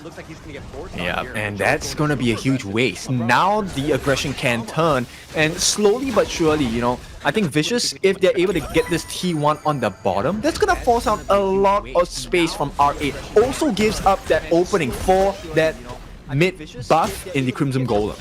Yeah, look at how they're all rotating to the top. Doom is going to have a uninvited guest. And it looks like the emergence even on forward. Xenon not able to really do any damage. Doom is going to be fine. And look at how VC now are looking to cut off the angle of retreat. They want to go for this one. Find BX, not the greatest of targets. The Cannon Blast, but the Wind Slash, they actually found him with the thick inside the box, not able to get it. They do. Aspire gets him over the wall, one last card, and he blows him up. Oh, that one must hurt for Xenon, man. He committed the flash and still died. And right now, they are unable to find good trades across the map. Look, end of the day, R8 did get that T1, but they're going to lose their similar T1 in the same lane right immediately now.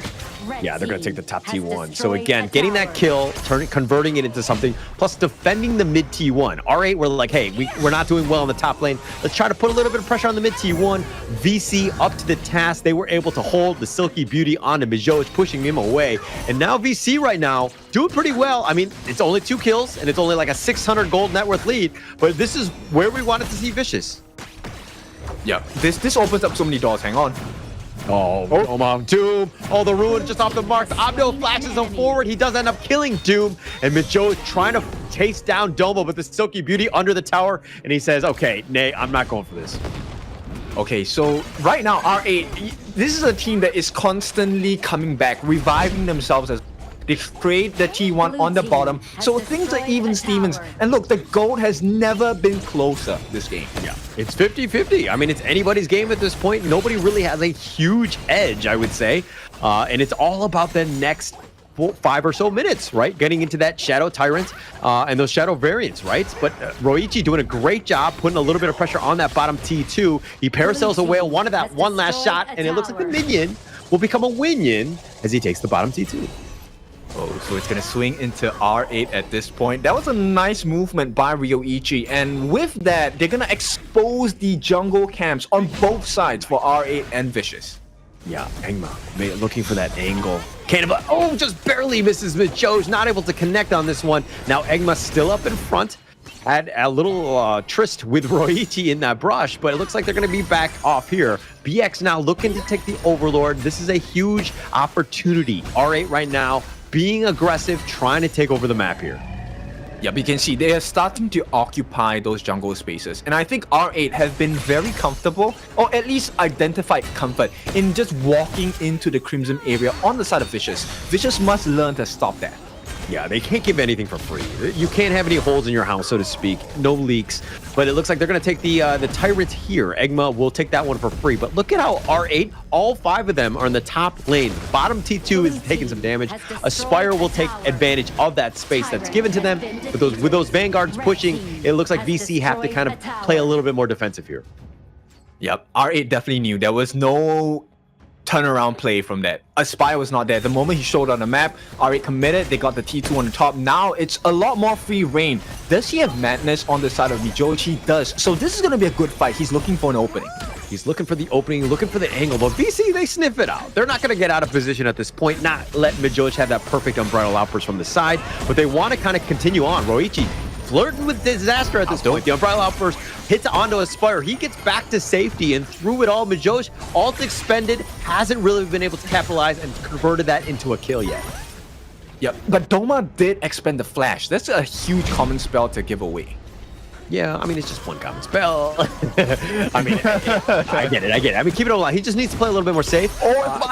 Aspire getting a little on the lower end. Doma will just ensure that he's fine. I mean, he did that Silky Beauty if they want to go for this one.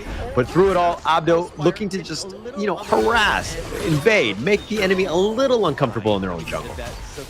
I feel like there's a hard link between Aspire's health and my health as well. Every time Aspire is looking to die, I feel like I'm the one dying. But at this point, so far, he has survived. Vicious, they're holding on. But this is not working out. R8, they have turned this into a 2,000 lead. Oh, they found him. They pulled him back with that Silky Beauty. That was perfect. They found Roichi, and he was very squishy, and they were able to find him out. What a nice play by Doma, really setting them up for that one. There's no way. Man, I just complimented them. Like, literally, as I complimented them, they died. And right now, R8, okay, they're doing well for themselves. Make another trade. They're going to go for the Tyrant. And this is the Shadow version. But you can see, Vicious also know what's going on. They make a beeline really quickly. Both teams going to take it at the same time. Yeah, and actually, this is one of those things where R8 down a member, down Roichi of all things, and just being like, hey, we're going to still take the Shadow Tyrant. I think that's very aggressive. Nice little Cannon Blast. I think inside the box is looking to go for this one, but it's a kind of just set in. The Rune will connect, but Mijoji is going to be killed. That's a huge tank down. Oh, they have the Storm Strike. Oh, Abdu looking to go in. They find Doma. They get the pick off, and Abdu waiting in the wings, but he's going to be killed. He's going to trade with his life. They wanted to go all in, and BX is down. He made a mistake, and he took his buddy down with him. Okay, the Azure Golem going to go into the hands of Engma unless anything, Xenon has anything to say about it. But Xenon does have the Crimson buff, so that's a small win, I guess. I mean, he has expended everything, no ultimates, no flash whatsoever. This T2 should be taken down, and Vicious, they heat and they cut deep. T1 also under threat. Yeah, putting a lot of pressure on, right? Vicious here doing such a great job. I mean, this is a completely different Vicious lineup. Survival week, and you're seeing the best of them. Of course, only one squad makes it out of Group A. So every single match, every single game, so important. Setting yourselves up for that, trying to get out of this one, because it is going to be a tough climb as you've got 4 teams that all want it. I mean, it's either you or it's gonna be me. And in all cases, you want to be the one that gets the drop. I was gonna say it's definitely gonna be you, right? No. Yeah. Okay. But at this point, yeah, Vicious, look, they're doing well for themselves, but I think they need to find more openings. Right now, both teams, they have the T3s on the top and the bottom at risk. And the next good play is going to be the one that exposes a big wound into the opponent's base. Yeah, and but Vicious don't really know where the rest of R8 are, right? The fact that BX is up in the top lane, just freely pushing and split pushing, just providing that space. Now, Engma is going to get gone on here. They've got the Cannon Blast onto Majoj, but turning this around, not the easiest, especially since BX is back into this team fight. Doom was looking for his flank, but now the bottom lane is pushing. Both of these teams really looking for that fixing the lanes more than anything else at this stage. Yep, and it's a very different call, right? So in terms of lane management, they're getting Aspire to go on the side of Vicious to clear the ways. This is going to help amplify the farm. But on the other side, it is going to be Abdo looking for it instead.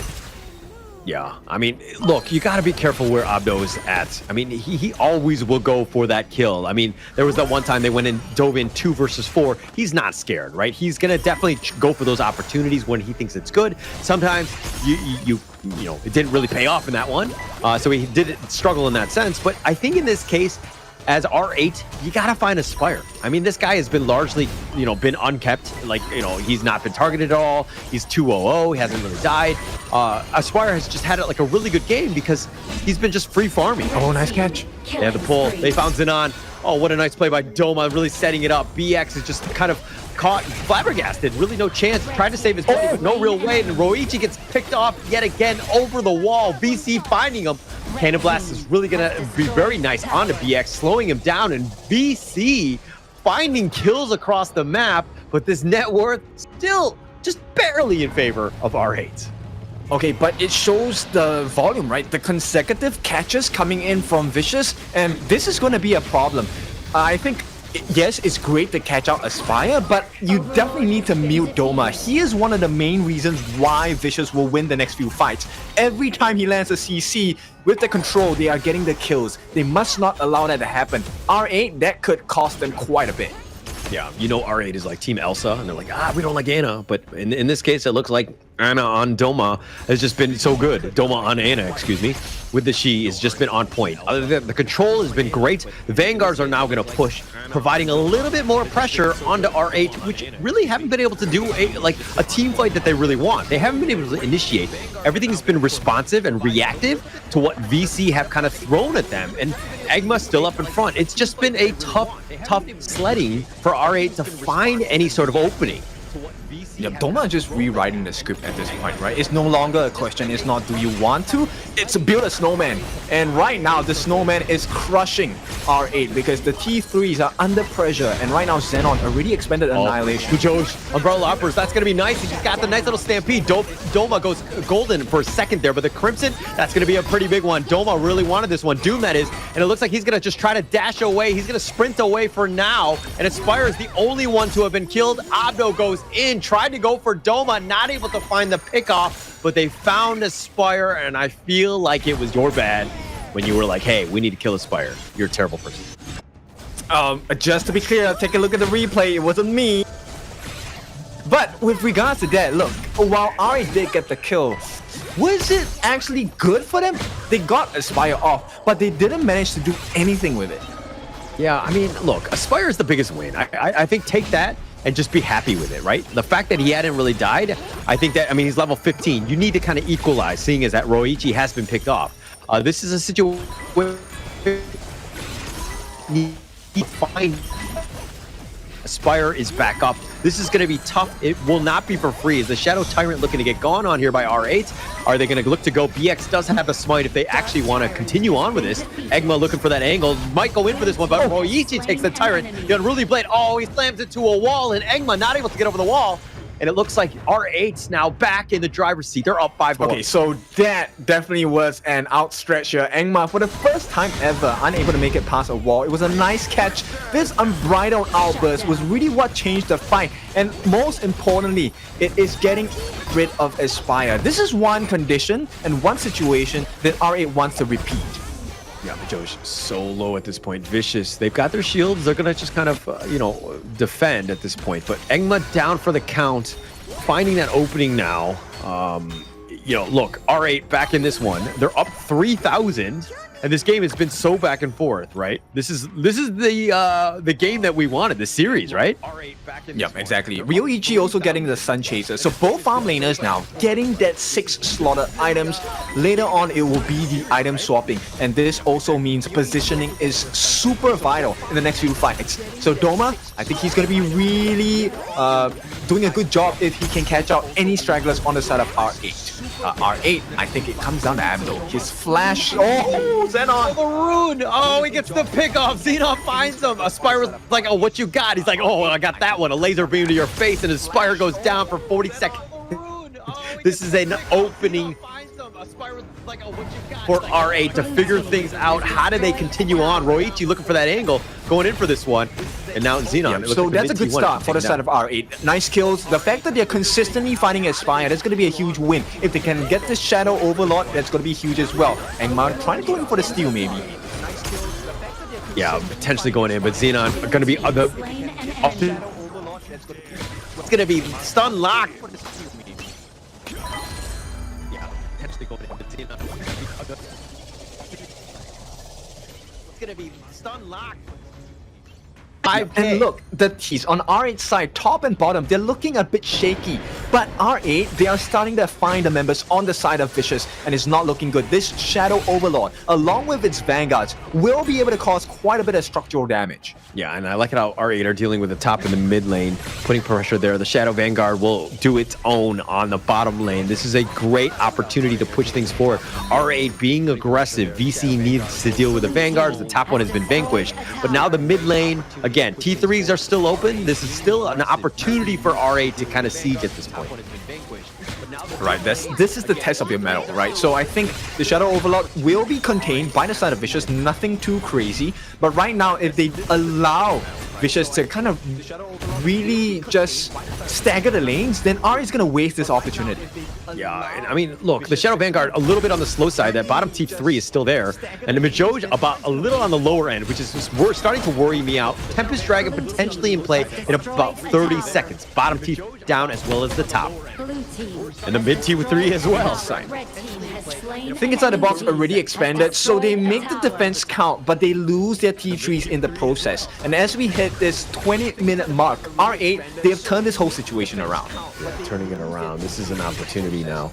I mean, it really comes down to this. Do they actually play for this Tempest Dragon? The base is, again, wide open by Vicious here. They're going to have a hard time. The window of opportunity to defend while keeping their base safe, tough.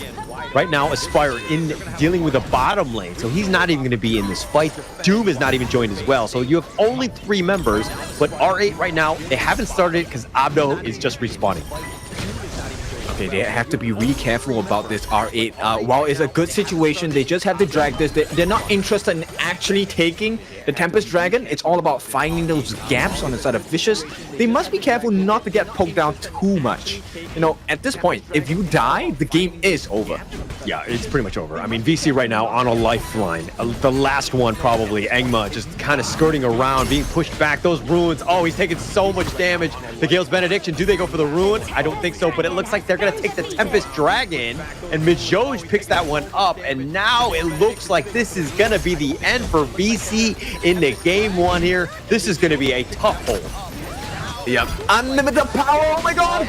Oh, connecting on it too. Life number 1. Will he come back and able to do anything? No, Aspire is down as well. 4 members. Doma flashes. He tries to get under the crystal. Tries to go golden to stay alive, but Engma is going to be killed as well. And it looks like they want to pull.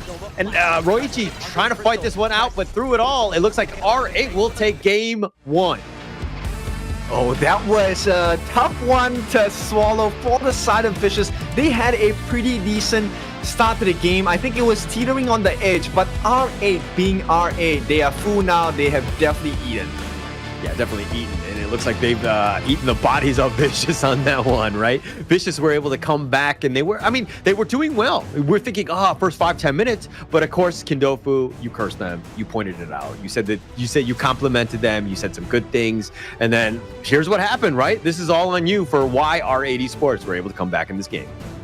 You and I remember the situation completely different. But with regards to that, the result is still the same. It is 1-0 with R8 taking the lead in this best of 5 series. Now, as we all know, best of 5s, they're not really a sprint, they are a marathon in this case. And R8 has the lead. So, what do you think? What needs to change? Because let me be honest, I think Vicious did well. I think they have improved so much. And I didn't see too big of a difference between the two teams. It's kind of like, when you're learning chess, right? Again, I'm going to make the chess analogy, right? Early game, you studied up, you have all these openers, and you're able to put yourself in a good position. But when you're up against a veteran or somebody who's really good at chess, that mid game and late game, which is a little, you're not as certain on because things are very much in flux, you're going to kind of struggle. And that's kind of what we saw with Vicious, where they had a great early start. They were doing well, but then you go up against experience and you're like, oh, wait, actually, we kind of are not as comfortable here. Yeah, I also think it came down to the positioning on the side of Aspire. They were actually able to catch out Aspire quite a few times towards the later parts of the game, and that definitely did hurt Vicious as they had much more firepower. And this is also the matchup between the Arlie and the Direns here, right? At this point, there was just a lot more reach for the Arlie, which allowed Aspire to be taken down pretty easily as well. Yeah, and I mean, look, I think we got to give props where props are due in the sense that, like, the Abdo Byron obviously was aggressive, but it's one of those things where it's like, yeah, I died, but I had a 4-man stun. It really set myself up. Like, it's one of those things where, like, oh, Vicious, next time they're kind of wary about all these different brushes, but let's talk a little bit about some of the stats here. I mean, look, R8 didn't have the flashiest of KDAs. I mean, probably the best is in on 326, but it's a situation where it's like they played the game the way that the game should be played, which is not worrying about kills and sticking to objectives here.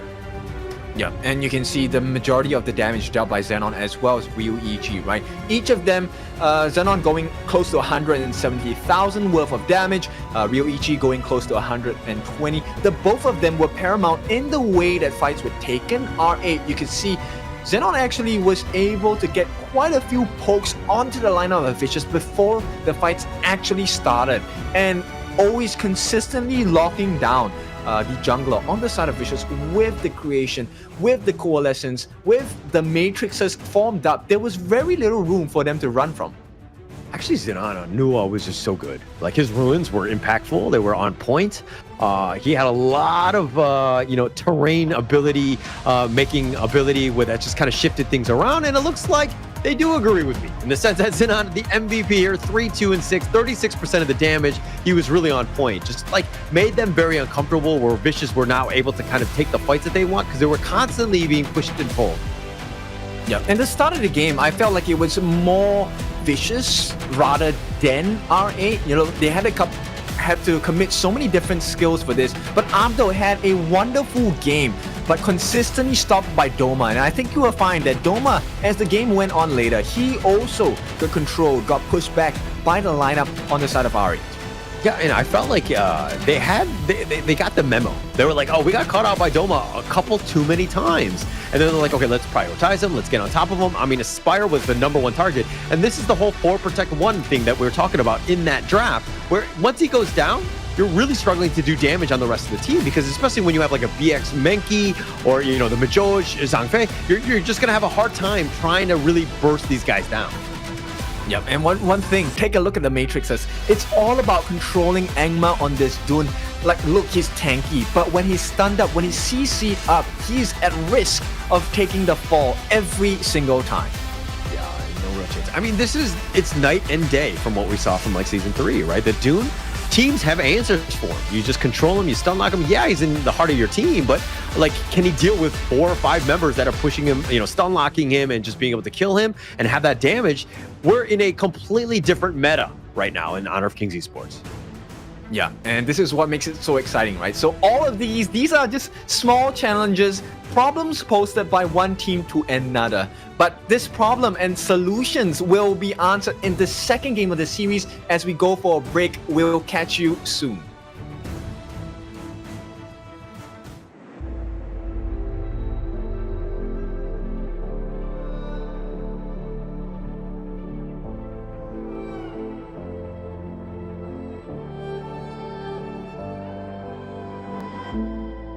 We're no strangers to the fallout.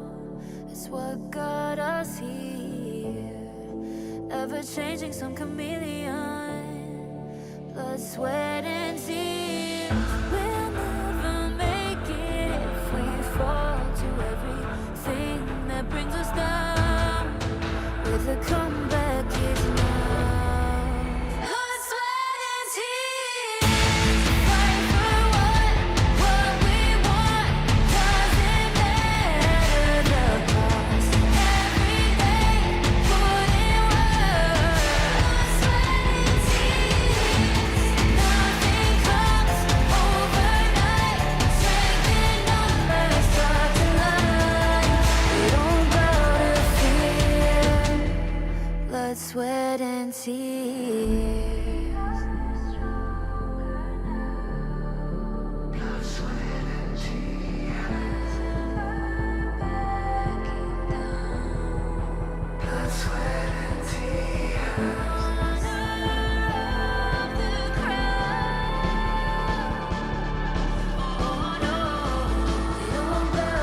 fear.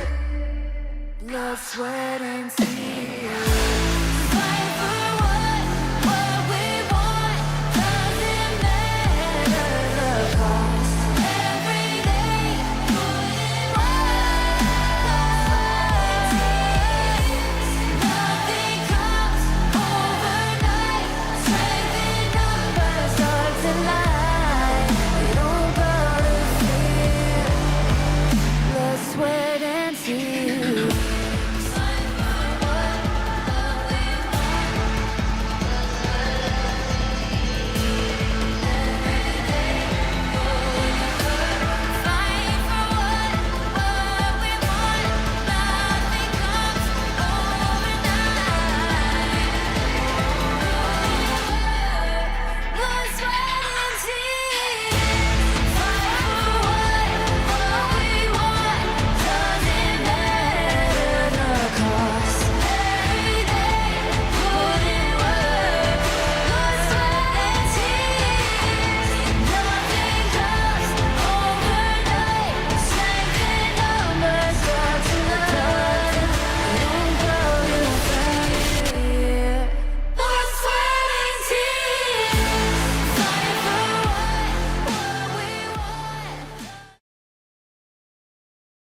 Welcome back as we watch R8 power through the vicious start to the game. Let's see if they can do it in game number 2. It's your favorite kind of tofu, Kindofu. And with me is Holler.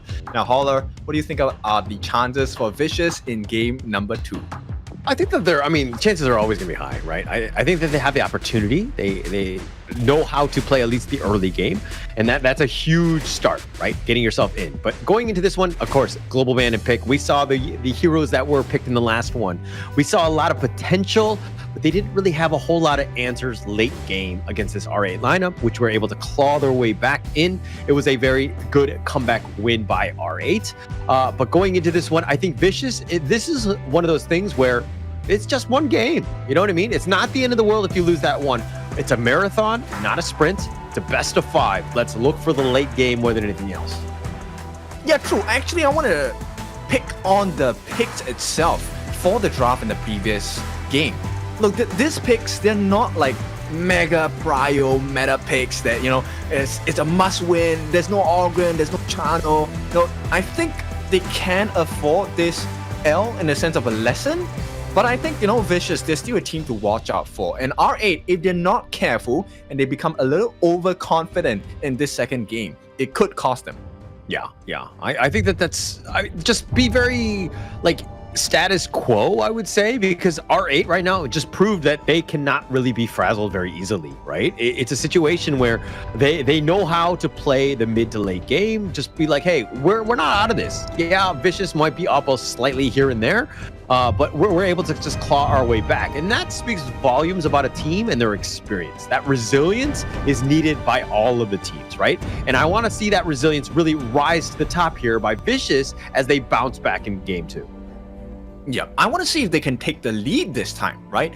Look, there is a couple of heroes that is no longer available for the side of R8 thanks to the global ban pick format, right? So Arnie is not available, Nuwa is not available. So, look, Prio farm lane, 1 gone. Nuwa, one of the big burst mage, artillery mages available, also gone. You're left with like Gun and Mo. And later on, you'll be looking at more controlling, more utility type of mages heroes. And I wonder if Vicious is going to be able to turn that into a strength for following drafts coming in this series. I think the craziest part to me is that, I mean, yeah, you have your like top picks, like the, the Arlie and now like the Dharma here. The way teams are drafting in best of 5, like the strategy has shifted quite a bit, right? Like where we previously saw like the Yixing highly sought after was the #1 most picked in the ranked week. And then now we're going into this one of just being like, hey, actually, we need Yixing in a specific, as a counterplay or, in a specific draft. And we're looking again for, a specific moment to really pull that power play as opposed to previously where we saw it first phase picked quite often. It's a completely different shift. And I love the fact that this, this global ban of best of 5 really brings out the best in both teams because they need to think late game and, just putting your team in a good position to win. Yeah, now Vicious, they are committing to this game. They take up the Secure, they take up the Channel. These are big picks. It's a must win for them. They want to tie this series up. And R8, you just mentioned it. It looks like they are not letting up as well. These are all big picks. Yixing, Dharma, there is a lot of synergy between this composition as well. There is the Yixing Dharma combination. Also 100% success win rate so far in the major East Pro League throughout this first week and as we head into day #1 of Survival Week as well. Yeah, and so look, I'm looking at some of the, the other leagues that picked out the Yixing. KM West seemed to be on it as well. It's the 3rd most picked in that league. Again, a very copycat league of KME, so typically they would be trailing behind. That makes sense. But if you're looking at some of the other ones, like MKL, it's the 14th most picked. PKL, 25th most picked. Like, it is really not even on the radar in some of these other leagues, right? IKL, it's 6th. So it definitely has a lot of potential, and it seems like teams are picking up on this. But it's interesting seeing how some of the other leagues find these meta heroes, quote unquote, and how strong they could potentially be, because they haven't really fit into those leagues or drafts yet. Yes, it's also about the pacing, right? And the way that they like to execute the fights as well. I think right now, there is still a lot of premise onto the Dharma picks. There is still a lot of premise onto the Channel picks as well, right? These are the habits of the KME on the east side. Now, with that being said, R8's draft to me is actually really spectacular because they've taken one of the biggest lose conditions away, which is instead of banning the Lianpo out, they pick it up for themselves. It can go into the roam, it can go into the clash, but definitely it's going into the roam right here. And they're taking out big teamfight AoE heroes like the Byron, like the Sun Tzu. They want to make life so difficult for the side of Vicious. Yeah, I mean, they're looking for that death ball, right? And again, I like what R8 are doing in the sense that, like, hey, they won game 1. Right? Let's go hard with game 2. Put the pressure on. Because once you have that 2-0 lead, it's going to feel insurmountable for the enemy team, right? Or in the case, Vicious here. So this is why Vicious need to strike back. They're going to pick up the Dion Wei and the Angela. I'm not 100% sold on the Angela pick. I think it's a little too static for my liking, especially since R8 haven't shown the potential BX flashy jungler. And Angela, if it's just sitting there, it's like a sitting duck in that case, and it's a tough way to kind of keep Angela alive in that case. All right, I'm gonna cosplay as a doctor, and I'm gonna tell you I concur with that particular statement itself. I agree. I think at this point, right, even if you get your Chaos Cinders, the second skill, that big ball of fire onto the Lianpo in the fight itself, it doesn't really matter that much. He will be able to be CC immune, get out of it. My main concern here for R8 is actually about the damage. They have perfect setup, right? You have the board, you have the Truth Mantra, you have the Burst Rams and Magma Slams, Tremor Smashers, all setup moves. But if Ryoichi does not hit the farming capacity he needs to hit, and if BX gets stunted in growth by Vicious, this game could end really early. Yeah, I know, I agree with 100%. It's so weird. I'm agreeing with you. Normally I don't, and I always think you're wrong. But in this case, I think that you are right. I do like that the way that R8's lineup has kind of been set up. I think the synergy is quite good, as you just elaborately, you know, put out. It's very good draft. But Vicious, on the other hand, look, the Dian Wei, when it gets that farm and it's able to hit critical mass, very strong. But are they going to have the space? Is Angela, Charlotte going to be able to provide enough pushback and not lose the laning phase where the Dian Wei Engma is able to get going? Yeah, I think this first rotation in the mid lane is actually going to be really important. And I think based on what's happening here, nobody is going to go for the double lane farm in the farm lane, right? They will probably be heading down into their own respective farm lanes, and then it's going to be a test of mechanical skills and who eats more blows, right? At this point, who takes more than they should. Okay, all right. Who will take more than they should in this case? Who do you give the edge to in this draft?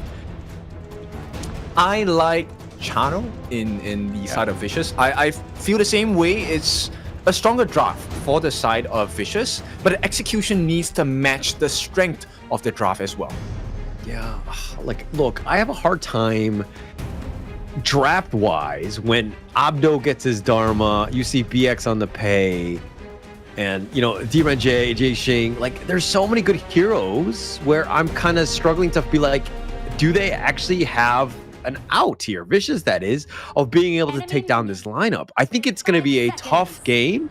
Vicious have to have a good early game. Like, they need to repeat what happened in game one. They need to change what happened in the mid game so that they win and they kind of close the game out. They need to take map control a little bit stronger, transitioning into that mid game. Okay, so look, R8 on paper, their draft looks really strong, but they don't actually have a lot of stain in their composition. It's really about the catches, it's really about the burst. If they can get the CC, they win every single fight. But R8, they have the save mechanisms coming out in the form of Vo as well. And here we go. Oh, look at already threatening BX, takes it away, uses the smite, and Engma, he's going to be giving up first blood to none other than BX. That is a disastrous start. You had to know that they were coming X on the pay. They don't have healers, they have huge, insane burst damage potential, even from level 1. Vicious needed to know that RA would have done that. I feel like he needed a scout or somebody to help protect, you know, Engma as much as possible, right? Like, he had no vision. He was looking to just kind of go for this one. I mean, it's one thing to give up the Crimson, and I understand that you want, you know, you're not trying to give up anything for free, but to give that up as well as First Blood, that could not have been any worse for Vicious here. Oh, and Doom, he has to commit the flash as well, taking the deal under his tower just to survive against Abdo. Now, this is not the ideal situation, and this shows you, right? Every single decision in Honor of Kings is so important.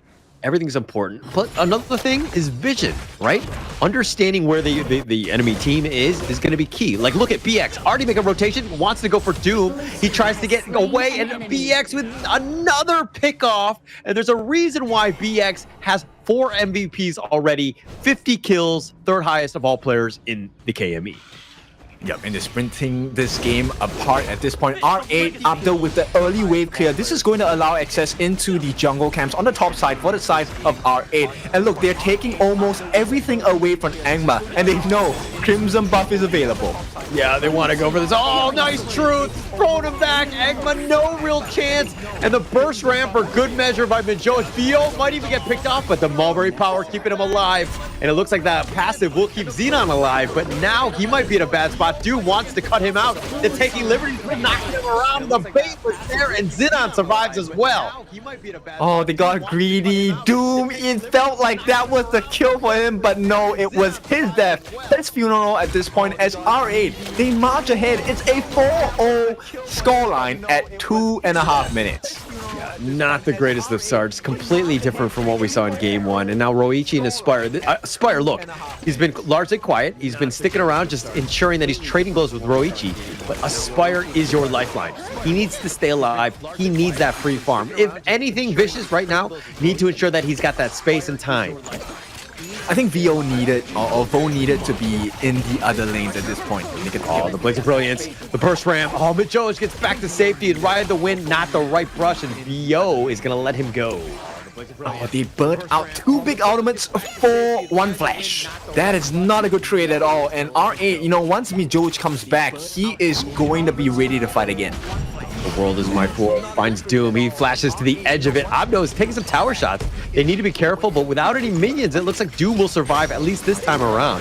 Roichi looking to just trade on this one. He's going 1 versus 3. The Blazing Brilliance pushing him away. The Tremor Smash not going to really connect. It looks like Mijoj is going to be back off, but he did zone them away. Okay, so this is going to be the best play coming out from Vicious. This T1 should be theirs, but Mijoj doesn't want to give up.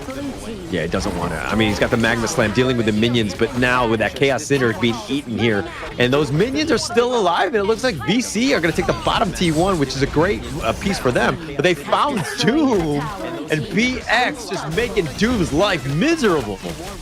Yep, does it even matter at this point? Look, Vicious, great, they get the Tyrant, but they lose a T2 in the process, and if they keep making trades like this, R8 is going to walk their way into the base. Oh, the world's my board. Oh, connecting him on 3, the right under the tower. They don't really care. They've got Aspire, and Abdo still up in front with that boardlessness, finding the right position. The Trevor Smash, the knockup, and the Egma down. They have 4 members down. They want to go for Doom, who has just spawned, and it looks like R8 are like, we're going to let Doom go. He's going to go back and tell them of all these terrible people from R8 that have just looted and pillaged our base.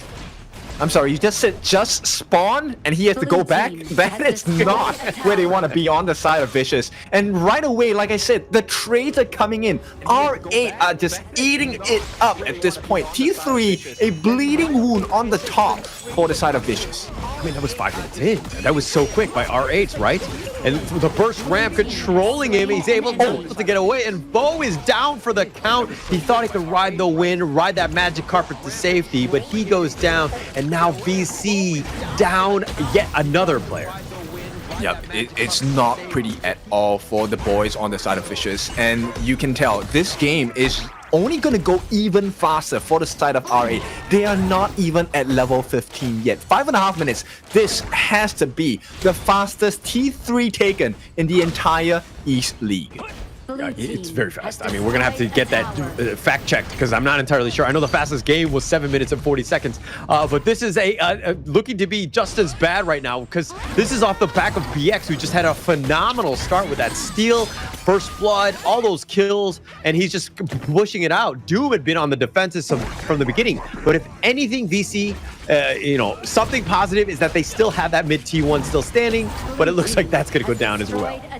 Yep, it's actually not a pretty sight because look, they have the relevant buffs on the correct people as well. Board is laid down. They found Aspire, they got him, and no way to get out, he says. And Tremor Smash is going to be used as well. They've got 2 on the knockup. Vo is down. They've got almost everybody. Egma looking to go down as well. They've got 4 members, and Doom is like, hey guys, what just happened? I was on the top lane farming. What happened? Yeah, at this time it is Doom, but it is Gloom. He's gonna be caught out here. He has to. He's the only one left. Oh, BX, Xenon trying to go with a flash. Doom, he actually misses him. He's trying to outplay him, but Xenon gets the pick off, and it looks like R8 all style as they take this game over in 6 minutes and 48 seconds.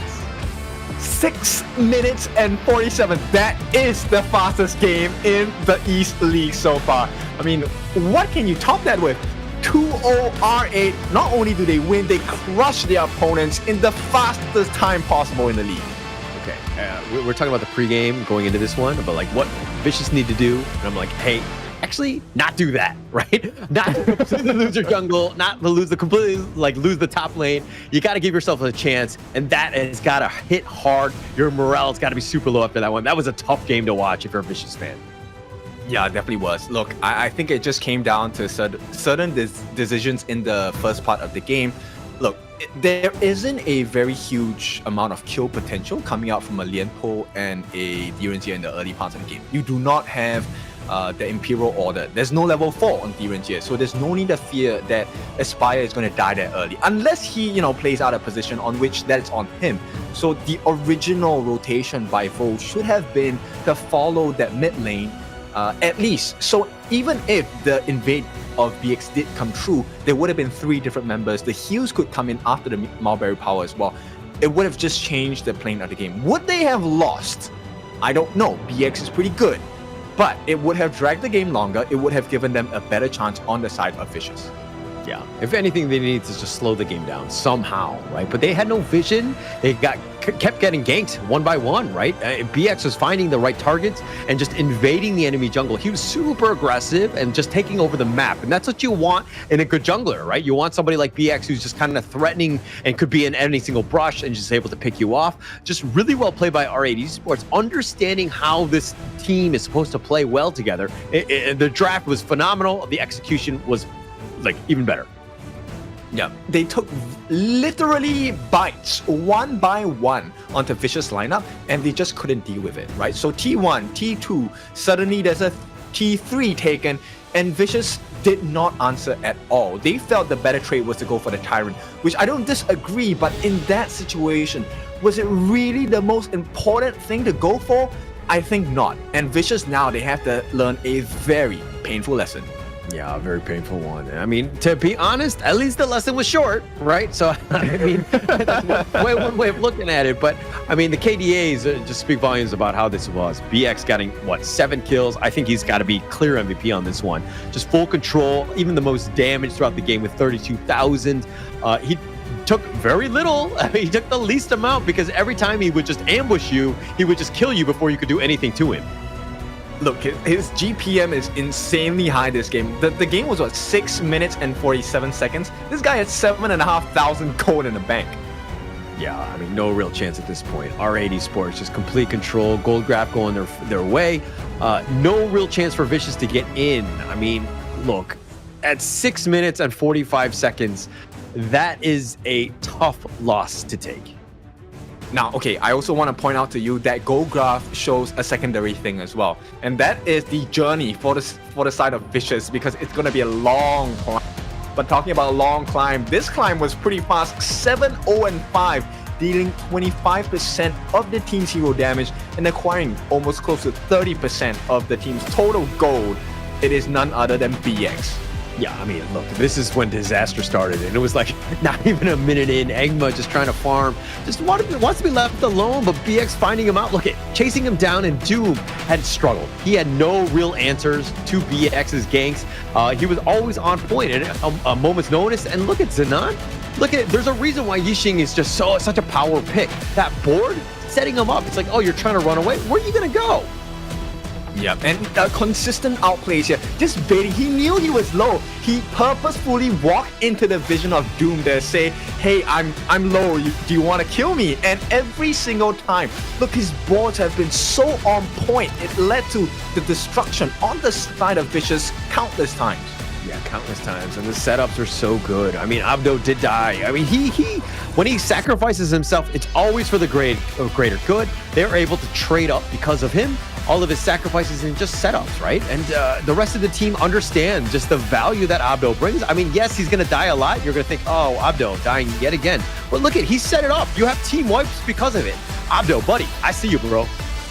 Yeah, and everyone talks about, hey, know your value, know your worth. In this game, Honor of Kings, know your strength, right? End of the day, the moment they got that lead, they knew exactly how strong they were, and they went for the R8 now leading 2-0 against Vicious in a best of 5.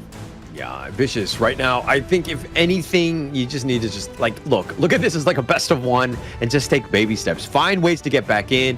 Your confidence is going to be shaken, right? And this is a time where it's like, okay, let's learn from this. You know, yeah, we lost in 6 minutes and 45 seconds, but we got to just forget about it. We got to build that resilience so that, hey, we have other teams to play. Yes, we might not have done great against R8s, but let's finish the series strong. Yep, definitely. I think this is a moment which is going to prove whether they can pass the test or not. End of the day, there is no knockout, right? But it is points acquired. They want to be in the best position possible.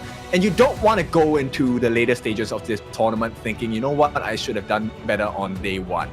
Do it now. It is the time to do it. Yeah, for sure. And it looks like we're going to find out if they're able to bounce back. Vicious, that is, in that game 3. But first, we're going to take a little bit of a break here.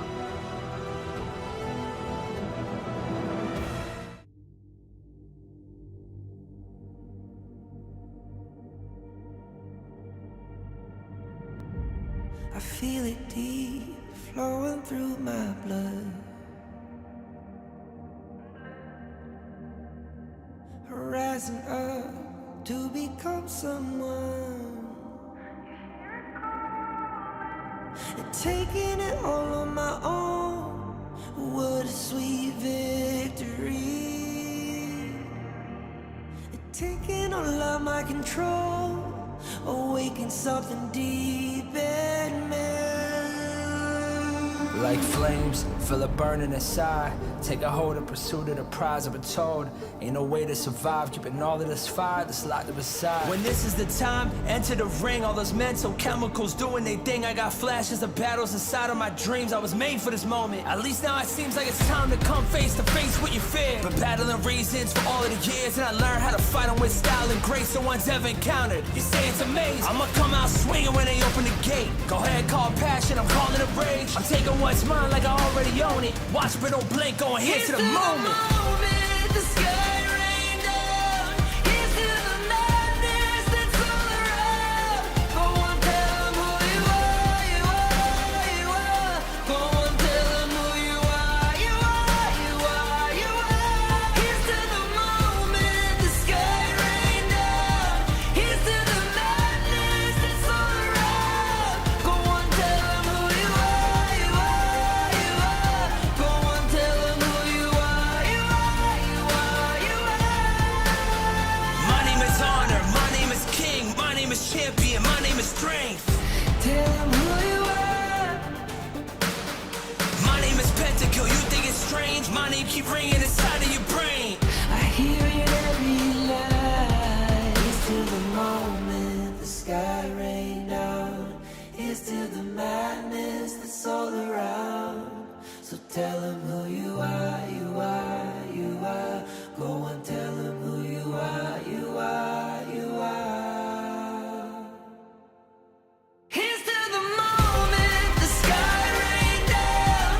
Here's to the madness that's all around. Go on, tell them who you are, you are, you are. Go on, tell them who you are, you are, you are, you are. Here's to the moment the sky rained down. Here's to the madness that's all around.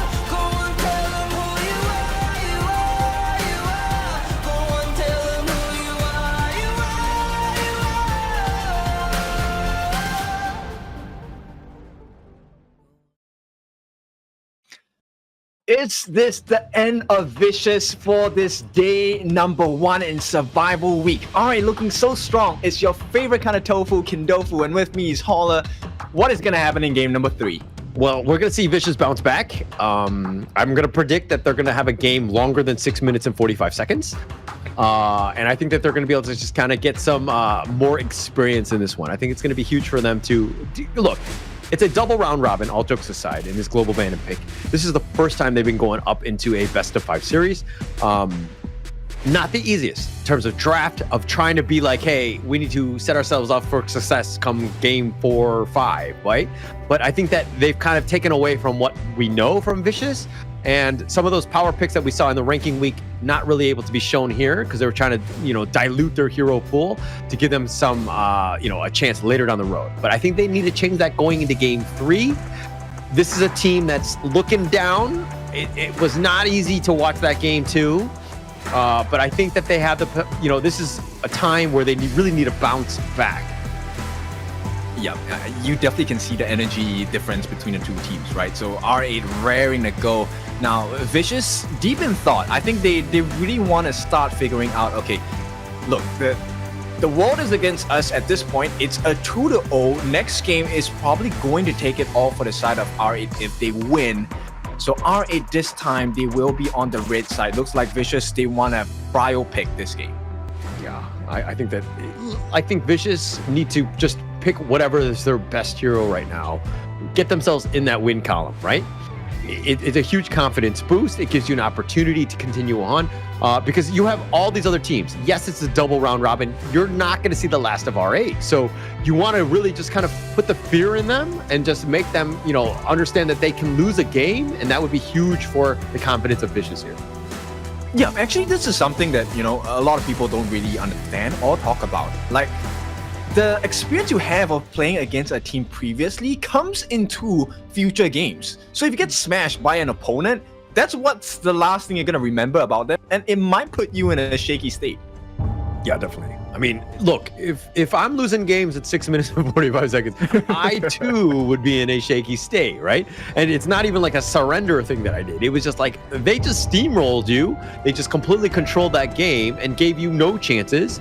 And Vicious really looked outclassed. But again, it's just one game. I'm hoping that they have a short-term memory, or that at least the Men in Black pen that can help them forget that what happened in game 2.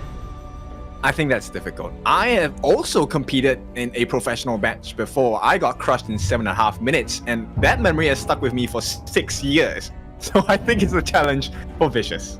Okay. All right. Well, I think that you got to let bygones be bygones, man. You got to move on with your life, right? Give yourself a chance here.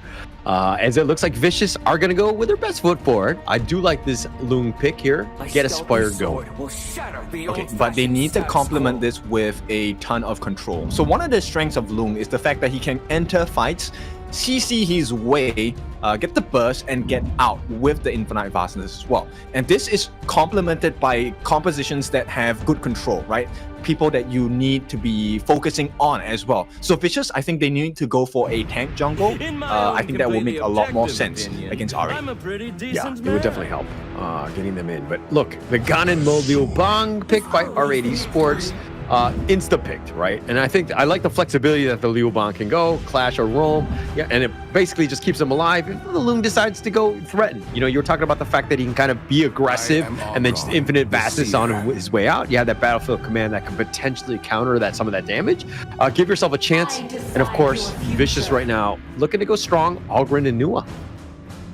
Yeah. You know what? Actually, I would really love to see. I don't think he has been picked in this particular league yet. I would like to see a Naja jungle. I think he works wonders against a Loong. And it pairs really well with the Liu Bang as well, right? Global ultimates, it really can change the face of the fight for the side of R8. But hang on, why am I helping R8? Vicious needs to do better. Look at you, you're just like a bully, man. Like, give Vicious a chance. You gotta stick up for the underdog. You gotta give them tips. But to your point, I think Neza actually is pretty good. Because, the Loong gets away the first time with the dragon, and then you have the Neza on top of it. Like, you have that potential chase. But going into this one, I still think that they need somebody who's like, the jungle or potential clash is open by R8 if they really wanted to do that, but I don't think that they will at the end of the day. I think maybe Vicious can consider the Yuhuan, right? I think it's a decent pick. It really goes well with the composition as well. It's a fail-safe card if things go awry. At the same time, a Yuhuan roam is pretty strong as well. Now, Vicious, they have played quite a lot of cards. They know R8. They want that Jing pick. It's a good ban. The Lam as well. Lam with the control. It's really not about keeping Aspire safe. At this point, it's actually about keeping Doma safe, right? Because Doma, we've seen in a previous series what damage a Nua can do. And I think if you can take out the Nua early on in the fight, it's not going to go as well for the side of Vicious. But how do you ban so many of the heroes that BX could potentially get on, right? Like, they're like Vicious, you have the Loong and the Nua, very squishy.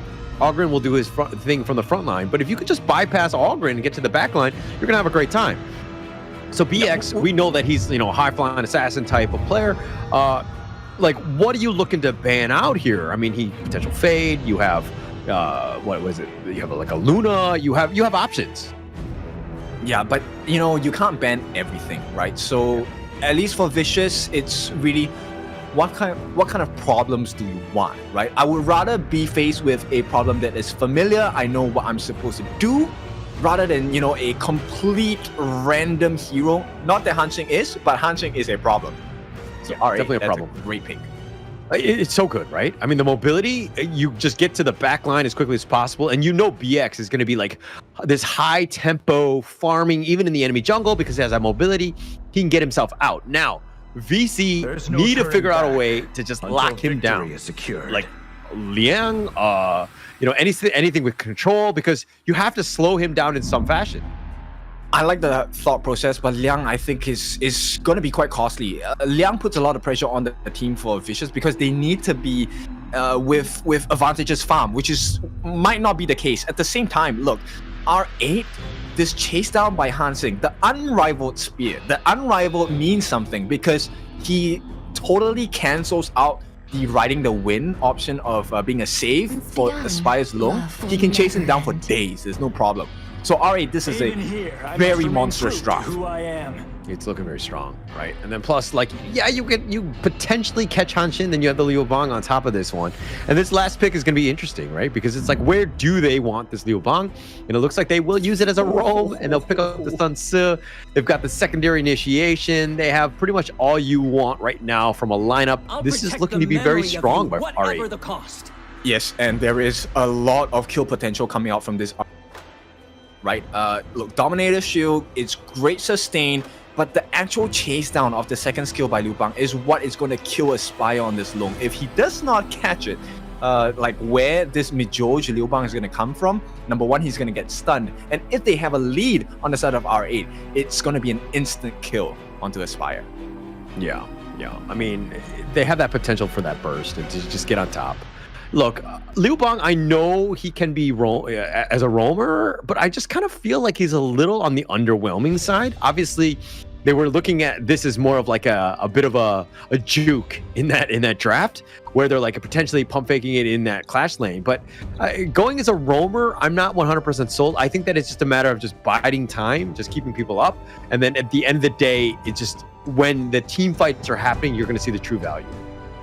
Okay, so I'm gonna feed you some nuggets here. You're talking as if I'm the player playing this Liu Bang. If that's the case, I agree fully with your statements. But it's mid-George, and mid-George has been on fire this few games so far. Look, I'm talking to you, mate. I think it's you, right?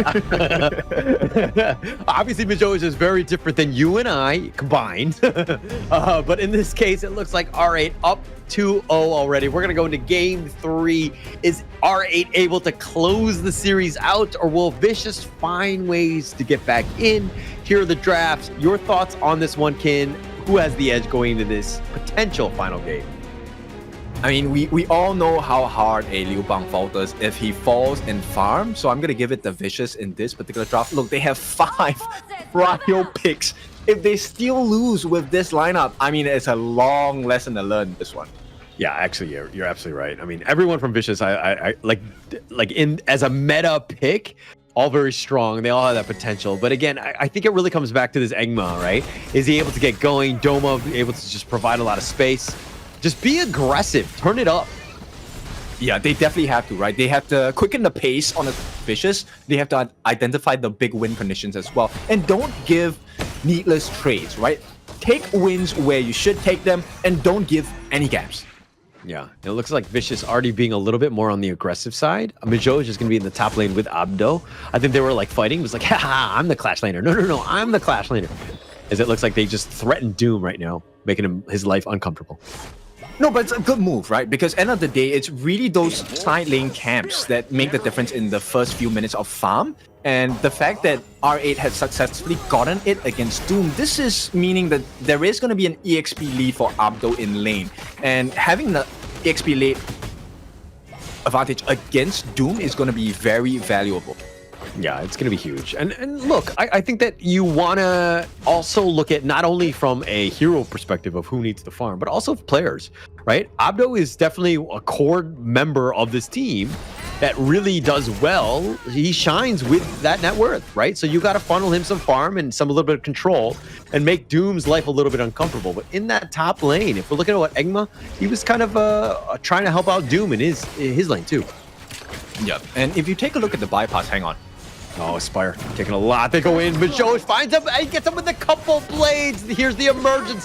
The ruin, or sorry, the creation is going to push them away, but first blood has already been given. Roichi's so low, he will limp away.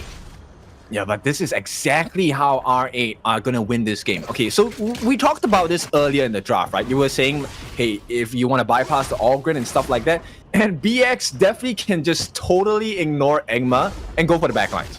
Yeah. I mean, completely, right? He has just full control of just wherever he wants to go. And it's going to be tough for Vicious, right? I think Doom has got to be your Johnny on the spot of, hey, where is BX? He's getting to the back line. Doom needs to be there to make that potential save, to kind of buy your guys some time so that they can survive, because they're so squishy on that back line.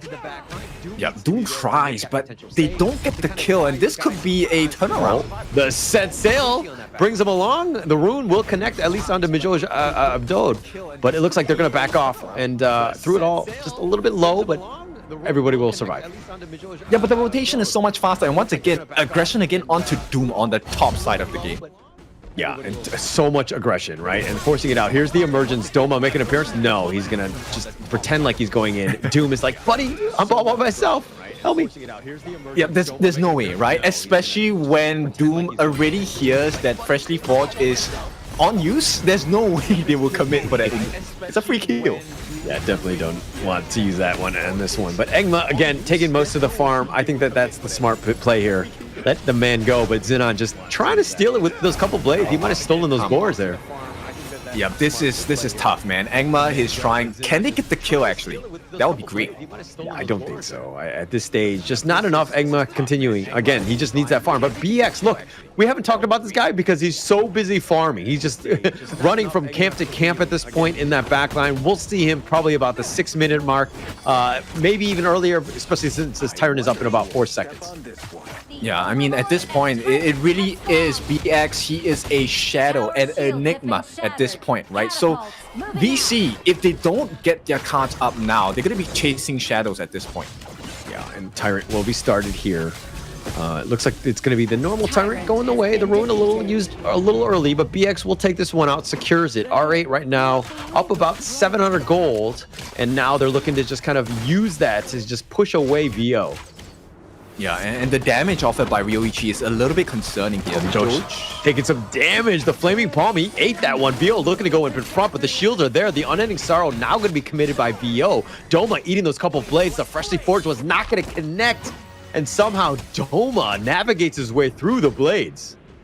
Yeah, that actually is a good strategy, playing against the Ganamo, right? So instead of running away, you actually try to stay in between the range of the couple blades, and essentially you can negate all of the damage as long as there's no Freshly Forged available. Yeah. I mean, easier said than done sometimes. It's like Mission Impossible when you're just trying to like navigate through all the blades, almost like a circus in that sense. But Mijoj all the way up in front. Egma just wants to deal with these minions. The Ruin looks like that's going to be committed as well. Abdo, he makes an appearance. The Battlefield Command on top of him, but through it all, Egma does not want to take this action. Actually, that's a smart ultimate usage that actually puts on more pressure. The Team 1 now being threatened. Oh, hang on. BX finds VO. He dashes away, just threatens VO more than anything else. He did have his ult if he wanted to go. Ryoichi taking some damage as well.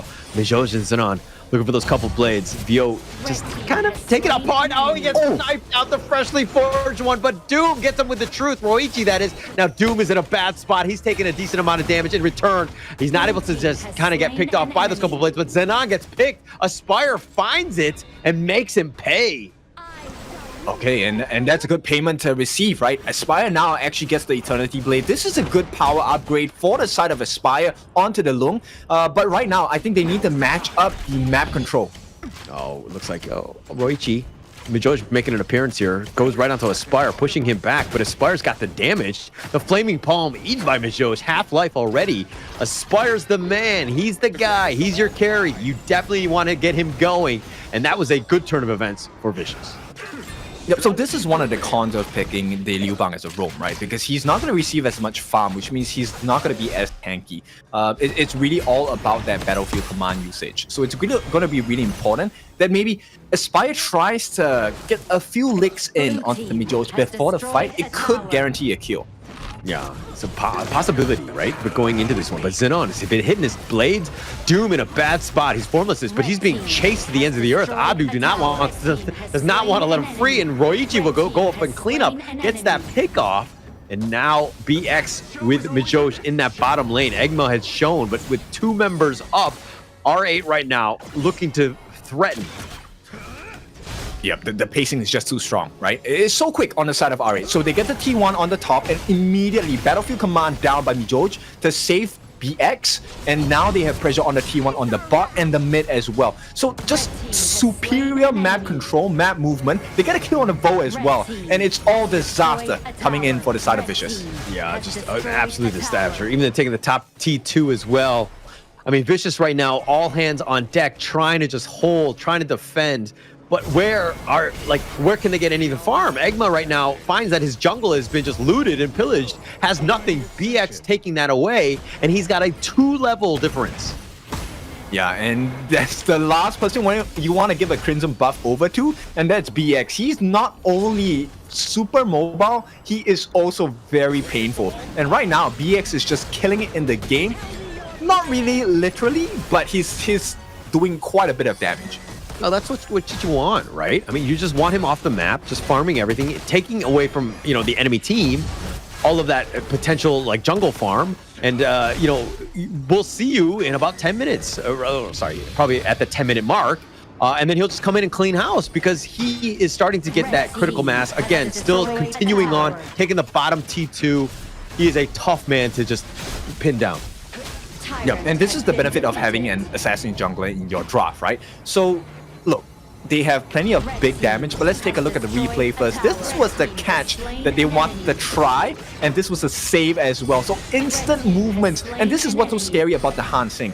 We don't really see it this much anymore, but I think he might be making a showing back into the Gorge very soon.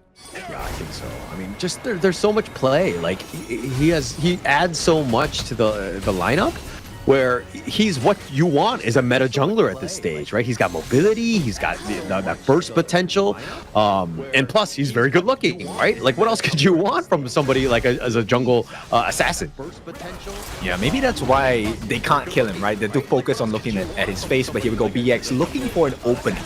He's too beautiful. It's like, I can't go for this one, but I'm no go. They found this fire and can't even infinite pass this on out of this one. Bijos is going to be under the tower. Egma just being chased. He's been drained away, but through it all, BC right now with Aspire down. It's going to be tough to defend here. The bottom T3 is being sieged as well. Egma still up in front, and it looks like there's going to be a quick pause in the action as Aspire, I'm thinking he was trying to hit the infinite vastness, and he's like, what happened, guys? Yeah, it's difficult, right? At this point, this was what we were talking about in the ban pick phase, was, look, if R8 get the lead, there is a lot of kill potential because there's a lot of lockdown. Not in the sense of like super hard lockdown, but the mini stuns coming in, especially with BX, with the Ruthless Assault. Once he gets the cleave off, it's a very long range melee move. That should actually count as a range move, to be honest. And you also have Mijoj. When he dashes in, Dominator Shield, Battlefield Command, there's so many options. He can get in, get out, make the save, and all of a sudden, it feels like you're fighting against 5, but 5+5 on the side of R8. Yeah, but look at the rest of the lineup from Vicious, right? I mean, you have the Ogryn, obviously tanky, but it doesn't look like, R8 really want to deal with him in any way. They're going to let him be. So they're going to focus on everybody else who are generally on the squishier side. And if you've got those like mini stuns, like the little, like the combination of just stun locking the guy, I think that, you're going to have a good time. You're going to be able to burst them down very quickly. Yeah, and so far, I think that could be a potential win condition, but they also need to watch out for this channel, right? So far, nobody has been able to find this channel yet, and I think it's of big concern to the side of Vicious, because, look, it's not going to be Aspire that finds that kill. There's no way. He is going to be putting himself at too much risk, trying to dive in, get the full combination, ride the wind, downpour, flaming palms, and throughout the entire duration, look, it's a wolf. Channel is able to move like the wind. Yeah, he's gonna find you. I mean, he's got a lot of mobility. He's got the, soaring signal, like just so many different ways to find you. And it looks like R8 right now. Okay, they're rock paper scissors. Okay, just to have a little bit of fun, especially during the break. Might as well, right? Keep things cool. Calm, collected, everything, right? And if you're looking at the other side, it has not been as cool and calm on that side. Yeah, a little more contemplation coming in from the side of Vicious. I mean, duly noted, it is necessary as well. This is, okay, not exactly do or die, but it's a game that I think allows you to set the stage for the next time you meet, right? Yeah, actually, it's going to be super important, right? Getting into that one, because you want to, I mean, look, if you get 3-0 swept by a team and then you have to play that team again, they're going to have all the confidence in the world when they go up against you a second time, because it's like, oh, you didn't even take a single game off us, we're gonna have a good time, right? Like it's you're a non-threatening, opponent, right? We're gonna be able to take you out regardless. And then that's how this team potentially could feel about this. And so R8 right now, obviously in a great spot, very calm in that sense, but Vicious, they really need this game. They might lose the series, but taking off one game is gonna be key. Yep, and definitely learning from this experience as well, right? And that's what makes this global ban pick so venomous. Sorry for the pun, but in this case, because then you can kind of say like, hey, I want to train up, I want to learn my lessons against this particular hero comp, and then the next series they play, they don't even pick that hero. You know what I mean? It's so scary. Yeah. And I mean, look, I think even going into this one where you're kind of like, the draft that they picked, definitely not top tier, but the way R8 are able to kind of utilize the heroes and to be able to just find the backlines and to find the weaknesses of, the Vicious lineup, I think just, again, more confidence going the way of R8, being able to be like, hey, you picked your best heroes, the meta ones, and we're still able to counter you. Yeah, actually, I completely forgot about that, and I think this is what makes it even scarier, because it's five prior meta heroes and they're losing. They're not just losing, they're losing pretty hard. Yeah. I mean, they like third game in, confidence has been shaken. You're kind of seeing it even in the players, like the gestures and how they're kind of just waiting around. It's not an easy situation to be down 0-2 and to be like, hey, you gotta play this third game, you gotta get back in. It's like easier said than done, because this is a very strong team in R8. Okay, we count the small wins, right? So have we passed the 6.5 minute mark? Don't remember. We should I don't want to be that guy that just you are. You are now. Okay. Well, as you guys can find me online at Dashcast. But yeah, I'm gonna go out on a limb and say that look, I don't think this Vicious squad is able to deal with R8 prior to 7 minutes in. Yeah, okay, but the greater question here is, what was that scissors, paper, stone match for? Good question. I mean, I think it'd be funny if it was like the players were doing that in the draft. Like, be like, oh, I want this hero. It's like, no, you take this hero. And then you rock, paper, scissors for that. I think that would be way better. But, I mean, for this one, who knows? Yeah, sell your boots. Loser sells their boots. Now. Yeah, change things up. Handicap us. We got this. But, look, double round robin, right? These are teams that are going to be playing each other again.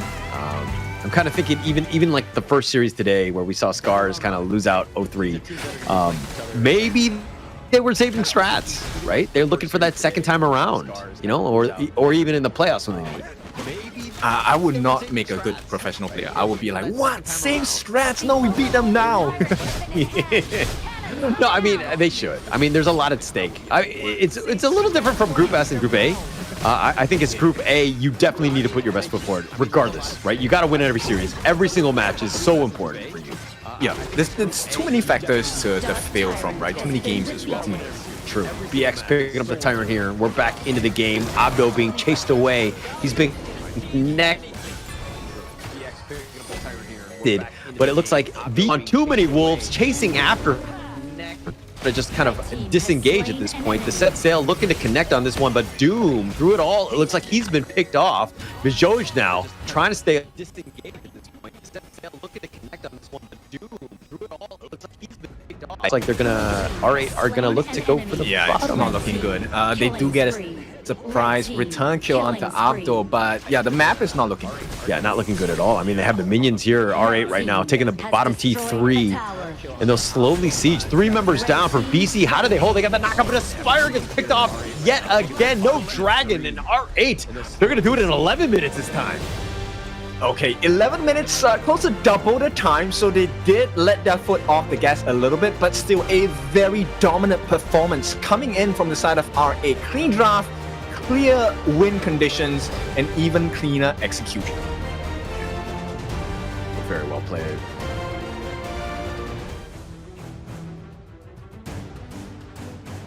R8. Understanding how to close out the game in the series. But look, you take your L's. You do some learning on this one, and you're gonna have to bounce back because I think that Vicious will have probably a better chance maybe against the other teams. They should hopefully have a better chance moving on. Yeah, it's not the best day so far for both SCARZ as well as what's the team again? VC, Vicious. Yeah, I'm lagging in real life as well.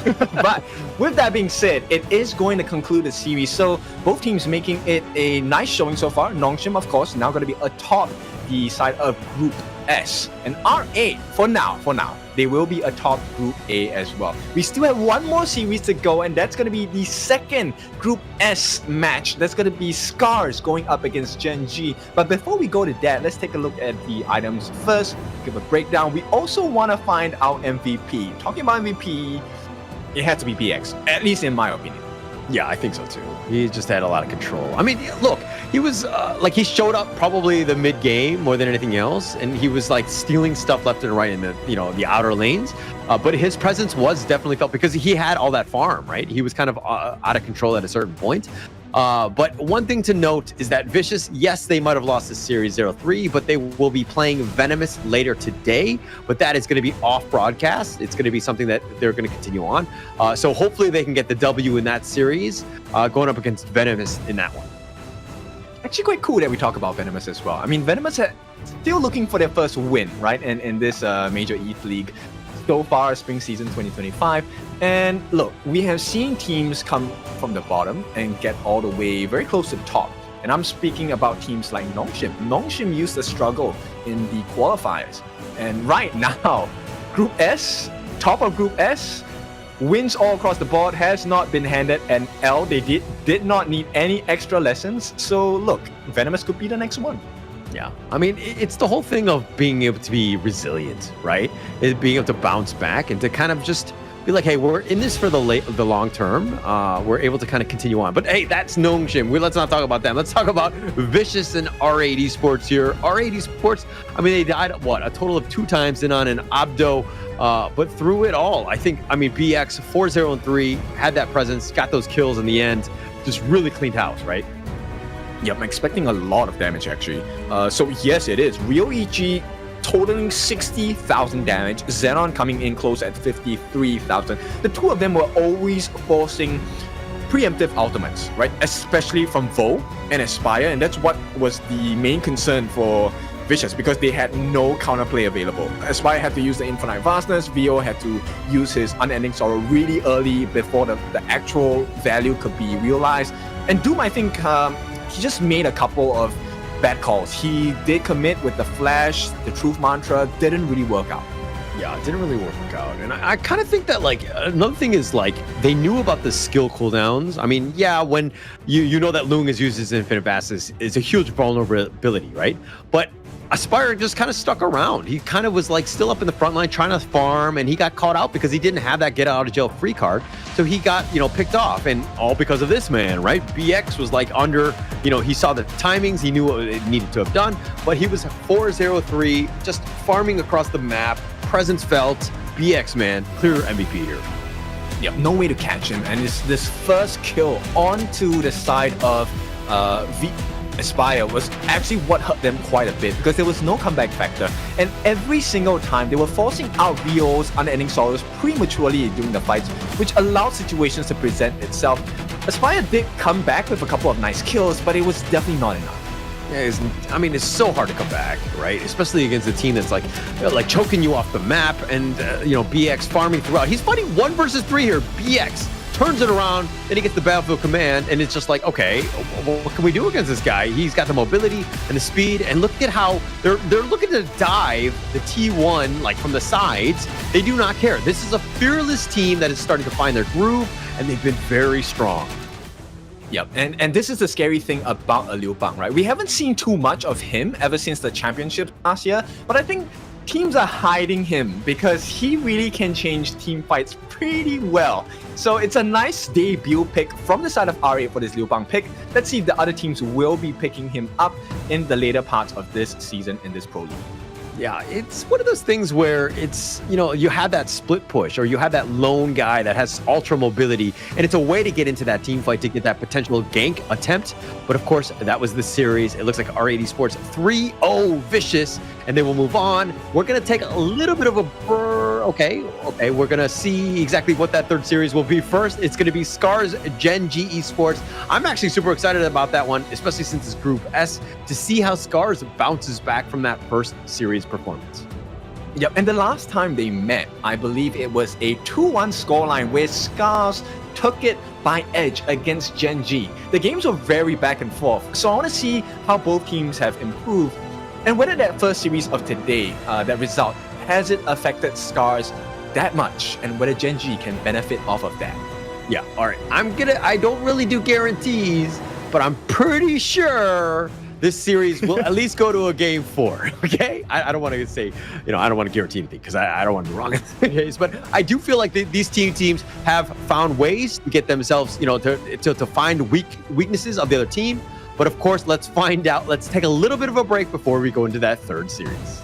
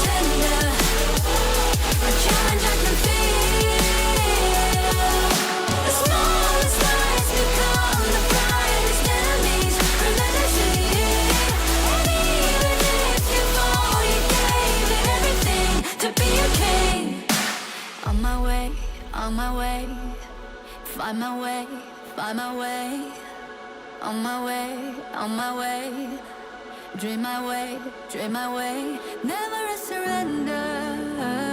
I fight it never fail. I'm a contender, and challenge I can feel.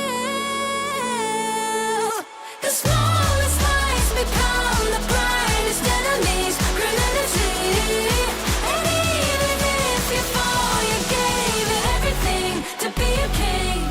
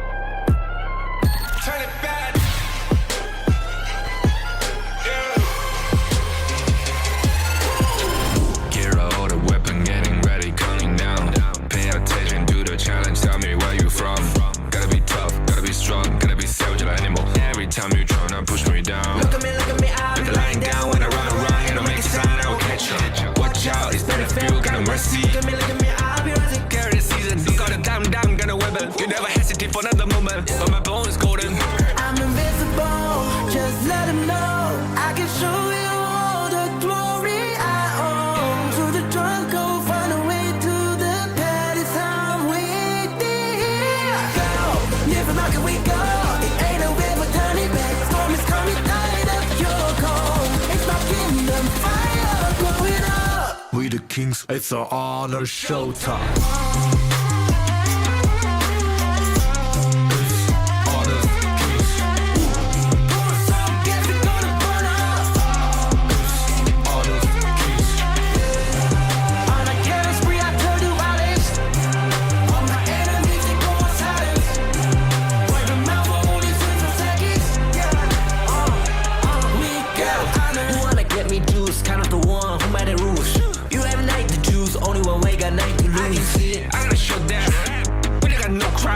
We barely found this one question pieces you can cheat. Our final series of today, SCARZ against Gen.G. It is your favorite kind of tofu. With me today is Paula. We're going to bring you the last game of the series. What are we feeling right now? We're feeling great. I mean, I think that for Gen.G going into this one, you saw what SCARZ and Nongshim were doing to one another, and you saw that SCARZ actually, there were definitely some weaknesses, and I'm pretty sure that Gen.G are going to look to expose those weaknesses yet again, and now SCARZ need to bounce back, figure a way to kind of get really into the Gen.G lineup. Okay, so we have transitioned from the ranking week going into survival week, and Gen.G, I think they have been changing a little few things throughout the different days. Are they going to come up with an even more creative draft today, or are we going to see the stock standard Gen.G? Yeah, well, look, I like the fact that Gen.G likes to change things up a bit. They like to do things, the drafts that are a little on the unconventional side. Sometimes it does bite them in the butt, so to speak. They haven't done as well. SCARZ, on the other hand, as what you saw from that first series, they did a little bit of a lane swap. I wasn't 100% sold on this in terms of that role swap, excuse me. And I think that they need to stick to what they're tried and true of what of letting Mfang kind of just shine, right? He's in the jungle, just stick with that. I think that that's the roster that really got you in this position. You need to continue on with that. Okay, so we have seen the Fade coming in. We have seen the as well. So a lot of very big assassin hero picks, and I'm pretty sure Gen.G is going to ban that out, right? And if Gen.G allows that to come through, you know they have a solution, no problem. Yeah.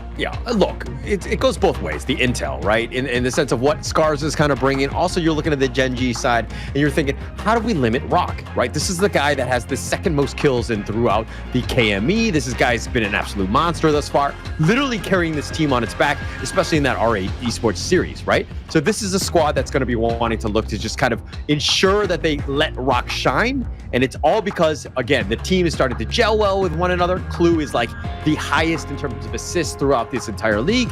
This is a team that's really started to figure things out here. Yeah, and look, they are so versatile, right? So we have seen the pay in the farm lane. We have seen even the stock standard mid laners. Gun and Mo Inua has been really just killing it. And of course, we have Clue on the Dadia. The combinations pulled out by Gen.G have been surprising at first, but more effective, rather. And that's more important at this point.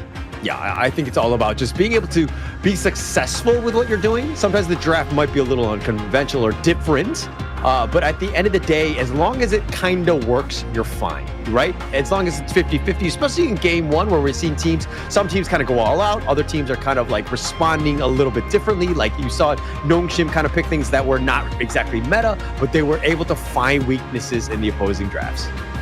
Yeah, I mean, success comes in many forms, right? And I think for Gen.G, one form of success will come in the form of banning, right? Most teams don't ban normally when they play against Gen.G. You'll see the bans like the Fuzi, the Daqiao, which opens doors up. And sometimes you can actually use that to your advantage for both sides, right? So it's curious to me how today's BPs will be like, especially with the global ban pick format, because I think there might be a lot of heroes that will leak through this time.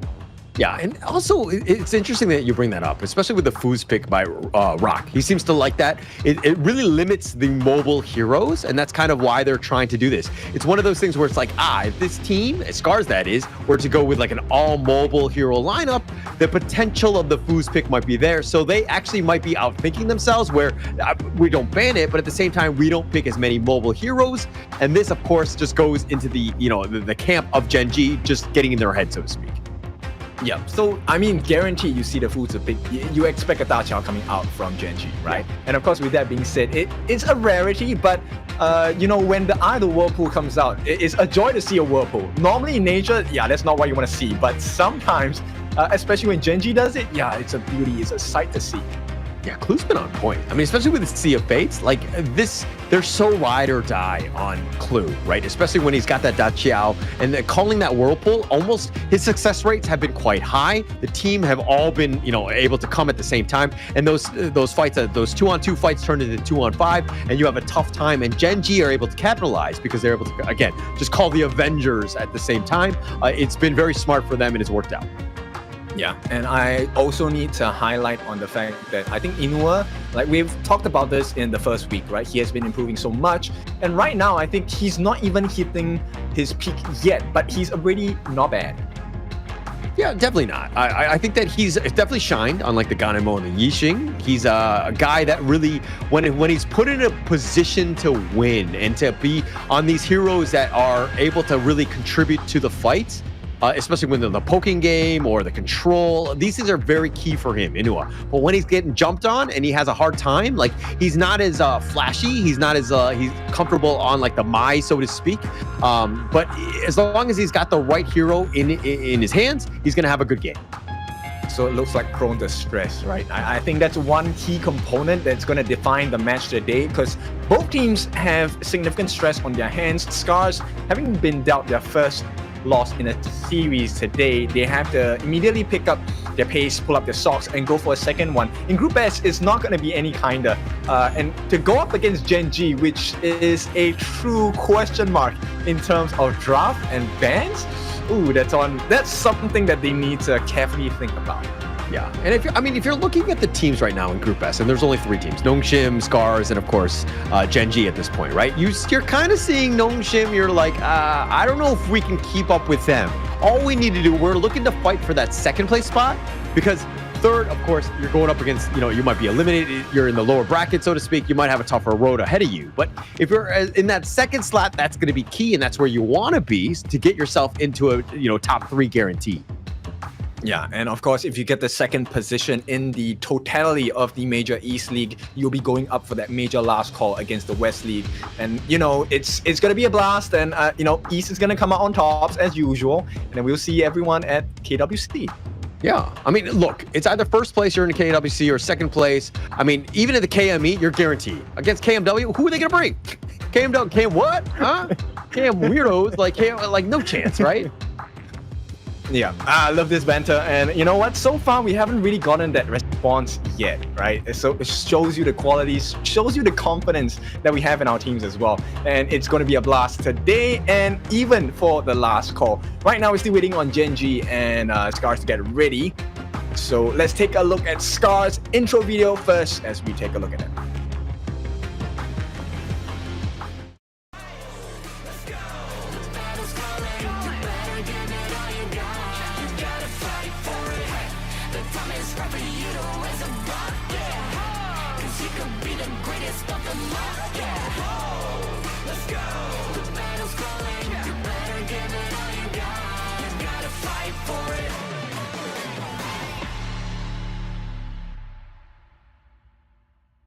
Challenge ahead.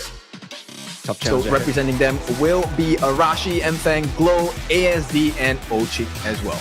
Yeah, and again, Mfang, it's been the Mfang show. 71 kills, most of all players in the KME. He has had the most MVPs with 10 as well. So again, if anyone you need to look on from the SCARZ side, the real ones, the realest one is going to be Mfang. He's the guy to look out for here. Yeah, so they definitely need to shut his game down, right? I think Gen.G has also made it very apparent that they know how to play the map well. Stealing away camps is going to be very vital, but more importantly, Gen.G love that 5v5 matchup, especially with certain compositions. So I think SCARZ needs to put that into consideration. Yeah, I think the biggest weakness for them is that they have a lot of guys, and they did this even in the Nongshim's side against the ranking week. But actually, let's break that down in a second as we go into Gen.G here.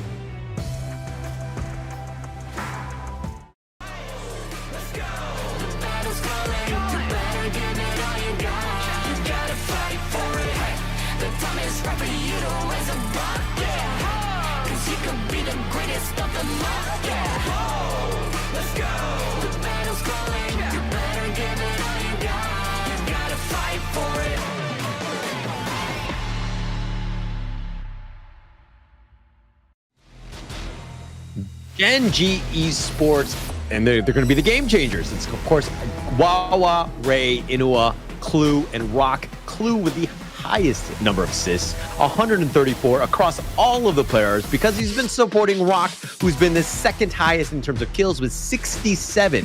So in this series, you're seeing the guy with the most kills in Mfang versus going up against the number 2 guy with the second number of kills with Rock. So again, we're going to just see bloodshed from minute 1. Oh, I love this. This is going to be action-packed. And I mean, the only constant is change, right? So right now, we're looking for both teams to change it up. Can they improve? Have they improved? And can they show it in the Gorge? Yeah, and this one is going to be all about just composure, right? Even from SCARZ side. Aside from Gen.G, who tend to be a little bit more, they're definitely more energetic. They can be a little bit more, let their emotions kind of ride them out a little bit. So this is going to be a true test because, again, it's a best of 5. These series are a long and drawn-out battle. Sometimes we've seen 3-0s like we saw in the first 2 series. But getting to that 5th game, that's going to be a true test for both of these teams. Yep, so I think it's also important to kind of recognize one of the weaknesses that SCARZ has, which was exposed really hard by the side of Nongshim, which is target priority, right? So Nongshim won most of their fights against SCARZ by going into the important members. And there's very few people that are as important as Inua and Glow, both of them very different in terms of stats. A lot more kills coming in for Inua, just higher in percentage and stats generally. But Glow, known as the team player, he is also able to set things up for the side of SCARZ. Let's see if they can get the correct target prio this time. It might be more the fact that, if you're looking at the SCARZ lineup, I mean, we already talked about Mfang and the fact that he gets a whole bunch of kills, but you're also looking at ASD.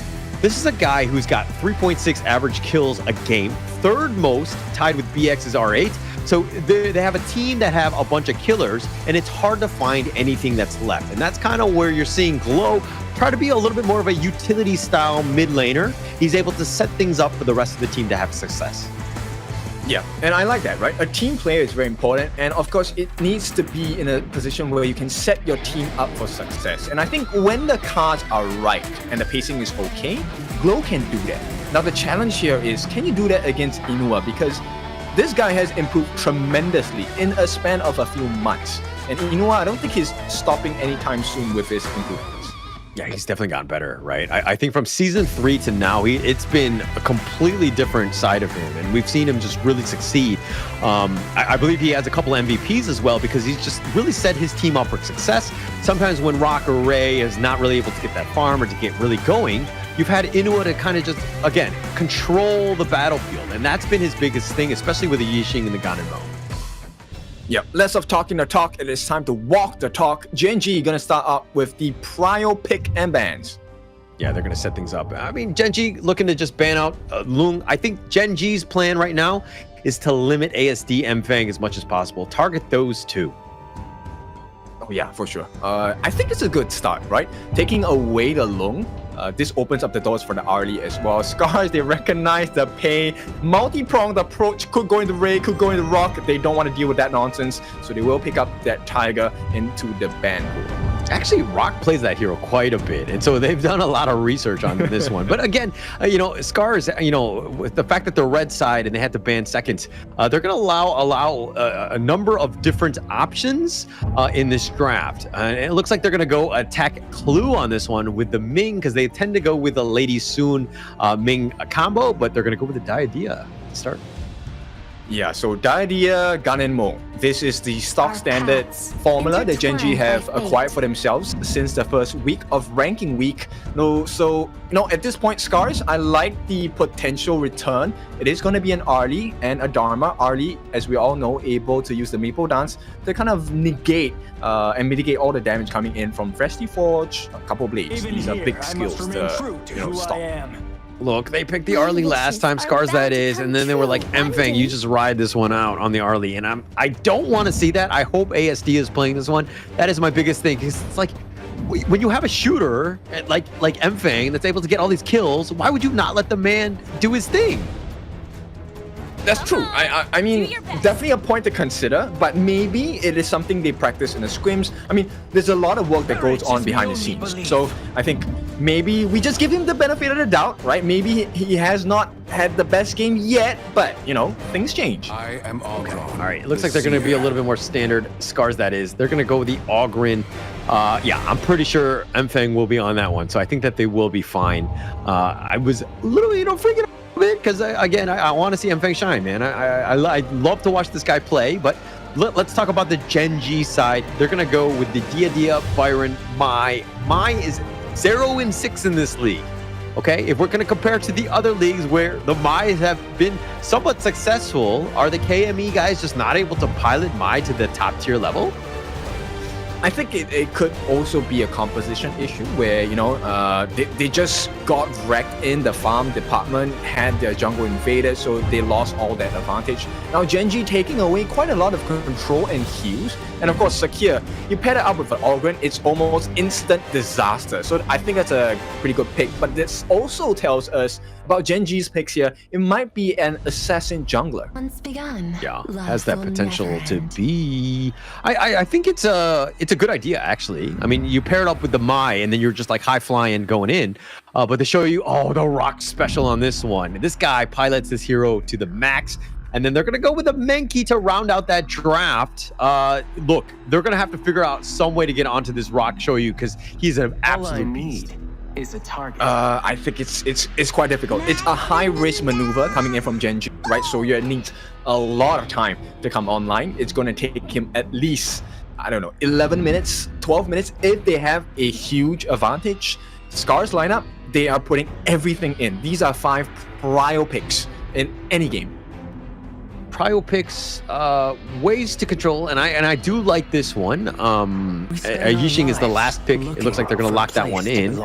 Going into this, a little bit of control. You need to figure out ways to kind of like the Menki goes in with the Dream Roam, or even the Mai with the Shinobi, the Bachi. I think that you have that World is my boy. You lock him in a little bit, and they're kind of, you're definitely gonna be able to blow up the Mai.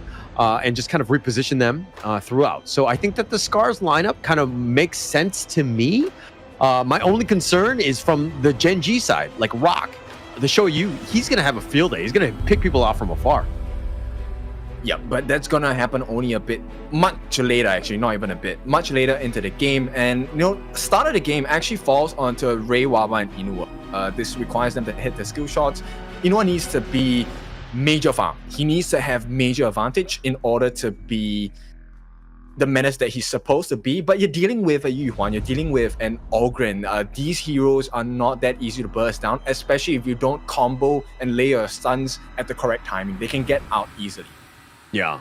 I think there's going to be a lot of eyes on the Inua Mai as well. Just kind of where is he able to get that burst? Is he able to get that control? And is he able to stay alive? That's like the biggest thing. Inua didn't have as much success in that ranking week on the Mai, so we're hoping to see a bounce back in Survival Week.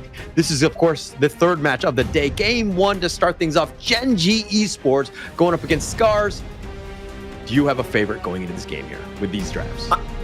I actually prefer the SCARZ lineup. I think they have better wave clear. Level 1, the Yixing Glow is gonna definitely receive some help from the Yuhuan as well. So Ochik will do well. They should clear the lane much faster than Inua.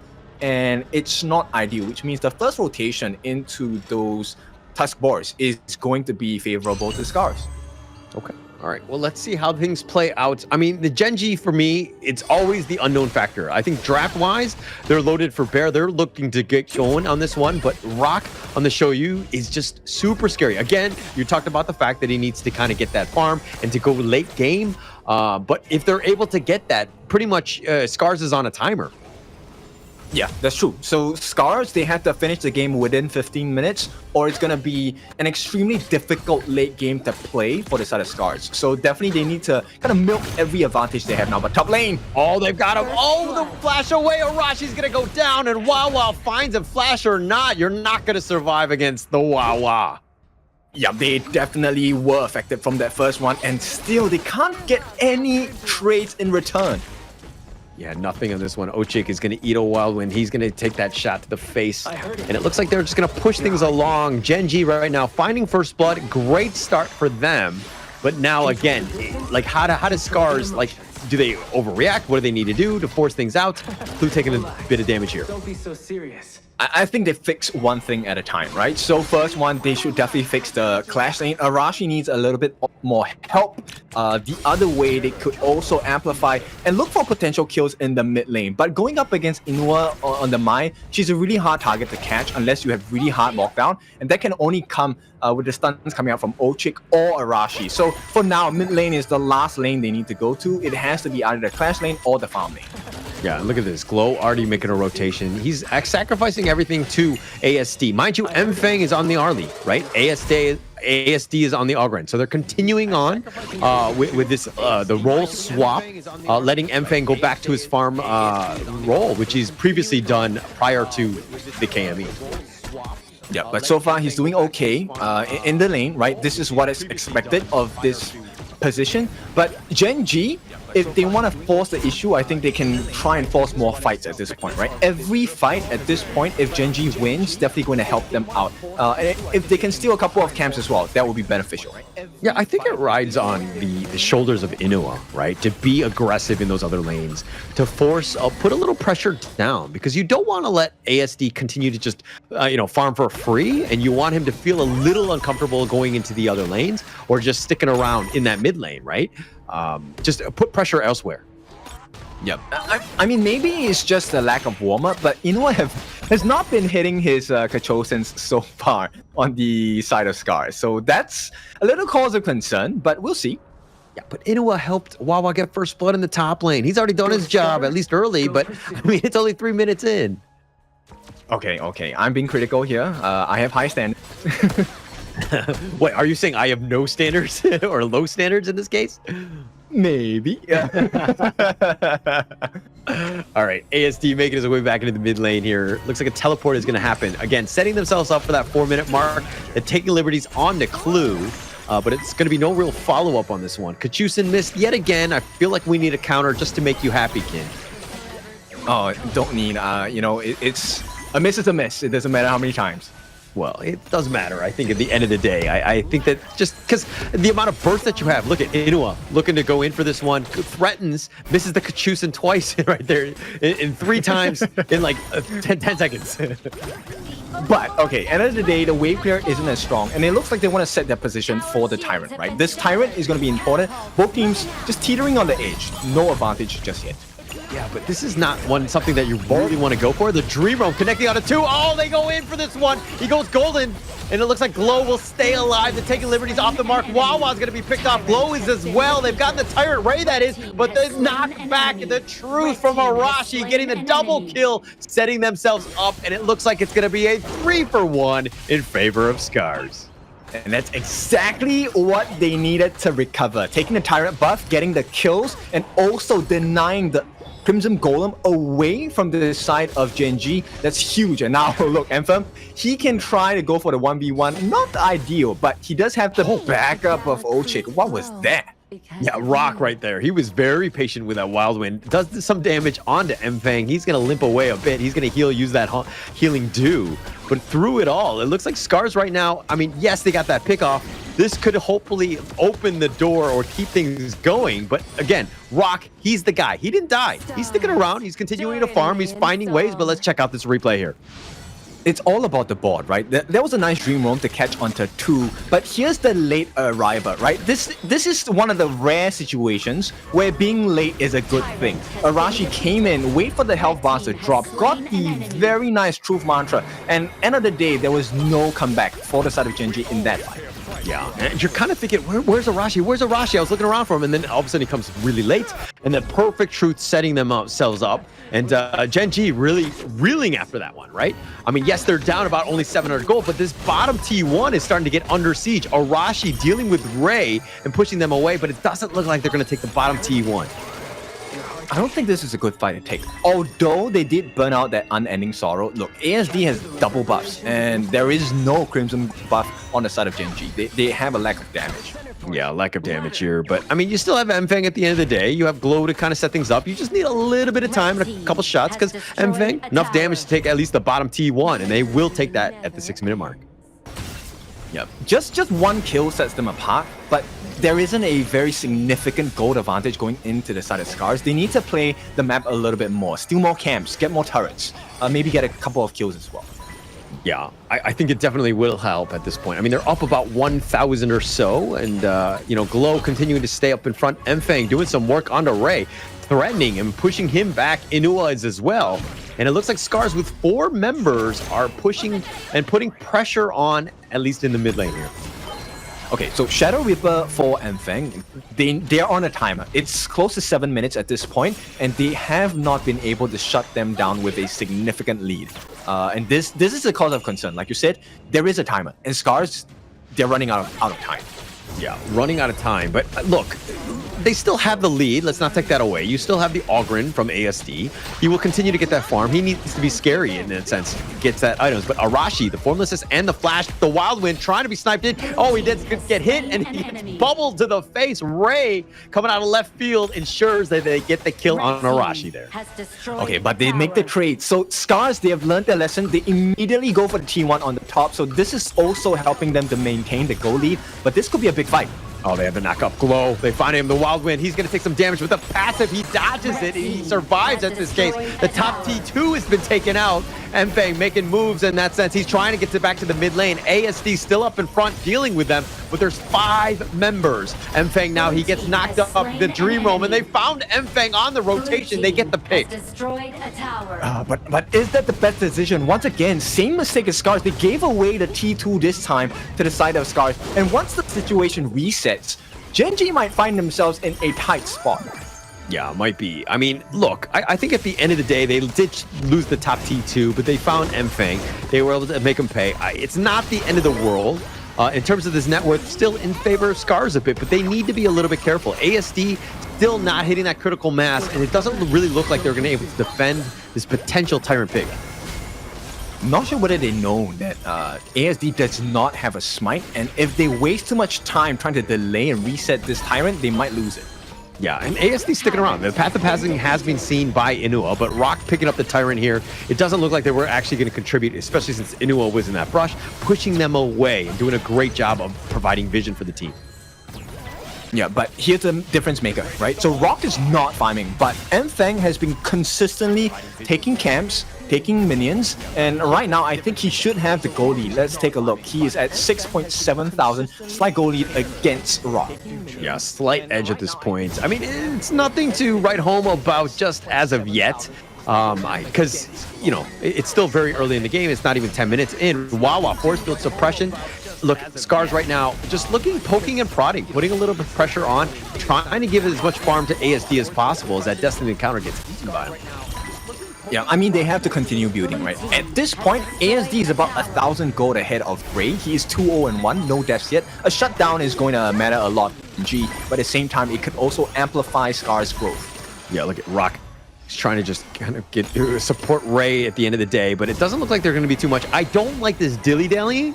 I feel like Rock should just be focusing on his farm. There's no real reason to fight. It doesn't look like SCARZ want to really take any action as well, but Wawa trying to solo Mfeng is able to do it. He tries to flash, but not able to get away, and they make it pay, but the truth, oh, Rock gets away. He dashes He gets back to safety, and now ASD on the run. They have the path of passing, but it looks like they want to go for the truth onto Ray instead. They're going to set him up, and they knock him down. That's 2 members down, and they're turning this into a Shadow Tyrant. Inua there. Nice Shinobi, he's got the pick. He's trying to go. Not enough damage to kill Arashi, or anyone for that matter. All 5 members of SCARZ still surviving, but the Tyrant, they want to defend this one. Now he goes in for yet again, and now a steal by Rock. Gets the steal of all things, especially down members, and it looks like Gen.G have found a way back in.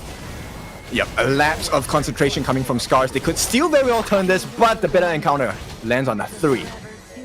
I think ASD actually had Smite as well, so I'm not entirely sure why that happened, or how Rock was able to get that steal. That was a clutch moment by Rock, and again, just being able to stay alive with that dash away, and then to turn it around and to turn it into a steal just speaks volumes about this guy's play. I mean, they didn't want it to turn it into the situation which they dealt onto Gen.G, which was they got the Tyrant, but they got killed off. So right now, it's a good idea to make the trade immediately, recover some of the gold, because it's really too close for comfort on the side of SCARZ. Yeah, for sure. And it looks like they're going to have to recall back. All of them are kind of on the lower end at this point. But taking the Overlord, at least he got something. Not the end of the world. But Gen.G right there with players down and able to take out that Tyrant. I mean, look, the game completely could have changed if they missed that one and just let SCARZ take that Tyrant. Yep, and one thing, it's also about Glow's farm at this point. I know he's going to be a bit slow, but until he gets the Venomous Staff, it's going to be difficult for SCARZ to really just dominate the team fights here. Yeah, ASD up front, has the connection, wants to push them away, and through it all, look at Inua split pushing at this point. Arashi has to defend in the top lane. And both of these teams playing very cagey at this stage. It's 12 minutes in, and they just want to deal with the minions. I mean, the Vanguards are pushing, so if anything, Gen.G are looking to just hold at least for now. Yeah, it's 12 minutes already, 3 minutes more, and Rock is already at level 14. A couple more gold, he will be able to hit that 6 items. Inua here has to run away. Yeah, he's going to be fine. I mean, Glow trying to lock him in. Oh, but just barely misses the board onto him. Inua's got his lucky stars. He does some damage onto Ochik with that Kachusin. He's got to be a little bit careful because he is on the squishier side, but he is doing some damage, chipping away at that life lead by SCARZ here. And through it all, it looks like with that Shadow Vanguard, SCARZ, the main play is in that bottom lane as they really want that T2. Yep, they have to make this count though. The entirety of SCARZ is rotating down. They have to secure this T2 for themselves. Yeah, it doesn't look like they can really defend. The bottom T2 going down way too fast in this case. M-Fang will pick this one up. Ray is still up in front. Now it's going to be a fight for the Crimson Golem. ASD doesn't... Well, you probably want to take that away from Ray at this stage, but it might be a 50-50 with this Smite battle. ASD still up in front. They've got Ray pushed back. Arashi finds 2 members. Nice truth connecting onto 2. And it looks like M-Fang will end up finding Inua. He got caught out Wawa as well. And that's a double going the way of M-Fang. And now SCARZ with the numbers advantage looking to run it down. Chasing after Clue. They're taking liberties. He flashes back to safety. They have the bottom T3. They have the minion. Ochik still up in front. Using that Unending Sorrow to take most of this. They've taken a bottom T3, opening things up even more. Okay, Rock, he's doing well for himself, but he's just shy, unable to get the kills, and it's going to cost them quite a bit because that goal, that timer now has been extended. 15 minutes no longer, the power spike for Gen.G. Okay, Ochik was going to get sniped out by the Wild Wind, but M-Fang actually walked in front, took the bullet, saved Ochik's life, and all I was thinking was, in our ranked games, I would never do that for you. Yes, it has been proven multiple times. It was like, hey, he's trying to shoot you. I'm gonna let him shoot you. Why would I stop that? Yeah, every man for himself. But that's not how the pros play. And right now, Glow actually giving vital information to the team. This could be very well a steal. Yeah, this could very be close. Tyrant getting down, going down very quickly. And ASD does get the steal, gets the Tyrant, gets the crucial kill theft, and they found Inua as well. He was waiting in that brush, and SCARZ making plays, getting the steals, and getting the pickoffs. Oh, SCARZ, they have woken up, and once again, they secure another Crimson buff for themselves going into the hands of Anthem. And this guy is already 15, gets the Sun Chaser. As we talk about items, he is 6 slotted. Look, Enfang is starting to do some serious damage, but they don't have the bottom T3, and it all is pretty much a ruse. Because Arashi wants the mid T2, they're going to look to push this down. They actually want to get the mid T3 if anything, but seeing as that they're so far up. Oh, Enfang! Oh, he finds Rock, he gets the pickup, but he does trade. The world is my board. ASD still up in front, finds Clue. 3 members down. Inua is back up, looking to turn this around, but Ray's been picked off as well. He's going to get executed. Inua just to respawn, goes down with a triple Wawa trying to go in, and it's a quadra kill going the way of ASD. They are going to take the mid T3, and more importantly, they will take game 1. SCARZ does it. Generation gone. It is Gen.G first game of the best of 5 series, and SCARZ, you can see the spirits are lifted. Definitely lifted on this one. I mean, SCARZ really starting to gel well with one another. That was a huge win, right? That's a big confidence boost going into this one. And you thought, okay, Enfang going in, I thought it was a little risky, but then he died, but he took out Rock right before he died. That opens things up because, again, it was a 4 protect 1, and then once, Rock goes down, you lose a lot of that damage. And they were really struggling. They had 4 other members, and it really looks like they couldn't really handle the rest of SCARZ.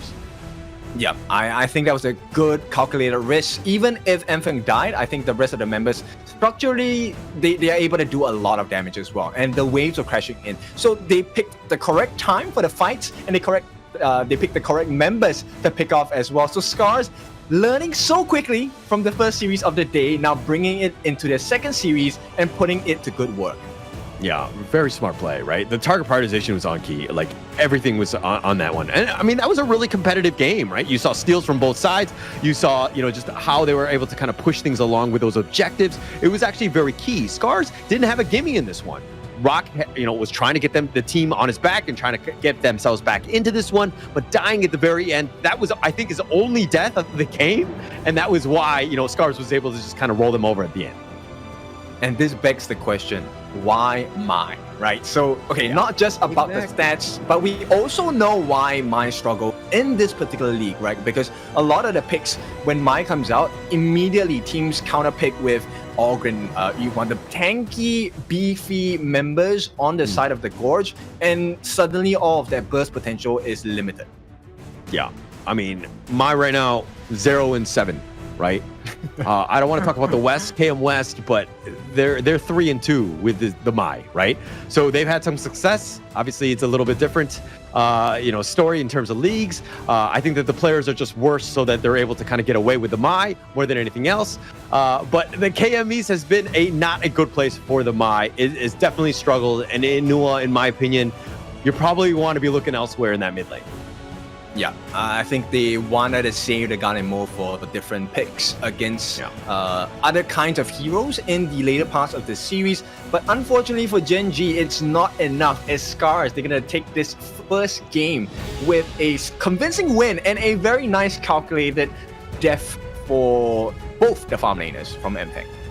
Yeah, I mean, look, the fact that Rock, who has the second most kills on the entire league, didn't get a single kill in this game, but had a net worth of about 12,000, speaks just to how SCARZ was limiting as much as possible, just forcing him to play just a farming game and really not able to kind of control, the damage output that he normally gets. Yeah, which is kind of scary, right? Because the draft on Gen.G, it requires to have absolutely killing power the moment you get that initiation up. Meaning your dream world comes in, you need to have Wawa come in, you need to have Inua come in, which they did, but they did not have the itemization to kill off the members on that side of SCARZ. And when you can't kill a beast, you can be prepared that they will strike back. Yeah, look at this gold graph. I mean, it was pretty much just really back and forth. I mean, there was no, you thought that SCARZ was going to close things out. Things were going very well in the 5-7 minute mark, all of those things leading up to the 10-minute mark. But then Gen.G were able to bounce back, find ways to get back in it. And this is exactly what we expected from these two teams. It was going to be definitely a more competitive series than the other two that we've seen today. And to be honest, I expect this one to go at least to a game 4, hopefully game 5, because these two teams are very evenly matched. Oh yeah, for sure. Now, let's take a look at the MVP. This time, it is gonna be ASD. So, all of the doubt gone now. 703, taking up 32% of the team's damage and dealing 23. Yeah, and we'll see a lot of him in the highlights here. And this is an awesome setup. I mean, Inoue had such a great time of just rotating at the perfect time, ensuring that they got that first blood. They were doing well. Dream Realm, this is a nice setup as well. They did some serious damage. Glow surviving was the biggest thing there, or he delayed the time. Rock was looking on the backside trying to pick things off, but then Arashi with that truth, setting it up, gravy. Yeah, I mean, the entire time, Enfang, he was just free hitting the entire fight. And I think that was really what made the main difference here. And once Enfang went online, he got that 6 slaughtered items, it was pretty much game over. Yeah, this is the close one where Rock, look, he gets away, he dashes, he life steals, he stays alive. I mean, yes, Ray will be killed here, but then just him surviving was the biggest thing because he gets the steal later. And that's a big setup. I'm hoping we get to see that highlight on that one. Yeah, but the setup so far on the side of SCARZ, look, first series loss doesn't matter. They have recovered very well. And I think this is that steal. Yeah, this is the secondary one. ASD gets the steal on this one. They had steals back and forth. It was very close in that sense. But SCARZ, again, setting it up. But look at how he goes in. Enfang goes all in, says, I got your Rock. Picks him off, and the rest of the team, we are way stronger. We have the net worth to just kind of outlast you. We have the numbers, and of course, we have the ASD factor as he just tanked everything. And look at how low he gets and somehow survives, taking them all out.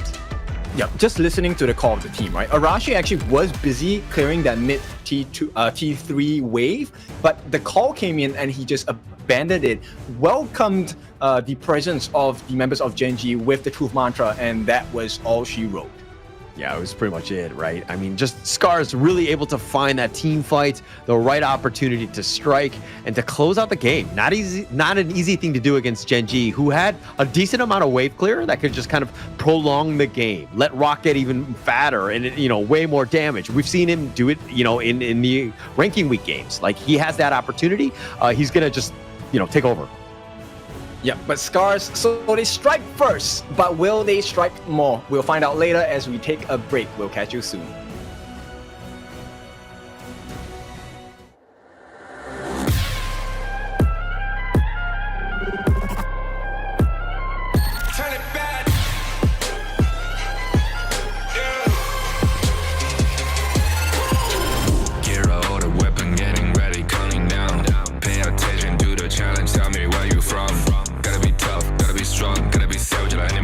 Time you tryna push me down. Look at me, I'll be lying down when I run, and I'll make a sign, I will catch you. Watch out, it's better feel, got no mercy. Look at me, I'll be rising. Carry the season, you got a damn, gonna weapon. You never hesitate for another moment, but my bone is golden. I'm invincible, just let them know. I can show you all the glory I own. To the drunk, go find a way to the palace. I'm waiting here. Go, live from can we go?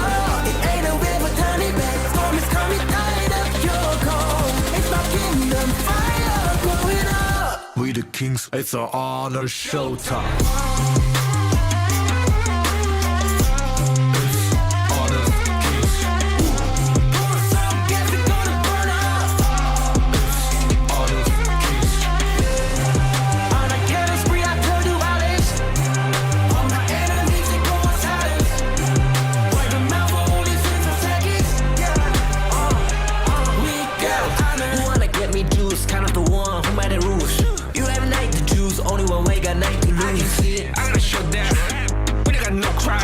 We bout if I miss one, crash in pieces, you can cheat. First blood, double trouble, then I take a pen, I kill. All you do is sweat and look at me still with the red. Say. I've triggered my soul down. For my pace. We the champions screaming, I'm invincible. Just let them know. I can show you all the glory I own. To the drunk, go find a way to the palace. I'm waiting here. Go, live from how can we go?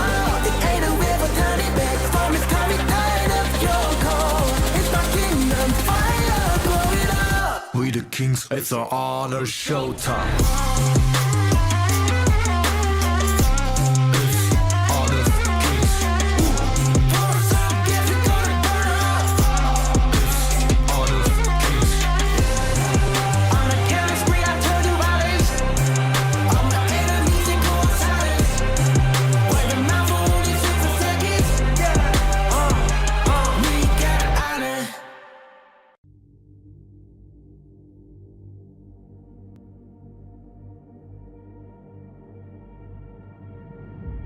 I feel it deep flowing through my blood.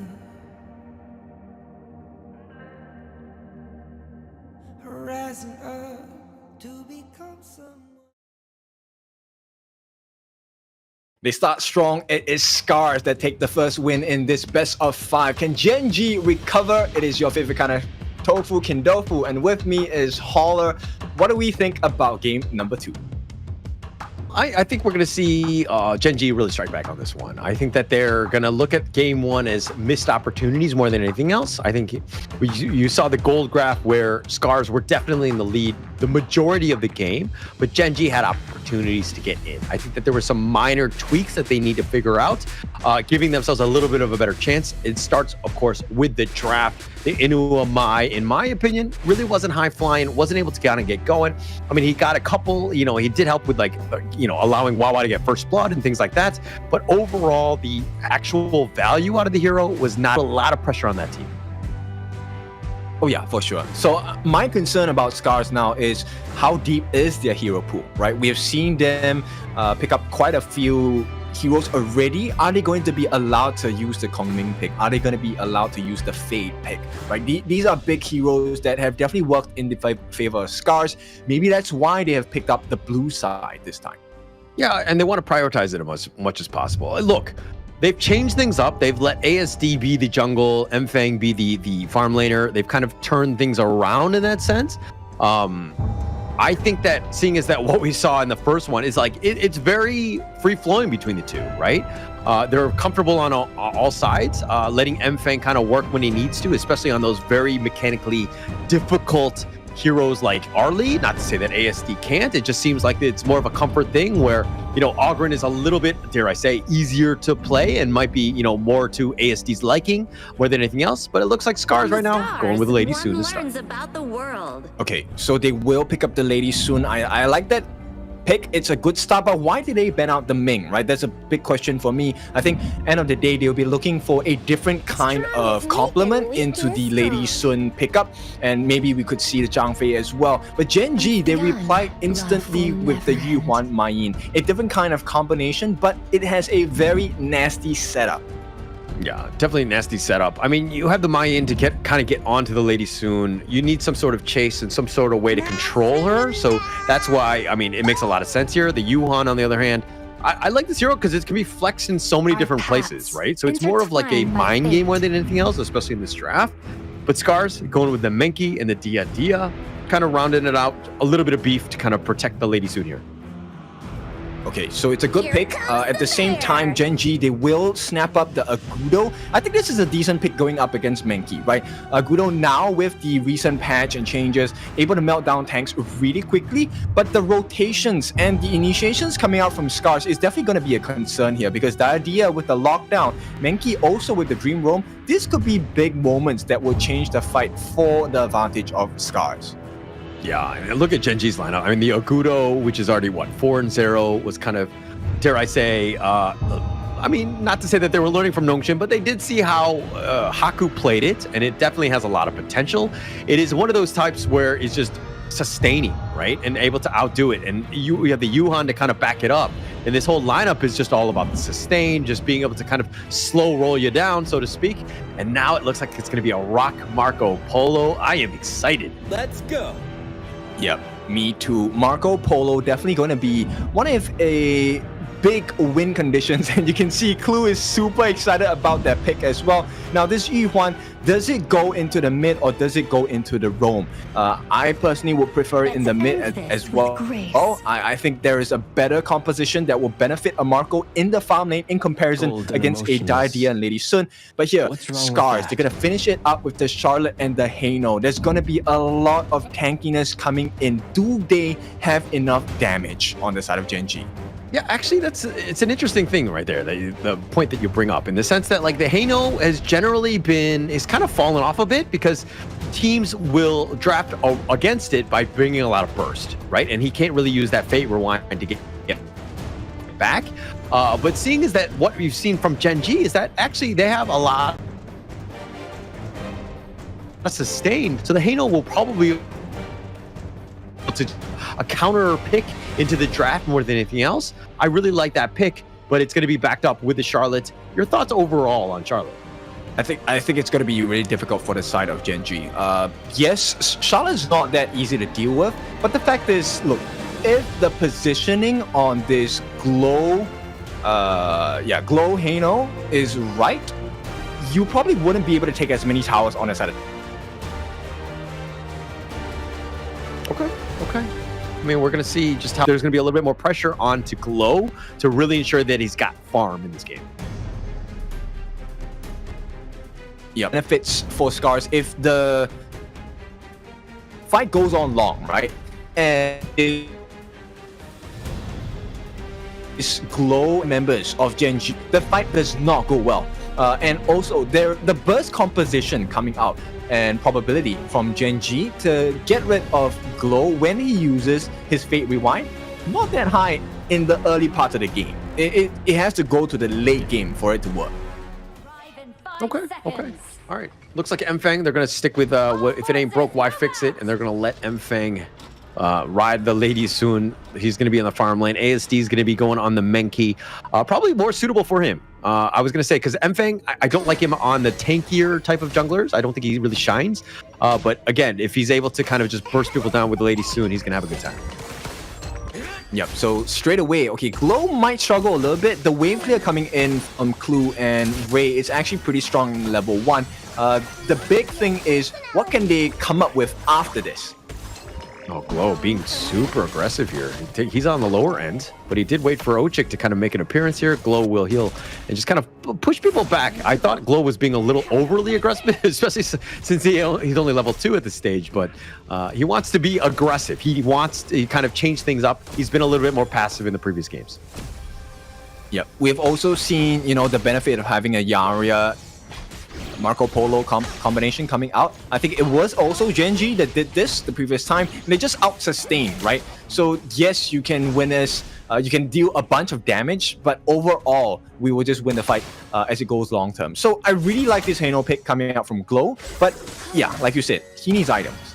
He needs items. He's got to threaten here, make Inua's life a little bit more uncomfortable, push him back. Just again, you do not want to let Inua kind of dictate the pace and stay away from the lane, right? By Glow being very aggressive, and he's going to get gone on here with that tumble. He's going to take some damage here, but it looks like he's going to be backing off. Ray will be fine. And through it all, it's just going to a lot of poking and prodding between the two, especially with that wild growth in the mid. Yeah, I'm actually super concerned about the damage input and output actually on the side of Gen.G because, look, Inua, I think he might have to go for a tank build. Yeah, there is no sustenance in terms of tanky people coming in for the side of Gen.G. The moment you take out Wawa and you take out Inua, it's game over. There's no one else that can protect. Yeah, no chance in that case. I mean, but it's kind of a bit of a balance then, right? Because if Inua has the tank, then you're kind of leaving who's going to do the damage? Oh, in the top lane, they found Arashi. He's trying to dash to deal with the minions before he goes. He knew he was going to be killed, and Wawa will get first blood against Arashi. That's a big win for the side of Gen.G, right? So Arashi actually is also one of the big killing potentials against the lineup of Gen.G simply because he can also be one of the options to explore to stop Rock in the engages or in the team fights. He's able to weave in and out. So this is a huge marker for Gen.G to achieve, not just to slow Arashi down, but to give Wawa the advantage, which means he can do the same to the backline of SCARZ. Yeah, and look, I know every player plays the heroes differently and whatnot, but I've just, the Charlotte pick to me is just really underwhelming. I just haven't really seen it really shine, where I'm like, I wish I had a Charlotte. It sounds a little personal on that one. I'm talking about but yeah, I think end of the day, mid lane, it's just a pillow fight at this point, right? It's tough for anyone to get a kill in the mid lane, especially when it's Ray and ASD, a Menki and a Agudo. In this part of the game, I don't think we will expect high kills so far. Yeah, Arashi getting jumped on here. He's the flash away. He gets pulled back by Wawa, who's getting a little serious and does get another kill onto Arashi. Yeah, but with Wawa, the catch, that is a kill potential as well. And now Wawa, he does have a lead against Arashi. He just hit 7. So this is going to be a big difference maker for the side of Gen.G. Yeah, at the same time, SCARZ are like, hey, we're down a member. Arashi is going to be, he's dead. He's going to spawn now. But it looks like they're going to take the Tyrant here, so not all is lost in this case. They're still only down about 600. But losing that top T1 definitely opened things up for Gen.G, who've done good job of, rotating across the map and putting pressure elsewhere. Yeah, so they're going to start exploring the rest of the map, right? And I think most probably the mid lane is one of the last lanes they will be able to take. It has to be done in more subtle ways. So you can expect T1 on the bot to be the main focus of pressure for the side of Gen.G. Yeah, okay. I also want to go back to the whole Inua tanking thing. Like, I feel like if he does go tank, then you're kind of putting even more pressure on Rock to be the only guy that's really doing the damage, right? Everybody else has control and they have like that utility, but is it too much? The 4 Protect 1, I'm not a big fan of it because I feel like you need to kind of, like, other people need to do damage too.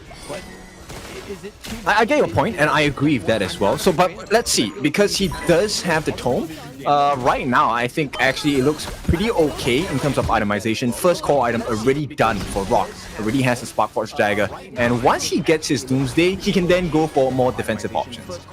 Okay, all right. And in the top lane, you see Rock and Clue.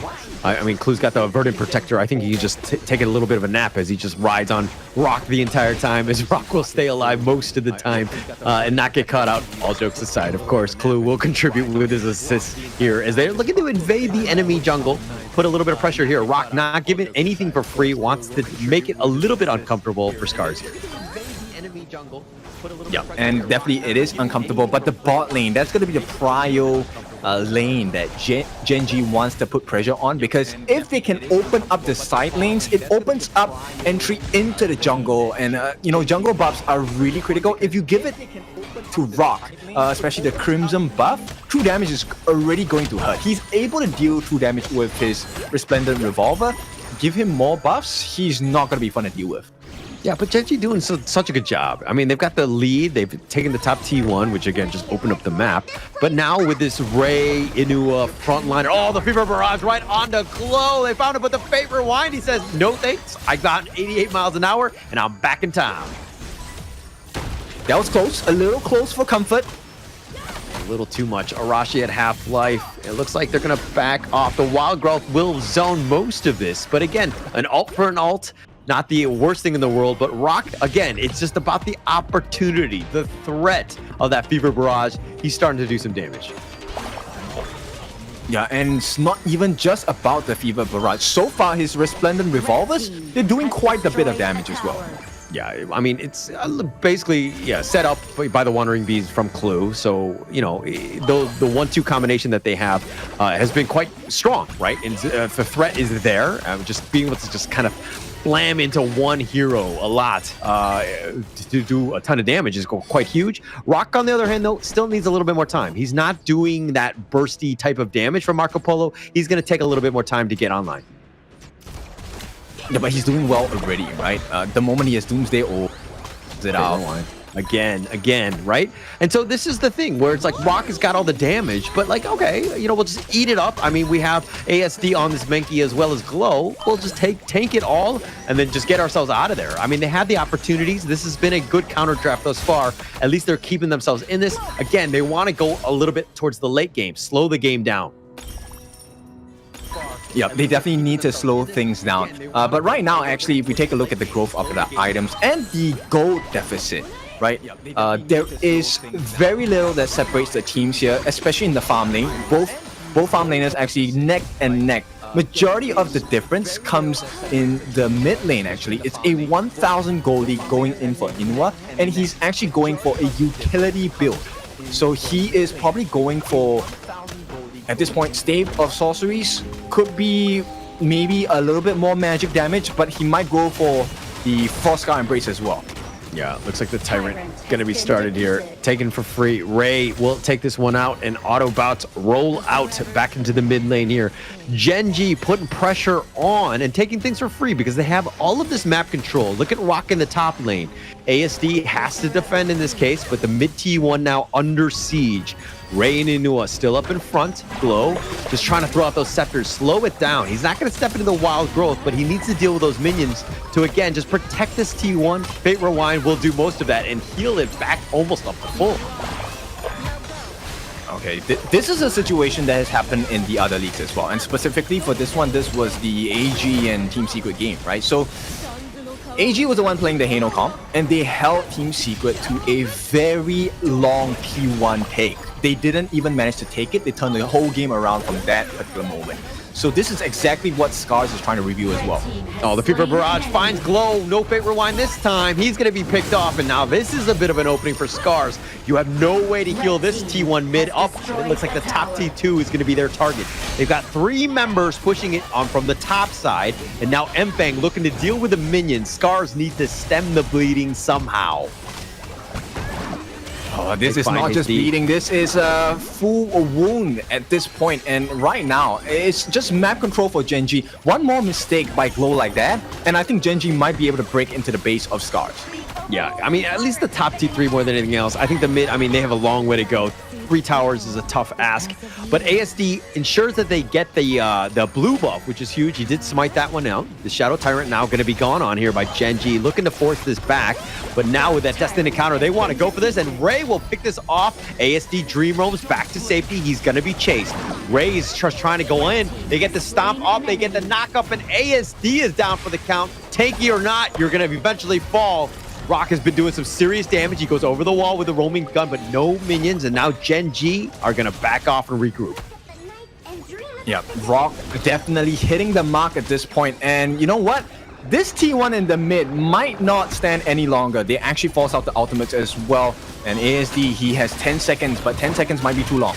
Might be too long. Oh, they got the knockup yet again, and Arashi's going to be killed. The Fate Rewind. Oh, Glow barely survives. ASD is going to be back up with the Fever Barrage. Oh, it's been stopped, and Rocket's picked off. Ochik finds him out, and now 4 members. Gen.G, if they want anything, they're going to at least take the Crimson Golem on their way out. They're going to be out. Glow still up in front, throwing out them scepters.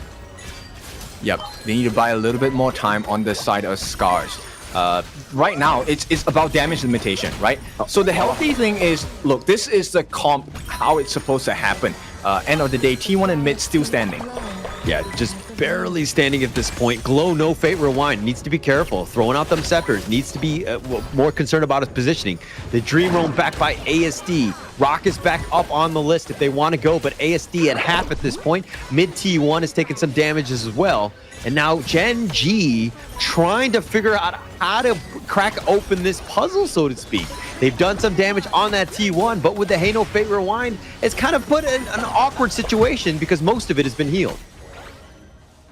Yep, okay, but Rock, he does get a little bit more damage now. Shadow Reaper will be able to maximize the number of bullets coming out from his Resplendent Revolver. And right now, they don't know what's going on. This Shadow Overlord is going to go into the hands of Gen.G.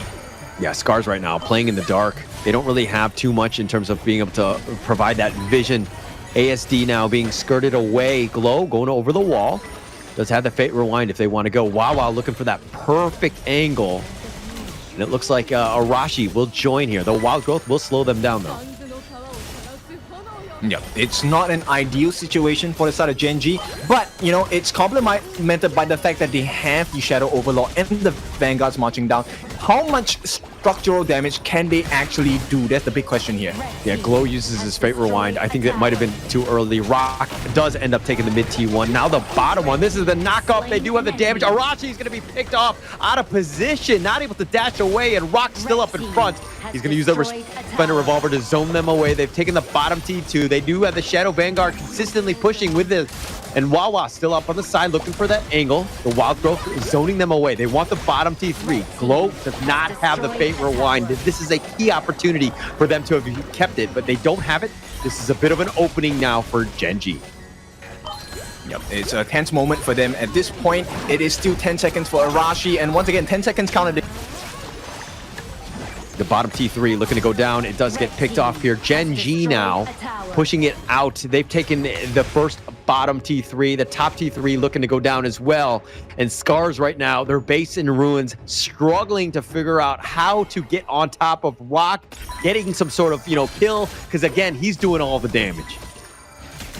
Yep, and he's at the top. 10,000 gold, closing into 11. But the funny thing is, and the curious thing, is Mfeng is actually keeping pace with him on this Lady Sun. So we have to be very careful about the way that SCARZ takes up fights. Gen.G as well. At any moment of time, it could be turned over if Mfeng gets the perfect shots down. Yeah, but it's going to be tough, even for that. I mean, there's no real chance to tumble Furball onto ASD. Barrage connecting on a 3. ASD has gone down. He got completely blasted. ASD down for about 35 seconds, opening things up for even more for Gen.G. Yep, that's a big win at this point. ASD down, that's a big tank gone, and now they can just go run rampant. Gen.G take the T3. Take the top T3. Now they want this mid T3. Glow is just continuing to stick. He doesn't have the Fate Rewind. He has the Scepter back. The Leap of Fate that is, and it looks like the Destined counter gonna be off the mark. Mid T3. They've got super minions, and they Wawa going in for this one. And Arashi is down for the count, and they take the base, and Gen.G will take game 2. Easy game for the side of Gen.G. It is all about them this game. Yeah, it was all about this game at this point. I mean, Gen.G, we knew they were going to be able to strike back. They were going to be able to just find their way back in this one. But again, off the back of Rock, and the rest of the squad from Gen.G really able to kind of finding their groove. I mean, we knew this game was going to be a heavyweight fight, and they were trading blows for blows. Yeah, they were. And at this point, I mean, the strategy was pretty clean from this side of SCARZ, but the execution wasn't as good, right? They couldn't hold on long enough before they could really hit the power spikes. And while the farm was great on the side of Mfeng, they had no angle. There was no entry. Yeah, no entry, no way to kind of, again, the net worth was neck and neck with Rock. Mfeng was finding ways to just farm.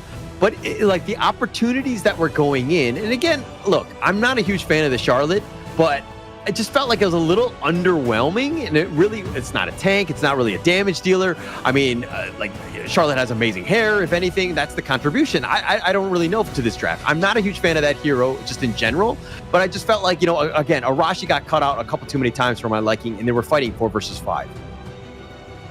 Yeah, I think that was the main difference maker, because Arashi was actually one of the win conditions to be able to jump onto the back lines. And the moment you have offense as your defense from the side of Gen.G, it's really difficult, because then Arashi is actually diving into a 5-man composition. He's not diving into the back line, because there is no back line. The back line is the front line.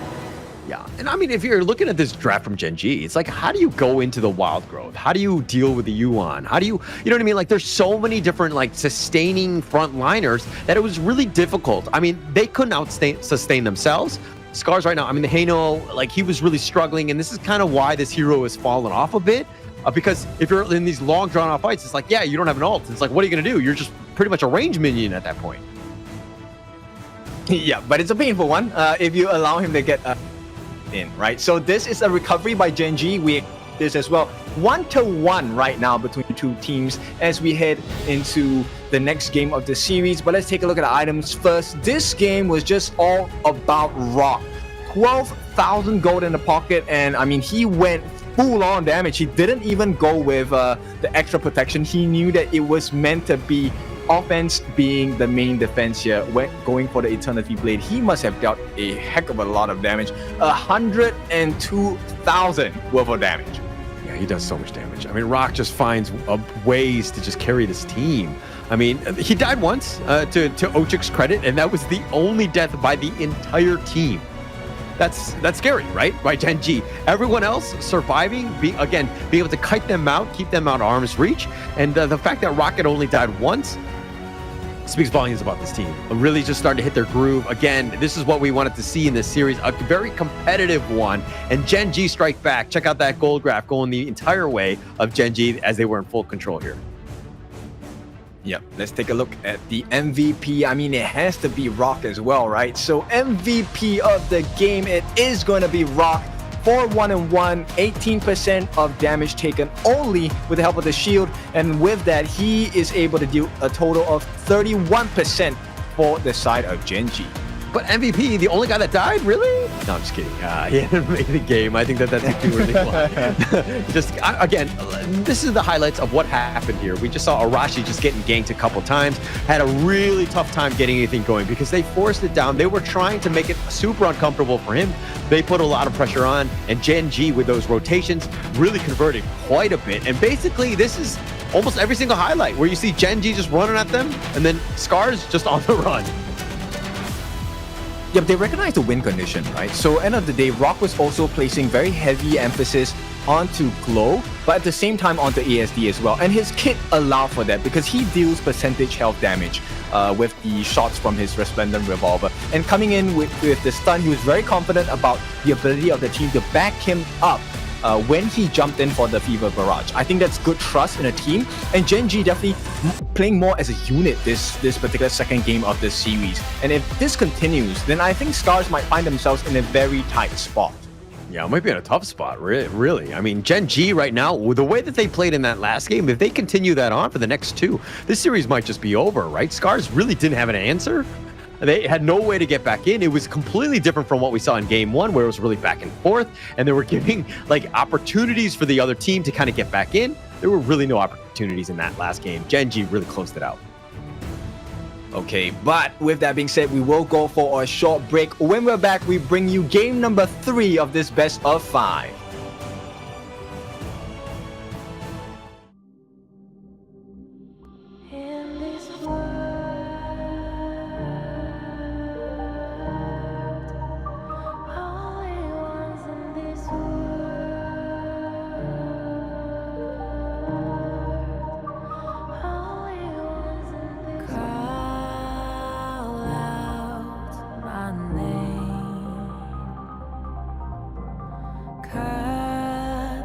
Sound of the rain. No matter how I feed the flame, you know I feel the darkness and the pain. All of the ways we tried to break free from the night, you know we made it out, we found the light. I fly so high, light up the skyline. Let's do it this time, like it's a whole new vibrant world.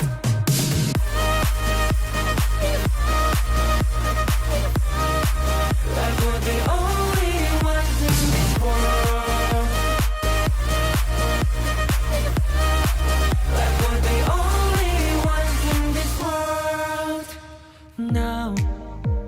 Now I see that I got everything I need. It's alright, I'm on fire, I'm alive, 'cause now I fly so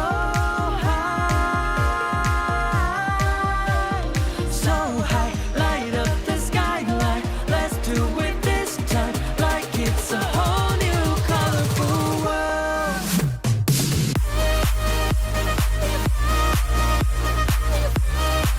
Like we're the only ones in this world. Like we're the only ones in this world. Never thought we'd get this far, burning like the stars. How we get this far, like we're the only ones in this world.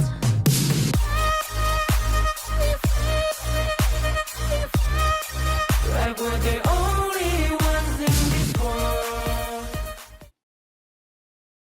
Welcome back. It is time for the third game in the series here. Gen.G and SCARZ looking to have that advantage in this best of 5. First one to reach 3 will win. Let's see who gets that done first. Look, let's look at things as like a best of 3. I don't think we need to go crazy at this point. I think that the teams have really, put their really 2 good games ahead of them. The last game looked impressive by Gen.G, right? SCARZ right now need to figure out a way to crack the code that is Rock, figure out a way to get onto him, but at the same time, Gen.G right now really starting to play well together. This is a tough nut to crack. Yeah, and look, Marco is not like a super top tier pick, so there is still plenty of firepower available in the Gen.G lineup, and I think that might be a cause of concern for the side of SCARZ.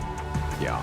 I'm more worried about SCARZ in this case for game 3 going into this one, because again, it seemed like they didn't really have any answers. I mean, they were trying to do what they traditionally do, right? Mfang was still able to get farm. ASD was definitely contributing in his own way, but it just seemed like the hero picks were not really able to do what they were drafted to do. They were basically playing Gen.G's game.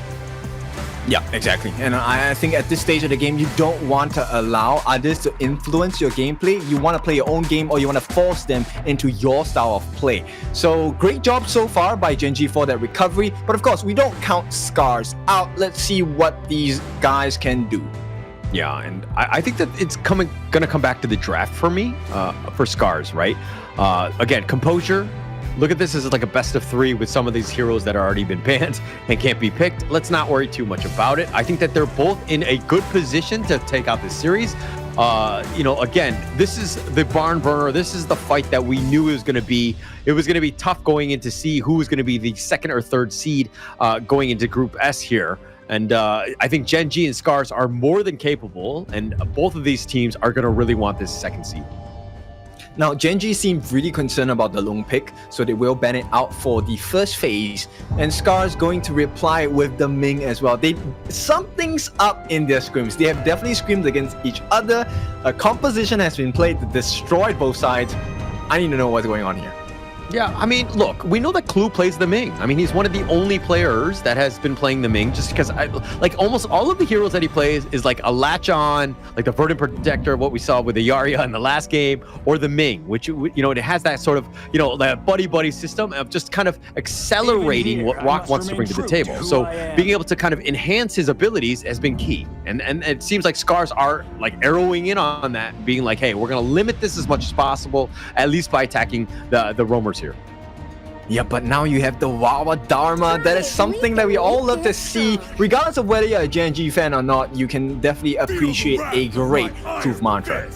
Yeah, if he's able to set it up, I mean, get that in. But Gen.G now, Ogren, the pick is going to be there. I mean, look, SCARZ, it's going to be interesting to see how they respond to that.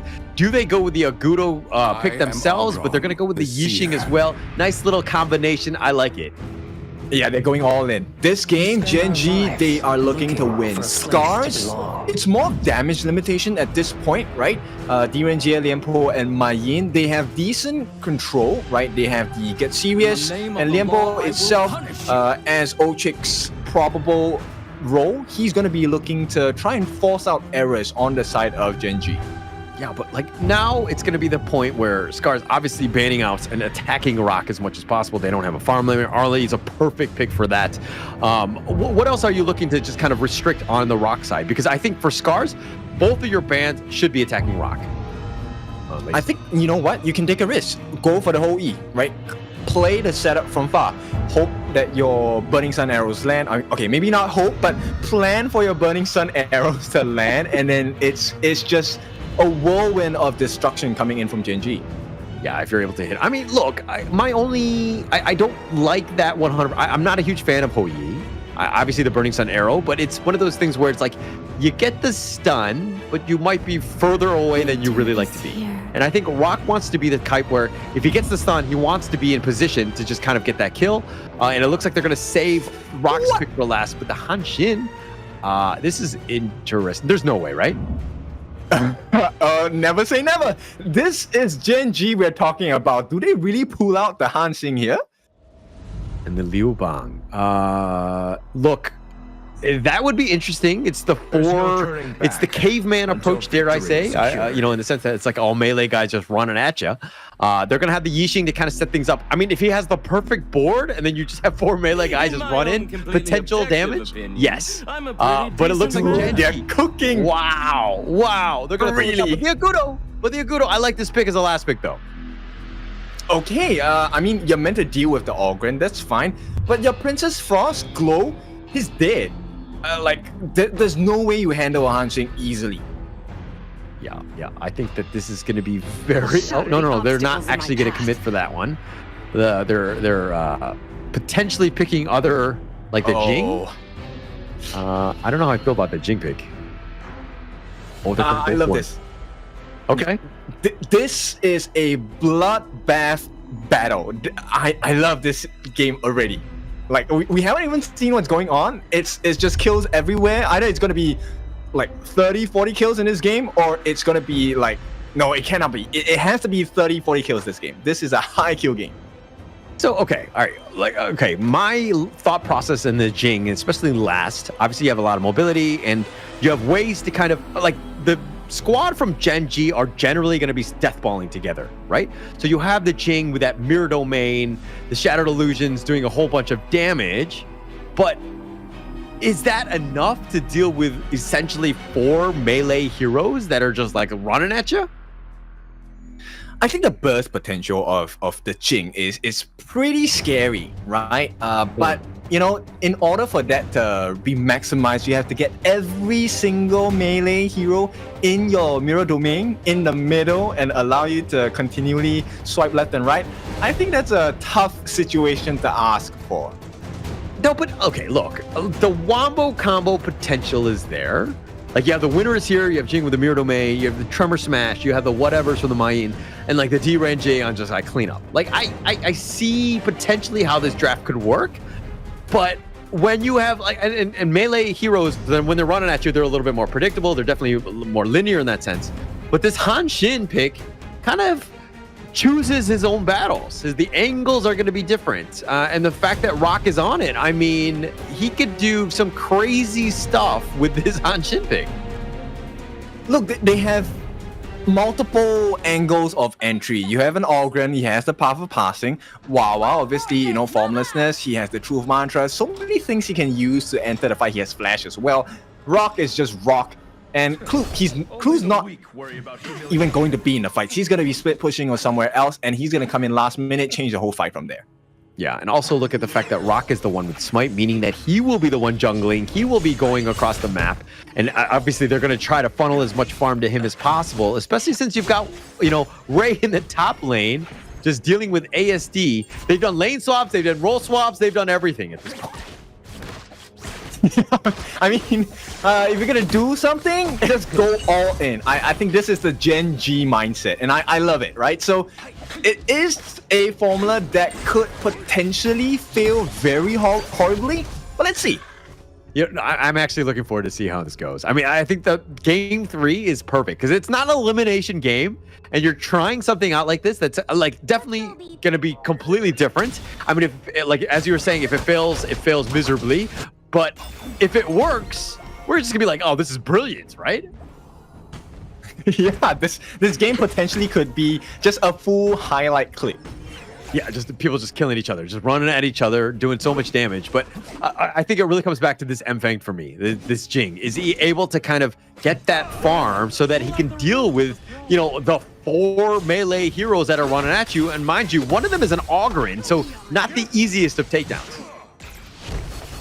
Yeah, exactly. Okay. And also, I think my eyes are pretty much on Inua here. If he lands a great board, Gen.G should win that fight every single time. Yeah, ideally. I mean, it really comes back to him. I mean, he's been on point throughout, especially in the ranking week. His boards have been amazing and being able to go in. But Ray going in gets the Death's Precipice. ASD has to flash away. The burst ran from Ochik, and it's going to be the end of that assault. Yeah, and this is like a tease from both teams, right? You know they won't overcommit at this point. They will only start fighting and really going all in when they feel like they have the advantage, either in farm, either in itemization, or maybe someone is just out of position, they have more members. So this is going to be a real calm before the storm. Yeah. And if we're looking at this one, I mean, at what point are you kind of like, hey, I think that we've got enough farm, we can go, right?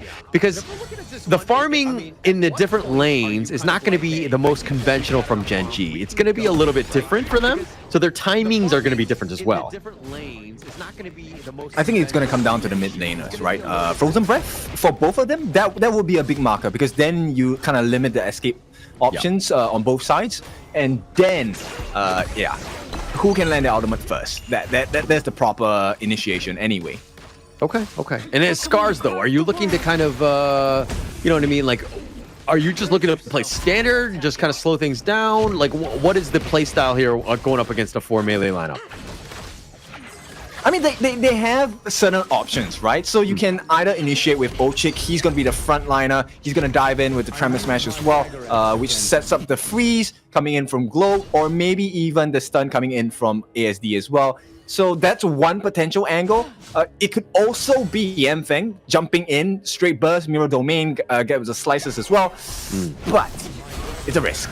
Yeah, it's definitely a risk. And they're going to go find ASD. He's been locked in. The Conductor of Souls is going to be committed as well. And they get first blood. And the Tremor Smash in return. They want to get Clue. He actually is going to out-heal this one. And he will be fine. And Gen.G finding that pickoff. Okay, so that's a great start, but it also is about the conversion. Oh, Wawa. He's got him with the truth. Arashi now on the run. Wawa completely outclassing Arashi at this stage. And Arashi has to limp away. And it looks like Gen.G are finding ways. I mean, this melee lineup, kind of definitely not a traditional lineup. It's something very different. Rock is looking to take the Tyrant, smites it out for good measure. And through it all, Gen.G up about 500 gold. Yeah, I mean, it's a pleasure to watch Gen.G, but it's also a pleasure to watch SCARZ. So two of the most entertaining teams, and this is the most unorthodox gameplay I've ever seen. So Gen.G, I mean, they're doing well so far. I want to see what else they can bring to the table. Look, I love the fact that Rock is just like, look, I'm going to be a farm, I'm going to be a jungle this time. It's like, but yeah, we don't have a farm laner, we don't have a carry, we don't have a, it's like, we don't need that. I'm a jungler. I told you, we got this, right? And so you just like find your own farm across the map. You might just stay in the lane, but we'll figure it out, right? Like this is like Gen.G are totally cool with just throwing, caution out the window. Oh, they're gonna go in. Wawa gets him with the truth. Nice catch. They found Glow sticking around, and they're making him pay. Blue team has destroyed a Yeah, tower. look, so Glow is gonna have a very horrendous game for SCARZ. I think it's a very clear-cut message and a very clear-cut vision you will see. Gen.G, everyone is itemized and optimized against Glow. Yeah, and they found Ochik, burst ram away. I mean, Glow needs to be, like, dare I say, if they're fighting at the tier 3, he needs to be in the fountain. Like, I think that's the only safe spot. And then, like, the fight happens, and then he comes in with, like, the Frigid Prison, Winter is here. Like, he's got to be, like, the last wave of, initiation to get himself, at least the spells off at least once. Yeah, look, Glow has either... He has to be a fortune teller at this point because he's gonna need to know when exactly they're gonna jump in, and he's gonna need to prep his Frigid Prison like 1 second before that jump comes in. Yeah, I'm wondering if you just like the entire time you just have the Frigid Prison like set on yourself, right? Like if you know you get to, you just drop it on yourself to give yourself a chance to get on out of there, right? And then you have your flash to potentially escape because they're going to be targeting you. You're definitely squishy. You're going to have a hard time, but I think that Glow needs to again just stay alive. He needs to be the third or fourth wave into a team fight. Yeah, definitely. If he's the last one to engage in a fight, then I think it could very well go in favor of SCARZ in the team fights as well, especially if he gets a couple of targets with the Frigid Prison into the Winter is here as well. I mean, don't you think that if he gets that perfect Frigid Prison with Winter is here, like, it's like team fight game winning almost, right? Because again, they're melee, they're going to be grouped, they're going to be sticking up, they want to go for you, so you're definitely going to be within range. So I think it's going to be even more pressure on Glow to perform and to ensure that he gets those spells off. hands down. That's definitely one of the win conditions. If Glow gets the setup he's looking for, Gen.G is done for. That fight should be over in a couple of seconds. Yeah. I mean, really, it's not about him getting as much farm. I think it's more of just like staying alive more than anything else. Like, again, Rock, I think that this is the guy that you got to watch out for. Mfang doing a good job of keeping on pace. It seems like Mfang is just like, hey, whatever Rock does, I'm going to do. Like, if Rock is like, I'm going to be a jungle, Mfang's like, okay, I need to be a jungle this game. Like, they're like matching each other neck and neck at this point. Taking mirror domain to a different kind of understanding here, actually mirroring the moves as well. And so far, I think Gen.G, they're doing well against SCARZ. You know what? It's one turret apiece. And right now, it's a complete stalemate. We know this. It's less than 1,000 gold that sets both teams apart. And right now, the only thing that has changed is the fact that Wawa is not getting any freebies anymore. Yeah, he's not getting free. I mean, look, SCARZ are doing a good job. Look at Ochik all the way up in front. He is the forward scout. He's like, okay, you want to go?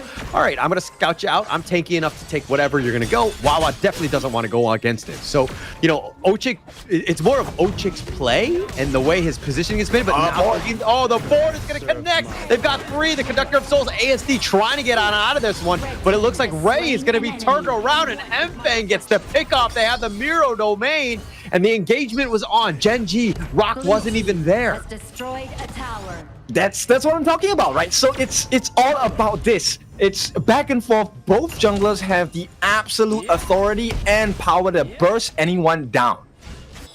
But look, I think that Gen.G, if you want to take a fight, you got to make sure Rock is within the same zip code. And it looks like they found Mfang. He's trying to dash away the mirror domain. Can he go left? Can he go right? No, but Rock will take him down, slicing him down. And now this is going to be a potential pick into the Tyrant here. The world is my board is going to be a little off the mark, but nonetheless, with this opening, it looks like they want to go. Arashi looking to go for the steal, but Rock takes the Tyrant. Rock will limp away. Arashi trying to chase him down. Rock dashes away yet again, and Arashi cannot get the pick. He wants to go. He's trying to cut off the retreat. Rock will be fine. He goes in, and he just barely dodges the Venn diagram, but he's going to be picked off. Inua finds him out. 2 members down from SCARZ. Yeah, SCARZ, they're not in a position to be in the runaway situation, right? They struggle to get away at this point, and Gen.G, they're making full use of the fact Ray is just being super aggressive, and here we go. Oh, they got the aggressive. They got to go with the battlefield command. They found Mfang, not able to stay alive. They had 3 members in a heartbeat because they had the vision. Rock was there, and then the battlefield command from Clue. Winter is here on the minions trying to slow things down. Gen.G finding their footing as they're up about 3K. They defend that T1, but they're losing this Crimson buff all the way. It goes into the hands of Rock once again.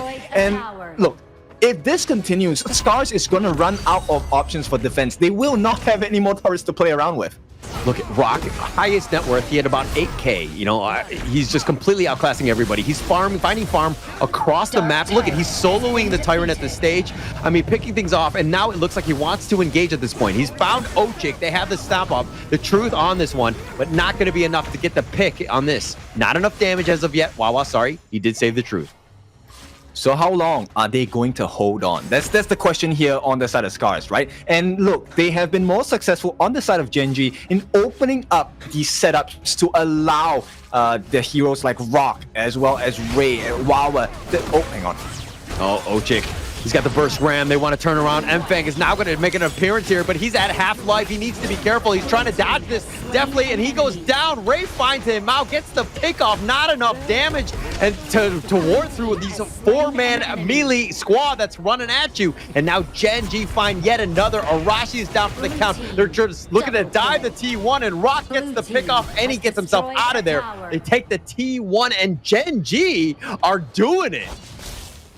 Inua doesn't even die. He made full use of his passive, committed the flash as well. And right now, gold chart, like you said, Rock is just killing it. He is at 10,000 gold. He's close to 2,000 gold ahead of his competition. And right now, this is just the beginning of the end for SCARZ. Yeah, it's going to be an uphill battle for SCARZ to find a way to get back in. But look, everybody's so scary. Like, who do you go on? Everybody's tanky. Everybody's doing a bunch of damage. They're able to just, like, stun lock you. It is a tough situation. This is a crazy draft by Gen.G. I love the timing of when they reveal this, especially in this pivotal game 3 here. Overlord has Yes, because every time our OB turns the rock, he's doing a new objective. It's from the Tyrant to the buff to the Overlord. It feels like, hey, the perks are free and they're all over the map.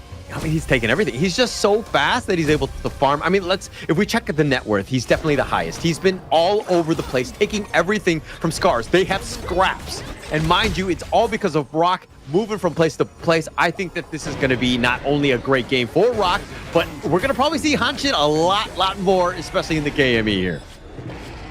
Yep, he should be at 11,000 at this point, right? So I think at this point, okay, he's gonna try again. That's 3 men stunned. The Battlefield Command and ASD gets deleted. No chance. The winner is here trying to lock it in onto him. And they have at least Arashi trying to go. Ray takes out Ochik. Rock over the wall, chasing it back. The flash away by Arashi, but he gets picked off. Not able to get away from Clue. They've turned this around. And Mpeg trying to fight 1 versus 4.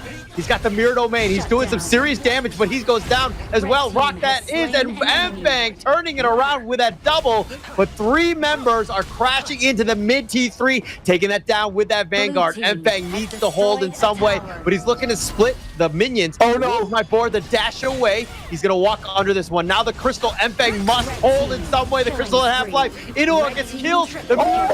With a triple, Mpeg somehow takes it down 1 versus 3 and wins out.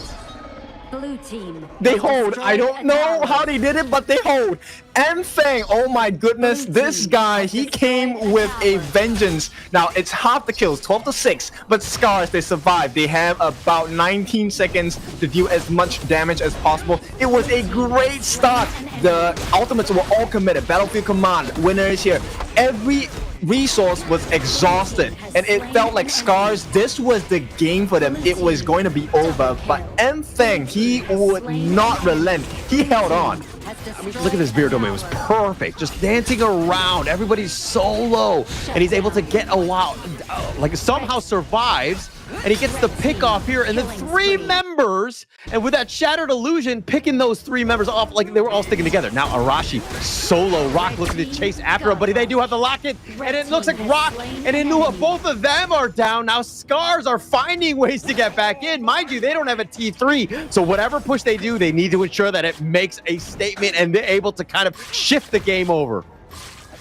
Peak entertainment. This is why I love to watch both teams, but this is even better to watch them compete against each other. We have the weirdest draft ever, but this is the best gameplay. Yeah, for sure. And it looks like the T1 will be taken out. That's going to be slow rolling up this hill. It's going to take some time. Mpeg is in the top lane looking to defend, at least protect that one. Arashi in the bottom. They take the mid T2. At this point, they have a bit of an opening. Mind you, Inuo and Rock up in 3 seconds. Probably now is a good time to retreat. They did their best. This was the best they could do with the time that they bought for themselves. 12-8. They have taken down the T1 across the board. Have they taken the T2 in the mid? I think they have, right? So T2 in the mid taken down as well. Now, this next fight is going to be critical because the death timers are getting long.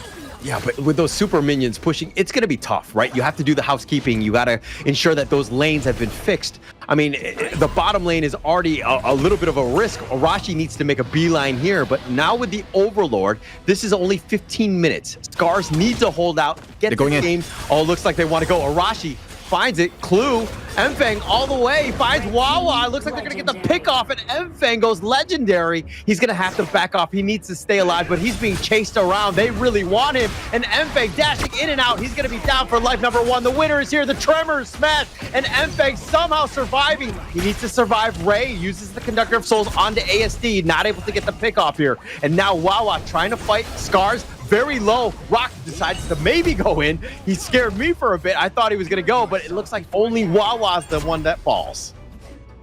Okay, once everything settles, once the dust settles, it is still so pressurizing for the side of SCARZ because the wave clear on the side of Gen.G is actually still pretty significant. They have the Death Precipice, they have the Taking Liberties, they have the Sliding Stones, and even with Rock, right?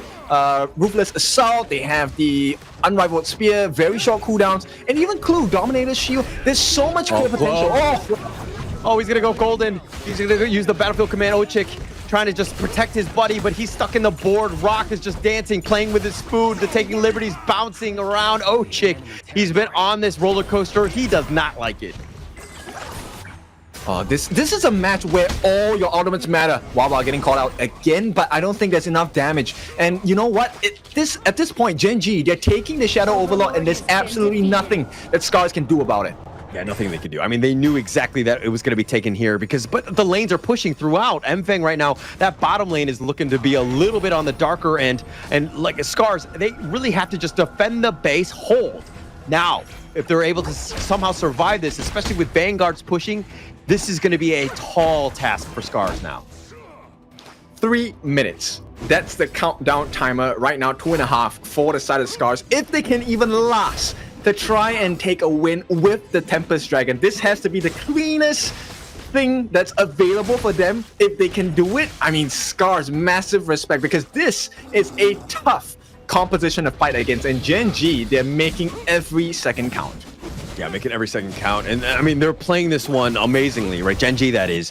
They're just really putting the initiative on. But one thing to note is that Gen.G, the reason why they haven't really been able to do well in those team fights as of late is because Rock hasn't really been there. They've been trying to fight these things 4 versus 5. Yes, they have the lead, but now they're continuing on. Oh, they found low. They get the pick off. The board has already been laid out. ASD now running for his life, being chased by Ray. Mfeng solo. He does have the shields. He's going to abort his own mirror domain. They have the Conductor of Souls, and that's going to be enough. They had the execution, and now Rock in the base. They have the Vanguard, and this could be one push. Ochik looking to just hold, somehow deal with the Vanguard, but he's being bashed around. The Vanguard from the top lane, and the base is under attack. Ochik just trying to deal with it. He doesn't really have the damage. He's survivable, but he's eventually going to be picked off. Rock ends up getting the kill, and now Mfeng trying to go for this one. That's going to be life number 1, but I think it's going to be too little too late at this point, and Inua will pick him down, and they will take the base, and Gen.G, off a crazy draft, take game 3. What a game! I mean, I would have it no other way. What a way to win it, and what a draft to do it with. Look at what this means. Gen.G, my goodness. I mean, this is what we want. Creativity, execution, clean, everything you want in a series, and this is just one game. Yeah, I think SCARZ is just like at the end of the game, they're like, what just happened? Like, that was the craziest draft. And like to go into this one, I mean, it went the distance, so to speak. I mean, there was no Tempest Dragon, but man, SCARZ really fought back. They had opportunities to get in, but Rock was just too far ahead, tough to deal with, and Mfeng was trying his darndest to kind of deal with this. But man, once he got focused, it was a tall order for him. Yeah, it felt like they were in a hospital bed, right? They woke up and like, what's happening? I'm not sure. I just know that Rock was all over the place. And look, SCARZ, you have to give them credit because they did make a couple of big saves. Ochik did his best at that last defense, and of course Mfeng as well with the initial crazy triple kill defense. I mean, this game was just going back and forth, and here's what's crazy. At every single moment, if SCARZ had won a team fight, they would have easily run rampant down the middle lane or any open lane and took the game. Yeah, I mean, but the lead was just so far in Gen.G's favor, right? Rock was so far ahead. Everyone else was like, I mean, yeah, you took like the T2 and the T1 mid, off that team fight, which is great, but it's still, you have so many, like you have to win another team fight, like potentially 2 more to win the game. It's a tall order for this team, right? And to find Rock, and the fact that he was so mobile, he was constantly farming throughout the map. I mean, his net worth was insane at this point. Yeah, look, I think one of the main things we need to look at is Glow. I feel so sad for Glow because I have been in that position. Okay, it's a ranked game, but look, it's the result is the same, the feeling is the same. You feel absolutely lost. Glow, he did his best, but what do you do against a Han Sing? Every time you have landed your Frigid Prison, all he needs to do is to open up that unrivaled spear. This guy was just all over the place. Sage's Sanctuary in check. Siege Breaker, full itemization, 15,000 gold. I mean, if you're looking at this, also ASD and Glow just really struggled to get going. I mean, they both had 0 kills. They really couldn't get any. I mean, ASD did a lot of damage, but he would just get deleted, right? Because this lineup is running at you. The caveman strat works, right? Just going into this one, especially if you're going to be on the squishier side, you have no way. I mean, Ochik did whatever he could, but look at this gold grab. Gen.G with this swing up and down, and actually there was a point where SCARZ were winning, able to come back but Gen.G finally able to close that game out. What a great game. Yeah, it came from that triple kill, right? It was that last-ditch defense coming in from the side of SCARZ that really made the difference. Enfeng are responsible for that big drop in gold. But end of the day, if ASD and Glode can't do their jobs, then, you know, it's going to be a very tough life. But MVP, let's take a look at who it is. It is always going to be Rock. 4, 2, and 10. 30% of the total hero damage offered by the team on Gen.G. Yeah, respect. I mean, Rock was on points. I mean, look at the number of objectives that he, like the neutrals, the farm, all throughout, just everything. Like, it was so perfectly done. And look, Gen.G, when they get him going, they have that, you know, they're like, they can continue to fight. And they were trying to take some fights 4 versus 5, not the greatest, but they knew that at one point, when they actually go for these 5-man deathball lineups, I mean, Rock is going to get the pickoffs. Look at this 3-man stun. It was perfect. Battlefield command all the way up in front. And this is that turnaround where you're like, hey, the game is over. But Enfeng was like, not just yet. Yep, it was so difficult to stomach, right, for the side of SCARZ. Because look, Gen.G, they knew that this win was coming regardless. All they needed to do this was to force the waves into it. But Enfeng said, no, you're going to have to hang on a little bit longer because we still want to fight. And boy, did they fight it out. The triple kill pushed the game for that much longer. And for a moment, there was a time where I think Rock overcommitted. It was a bit scary for the side of Gen.G. Moments, for sure. And there's a reason why SCARZ were able to come back into this game. But look, it really comes back to just like how Enfeng was doing, right? When the fights were happening, if Glow and ASD were just instantly deleted, like in some of the fights here, I mean, Glow gone, right? And now you're fighting 4 versus 5. This is a almost unwinnable fight. But Enfeng doing what he could, and then he was just kind of dragging them away, just barely getting out, somehow surviving. But through it all, I mean, Ochik, yeah, he was tanky, trying to fight this 1 versus 4. Impossible by Enfeng here. Really tough game by SCARZ. Yep. So, I mean, we were talking about the Hanxing, but that was not the main problem. The main problem was also because Ray was on the all grid. So, if you get out of Rock's way, you still had Ray who was chasing you down. And he was like a ray of light. But of course, this ray of light seems to be dimming, but it is not the end. We're going to go for a short break. When we're back, let's see what happens in game number 4.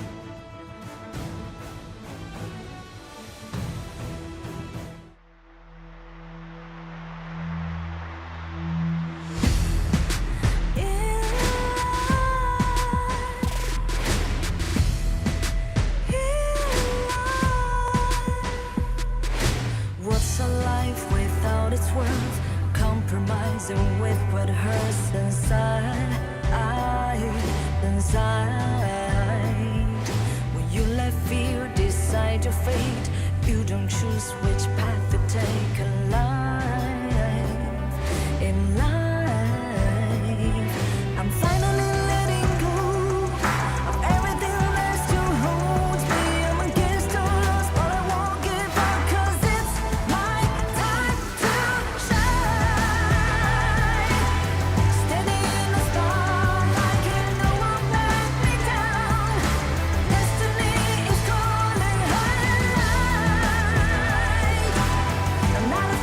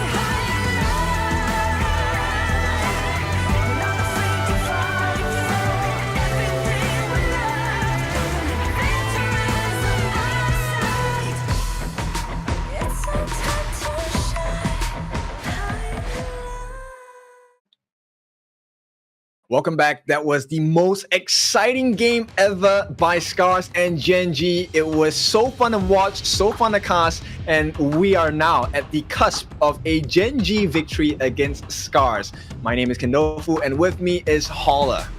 Yeah, look, that game, phenomenal, right? And to just kind of keep everyone up to speed, what was that draft? If we're looking at it, it was like, dare I say, the caveman strat. I mean, you have Dharma, Hanshin, Yixing, Ogren, of course, Liu Bang. It's just 4 melee guys just running at you. SCARZ really had no answers. Yep, the Hooga Hooga strat. I'm gonna name it that.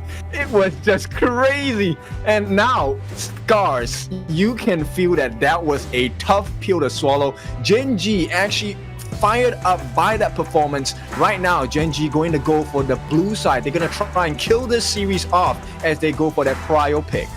Look, if that's how Gen.G want to draft, they should continue that, because it's not only just completely non-conventional, but it's catching people off guard, and I love it. This is the perfect time to experiment, especially going into these Survivor Week. Yep, you know what? Right now, it's not just SCARZ I'm thinking about. I'm thinking about, okay, Nongshim, as they watch this game, how do they prepare for this? They're like, no, you know what? We have to ban the Ogren. No, we also have to ban the Hanshin. What do you do in a draft against Gen.G? Yeah, and that's the brilliance of it, right? Just the draft kind of really catching people off guard. And to be honest, I kind of feel like even moving forward, that sort of play style, like it just totally works for this team, because Rock is able to get farm. Again, this game back, they're going to see that, like, hey, we need to not, I mean, the draft is going to be whatever it is. There's no way to predict something like this, but it's more of like the play style of just trying to restrict Rock as much as possible, especially when he decides to go as the jungle. And the bans you can see from Gen.G are very different. Now the way that I see Gen.G's bans is not, hey, the team wants to use this, it's a good pick. It's, this destroys our competition. We want to play our game, do not destroy our game. Yeah, it's super smart, right? And I mean, going into this one, I think it's going to be even more interesting to see exactly what do they have. I mean, they can go standard, they can go off, non-conventional. They have a lot of options, and to be honest, that's what you need, especially when it goes to, like, a 5-game series or even 7-game series in the potential future. Yep, and at this point, look, it's a lot of beat-down potential again from the side of Gen.G. They're going for a Dian Wei, going for a Gun and Mo. So huge burst, but even more insane is the chase down. With set sail, with Dian Wei as well, it's so scary to deal. And if you ever give Gen.G a lead in this particular match, you know SCARZ is going to suffer.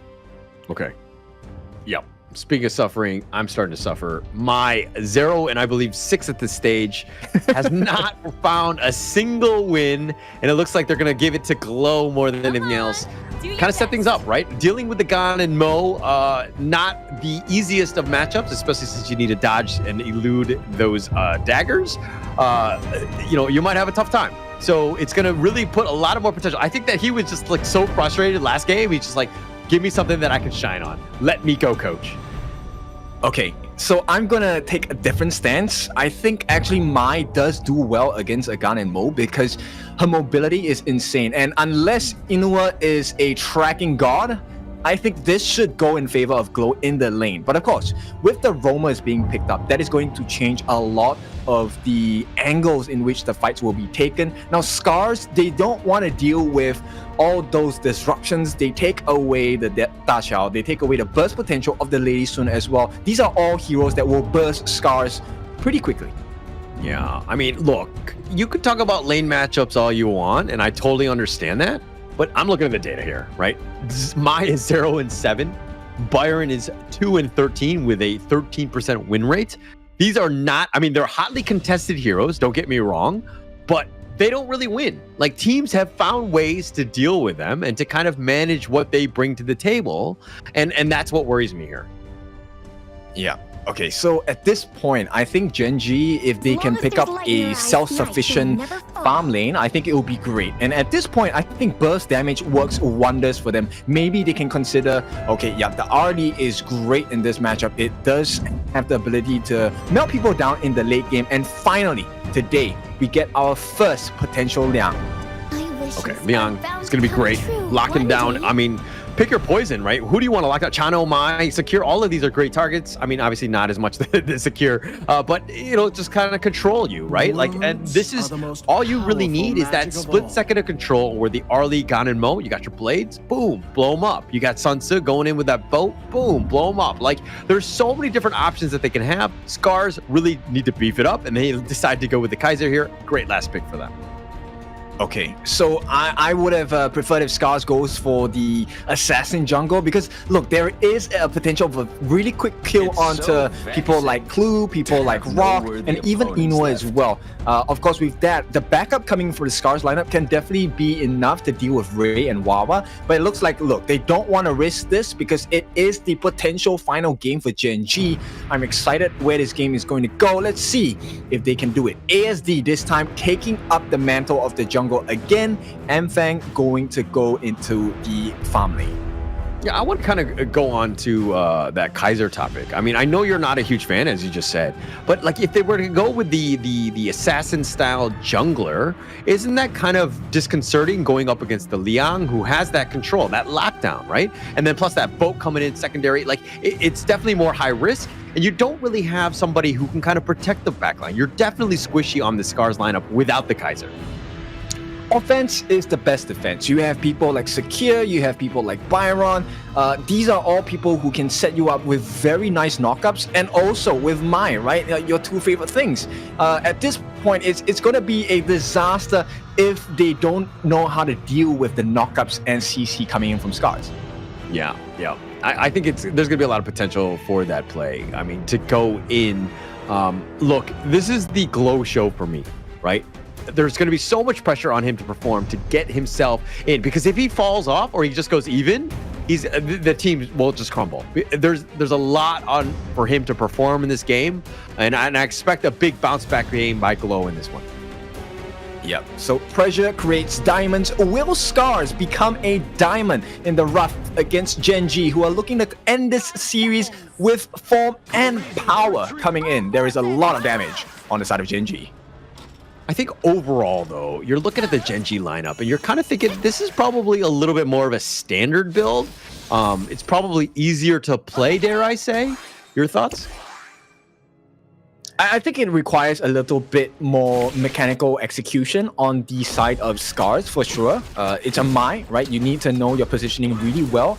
But at the same time, they do have the sustenance, and they can actually offer quite a bit of damage if they can get the itemization advantage.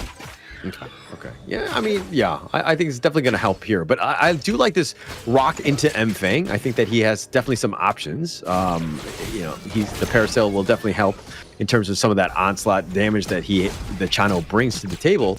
But again, it's interesting. Again, Rock is like, I'm a farm laner. Mfang's like, all right, whatever Rock is, I also will be a farm laner. Like, he's just copying him. Yeah.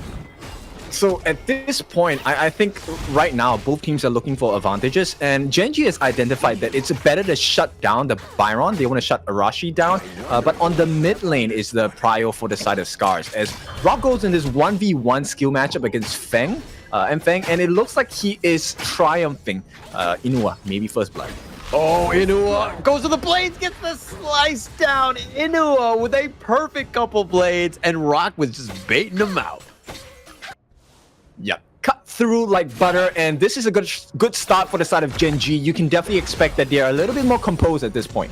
Yeah, they've got the barrier. Definitely more composed in this case. The set sail not going to connect.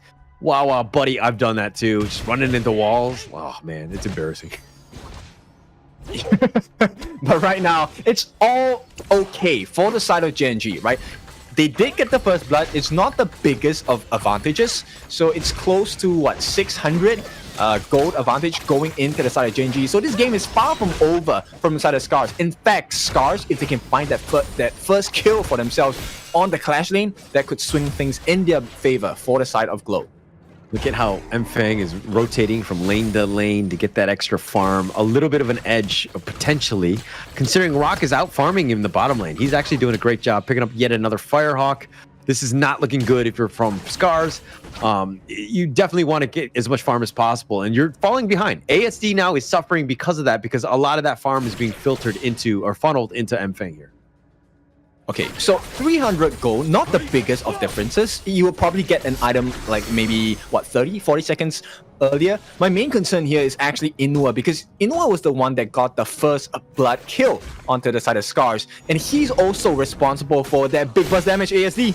Oh, they got the knockup. ASD not able to get away. Wawa just lining him up. Inua just taking him down. Inua's been on point with these blades. Yeah, this is a very quick game, and the scary burst potential of Glow is slowly being muted by Inua, who is now leading by close to 2 levels. After this wave, it should be 1. But Glow, this is not a nice game to play. Yeah. Oh, they're gonna take back the control and then knock down Inua again. Set up by Clue. That flash control, so good. And now Gen.G looking to invade the enemy jungle. ASD, all he can do is watch at this point as another Crimson goes the way of Ray. Oh, feels bad, man. This one is tough to watch for SCARZ fans. Right now, Gen.G, look, they kind of changed the entire plane of the game with those unorthodox picks, and now suddenly they play a stock standard simple combination. Clue with the catch, Inua with the burst, and SCARZ, they can't deal with it. Yeah, they can't deal with it. I mean, I think the last game just completely like threw them off, where SCARZ are like, oh, now they're playing standard. It's like, oh, okay, there's still people that I don't really like. And again, these best of 5s are a true test of teams, right? It is not easy going into one of them because there are literally heavyweight fights. You got to be super prepared, and some of these drafts will throw you off. They have turned their confidence into mush. This is a potential kill. Yeah, potential kill here. They're gonna go, but the set sail. Wawa trying to just dodge his way around. It looks like he's given up on life. He will go down. Just buy time for Ray to join the fray, who does get the return kill. And now Ray will take the 2 freebies, essentially, as he gets the double. No way. No way. This is a clean one. Pure teamwork from this side of Gen.G. And right now, look, ASD is suffering. He is a level behind Ray. And the fact that they're feeding kills into Ray, he's going to be a raid boss at this point. I don't see how they're going to be able to stop him. Yeah, I don't think that, it's going to be easy here. I mean, it's super scary at this stage, the Dian Wei. And now look at how they're looking to invade. All SCARZ can do is just watch. They have no chance. Ray takes yet another buff away, and ASD really struggling to find any sort of farm, as well as the rest of SCARZ. 5.5 minutes in, it is a 4,000 gold lead for the side of Gen.G. And look, Gen.G, they said, look, we used the Diadia earlier in the game, in the series. No problem. We have a new one. We have the Liang for the catch. And in fact, this one is a more potent combination. Yeah, and there's a reason why teams are banning Liang, even first phase, right?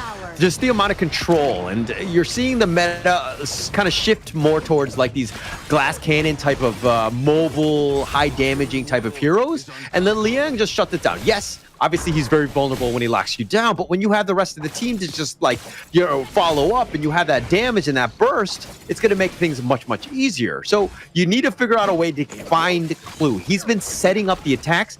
And, when he flash controls you, you're going to have a tough time as he does it yet again with those freshly forged blades. Inua gets the pick off here. Ray still up in front. The set sail a little off the mark on this one. Mfang running for his life so low. And now ASD's low as well. The return kill. Glow is going to be picked off. And unfortunately for him, it's going to be a 2-for-1.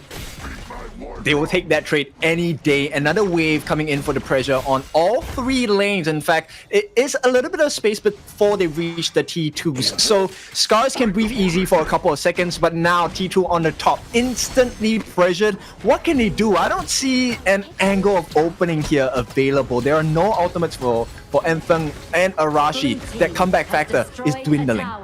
Yeah, I think SCARZ, the only red buff they got was in the first minute. Right? Like every time after that, Gen.G has invaded and taken that away. Like they're on timers. Like whenever they make rotations or whenever they're trying to invade, like it's based around this buff. And ASD has largely struggled. He's level 9, has not been able to farm. And look at him. He's 3.8 versus the 4.6 of Ray. He's really struggling to find any sort of footing in this game. Yep, it's 1,000 gold ahead, and it's so difficult for them to come back into this game because, like you said, they have to catch Clue, and nobody is even close to catch Clue at this point. I mean, Clue has that, the China walls with those barriers just on point. And they're like, nice little stampede, nice little control. Arashi's going to be killed, and Rock gets that pick up, but Ray will die in return. It's a 2-for-1 yet again. And now Gen.G taking the bottom T2. Blue team has destroyed An instant convergence coming in for the side of Gen.G. This may very well be the start of the end once again. They do get a nice knockup of the Inuwa. Glow finally gets the pick off. That's exactly what we wanted. It might have been a little too late, but it's at 8 minutes. He does get that pick off. He wants to go for yet another. He's trying to go for it. Rock not able to get that final Kachusen onto him, and now they're chasing. He does end up getting a Glow with a strike back. It's a 2-for-0, and now they want to get the T1 mid. Signs of life coming in from the side of SCARZ, but instantly the comeback with the set seal just to put them a little bit back. Gen.G now, they have options around the map, and SCARZ, they have to be really careful about the way they choose to pick fights now. Yeah, Glow, you just need to go, right? Green light, go. Find somebody. Find Rock. That is your #1 target. Find Inua. Those are the two. And obviously with Clue kind of out of the picture, it'll really set things up. That's where you want to be. Yeah, and right now, I think one of the important common spells on the side of SCARZ, it has to come from Glow, right? Every time he has the flash, he has the potential to make a huge, big play. But until that moment presents itself, it's a risk, because if he dives in, dies, that huge burst potential is not going to be showing up anymore. Yeah, I mean, he needs to stay alive as well. Glow hasn't, I mean, aside from those couple of pickoffs, which is great in getting himself back in this game, but he hadn't really had too much of an impact in this game thus far. He's been largely behind. Gen.G picking up that Tyrant here. This is going to be another difficult situation, trying to kind of, being pushed away. Inua, like those blades are just like poking and prodding, making things difficult for SCARZ to even get into the lane. 5,000 gold ahead. Rock has the Crimson buff. Inua has plenty of farm. Ray is level 12 against ASD, who's level 11. This is not ideal, but it's still something they can come back from. 10-minute mark, we will see the Shadow variants come out. Never say never, right? I think in this case, SCARZ have options. Obviously, their map is very dark. The top T3 is actually under siege by minions alone. But through it all, I guess the Shadow Tyrant was the bigger picture, but it looks like they have no chance at that. Now they're going to just kind of fall back and regroup and just defend the base, at least for now. But Gen.G, my gosh, they're making some good moves across the map. This map control has been insane. It's the test of restraint, right now from both teams. You don't want to overextend, because as the game goes later, #1, death timers are going to start becoming a lot longer. At the same time, the goal difference will start to cut down, and SCARZ will have a way back into this game.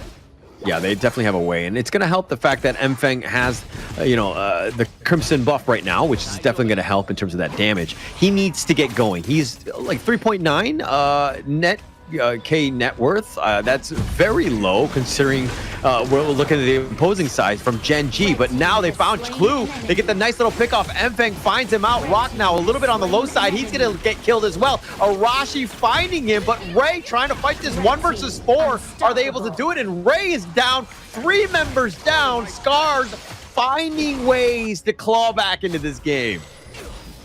When there's a will, there's a way. And SCARZ will not take no for an answer. What a beautiful play. The fact that you mentioned that they needed to catch Clue. Clue was one of the big win conditions. And Rock, he was forced to dive into a very uncomfortable position. And Arashi, when it's a one-on-one Byron against an Arlie at this stage of the game, no problems. He can deal with him. Yeah, and just finding that pickoff was huge. And Rock did go the wrong way. I think that was an uncharacteristic mistake. He probably should have just gone closer to his own base, and instead he went further in. And this is an opening that SCARZ has been waiting for. I mean, the fact that they're into this one in like the 12-minute mark, the net worth lead is dwindling in favor of Gen.G at this point. But still, SCARZ clawing their way and finding opportunities to get back in this game. The silver lining down here is the fact that Gen.G has not been able to break those tier 3s onto the base of SCARZ. And this might cost Gen.G as we go later into the game. 12.5 minutes in. Now, that jungle aggression, taking the buffs, it's not as apparent anymore. And Ray is now at risk of actually being taken down by the lineup of SCARZ. Yeah, I mean, it really comes back to just like Clue initiating. Rock is all the way up in front, being a little bit of a poking and prodding. Inua needs to be a little bit on the safe side. The Shadow Vanguard will push the bottom lane. So if anything, Gen.G are looking for maybe some sort of pickoff, maybe a bit of a fight into this Azure Golem here. Yep, and this buff is super vital actually. If it goes in the hands of Inua, then it's going to amplify the kill potential, but hang on. Rock needs to be a little bit careful. He's got the Paracel. Glow's already been picked off and threw it. Ray all the way. He's been in this menace. Pacing after them, wants to go, but Clue is going to be picked. Arashi trying to trade it out, wants to go for this one, but 3 members already down, trading for Glow and SCARZ.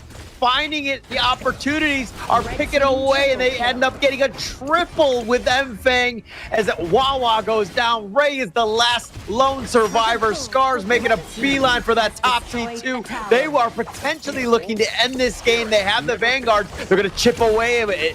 15 seconds for Inua to come back. That might not be enough time. The Vanguard so slowly making his way there. Ray wants to stop this Vanguard more than anything else. It's 1 versus 4. Is he able to go for this one? And Ray gets picked off as well. And SCARZ, ASD down for the count, but here come the Cavalry. Clue gets the lockdown, has the control. The flash away by Ochik. The base is at half-life, and Clue still up in front. But with Rock and Inua there, it looks like that's going to be the end of things. Oh, the timing hurt so much for SCARZ.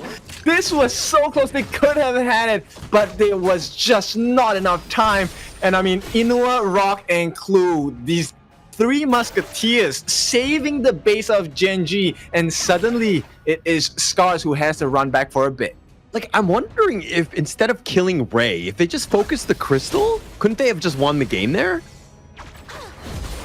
I think they could have, but it was a risk. I mean, either way, if you failed, you were gonna die. So I think it would have been a better try.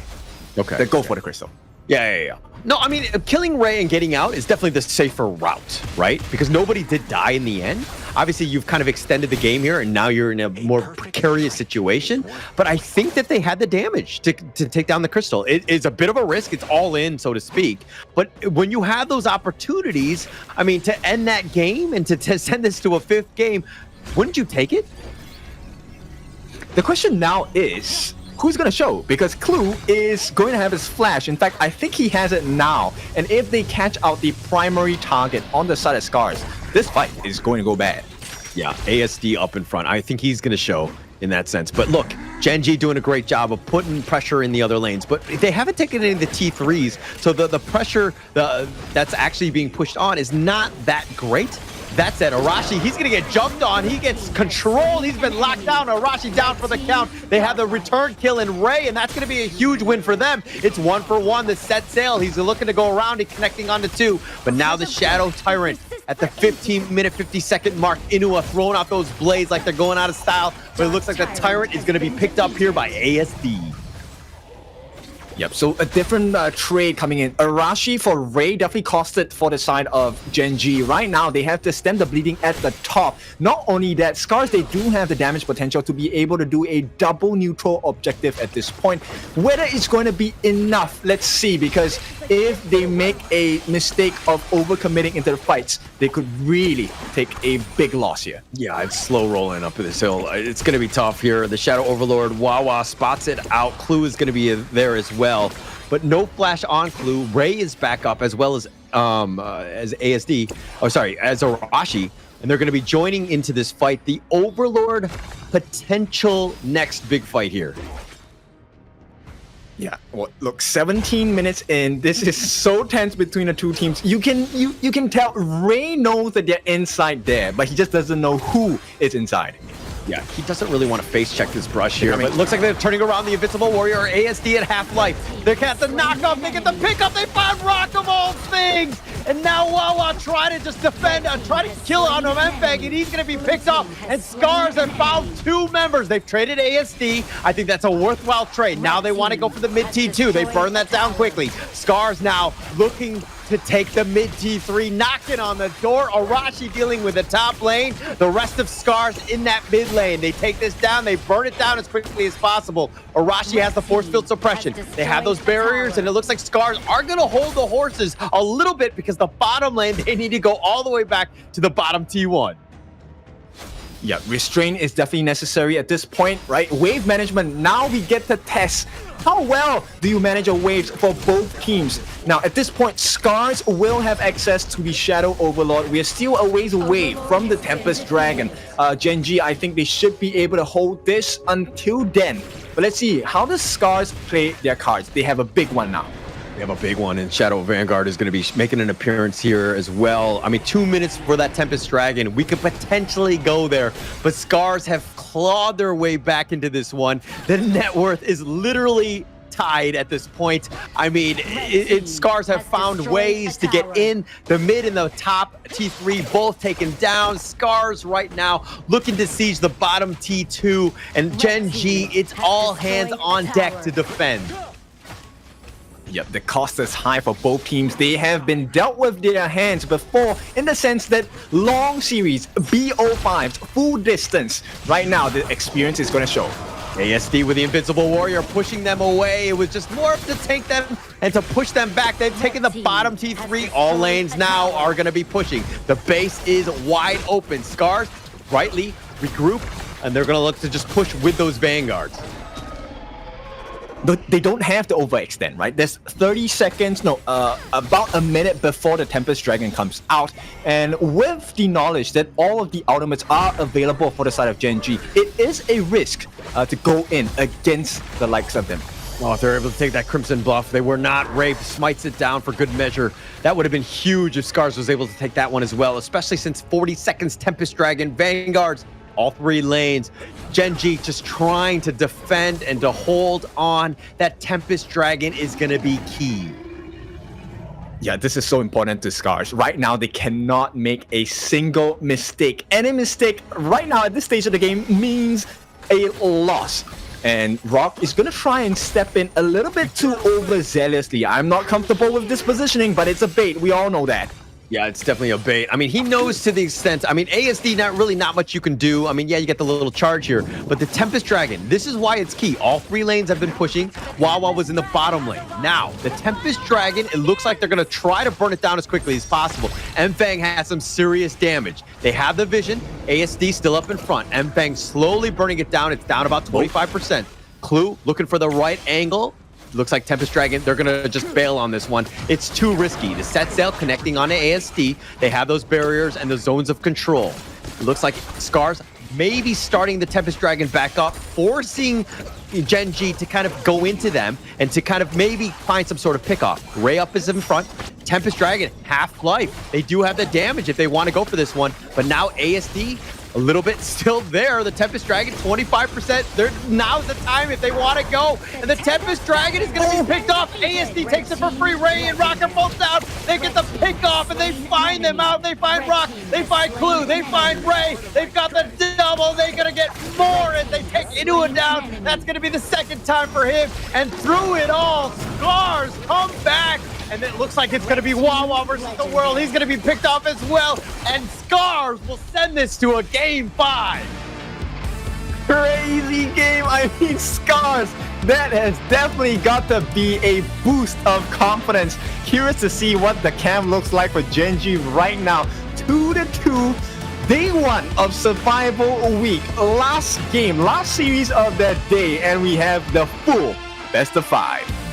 We knew it was going to go to the distance, right? This is the kin curse or the kin blessing. I don't know how you look at it, but we're there now.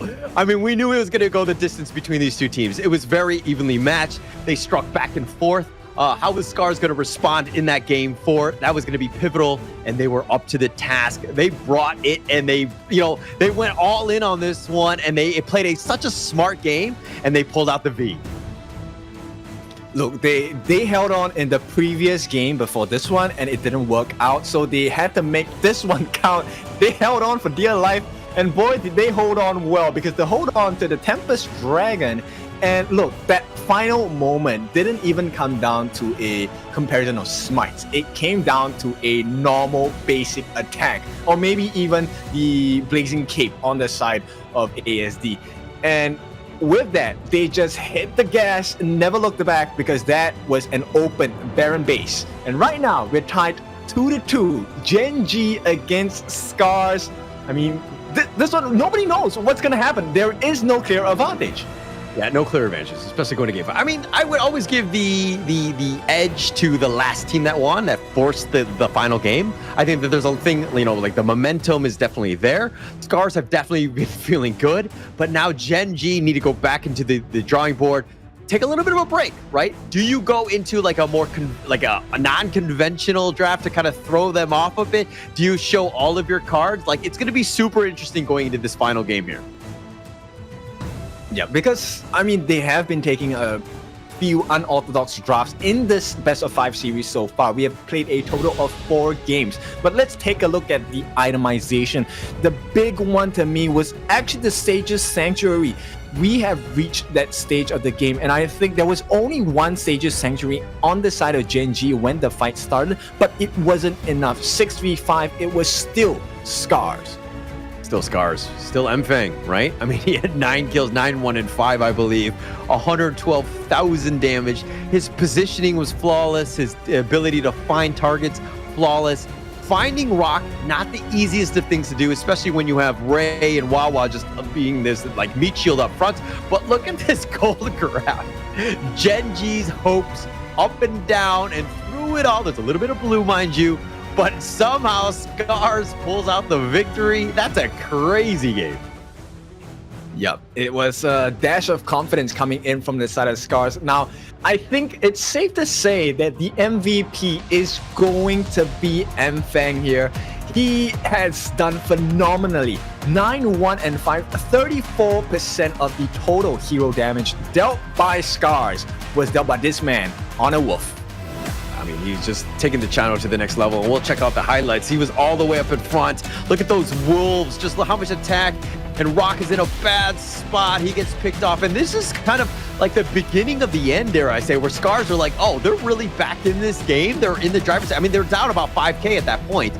But they were able to find that pickoff, and that just changed everything because Gen.G had so much control, forcing them back to take their team fight. Clue was getting pickoffs left and right, with the rest of the team, but it totally changed at that moment. Yeah, only 2 words matter at this point for the side of SCARZ, and that is target prio. They knew what was needed to be done, and they did it. And this was a very clear understanding that they could definitely out-damage the side of Gen.G. All they needed to do was the last. And look, they took a risk on the side of Gen.G. They did not go for the heals. They went for massive control. And I think the addition of this old chick Sakir was one of the main reasons why they won these fights so hard as well. Look at the spikes. They're healing everyone up, but also damaging the lineup of Gen.G. Yeah, it just, I mean, the fact that they were able to just like get the jump, find Rock, lock the guy down, get the pick off. I mean, so many good things were happening. The target prioritization from SCARZ was insane. Like, Ray's trying to fight this 1 versus 4, but the rest of it, look at Clue. He's got the nice little lockdown on the glow, but no chance. There was no follow-up. They had no damage. Rock was down for the count, and now is all out retreat. They were routed. They were just like pushed back. No real control. SCARZ, what a perfect way to bounce back. Very impressive win. Yep, there was no other way. And of course, with that being said, before we take a look at the last game of the series, we will go for a short break. When we're back, we'll find out the winners of this best of 5. We'll see you soon.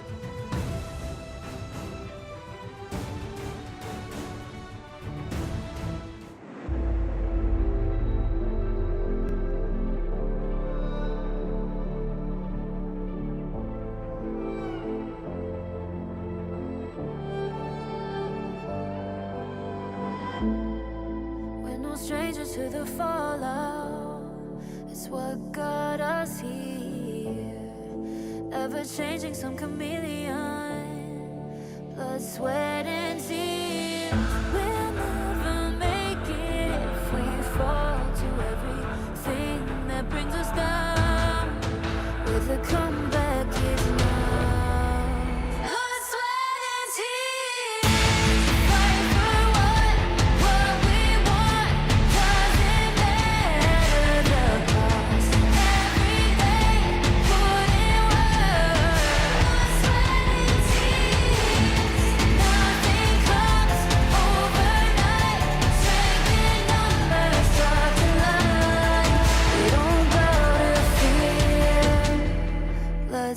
sweat and tears.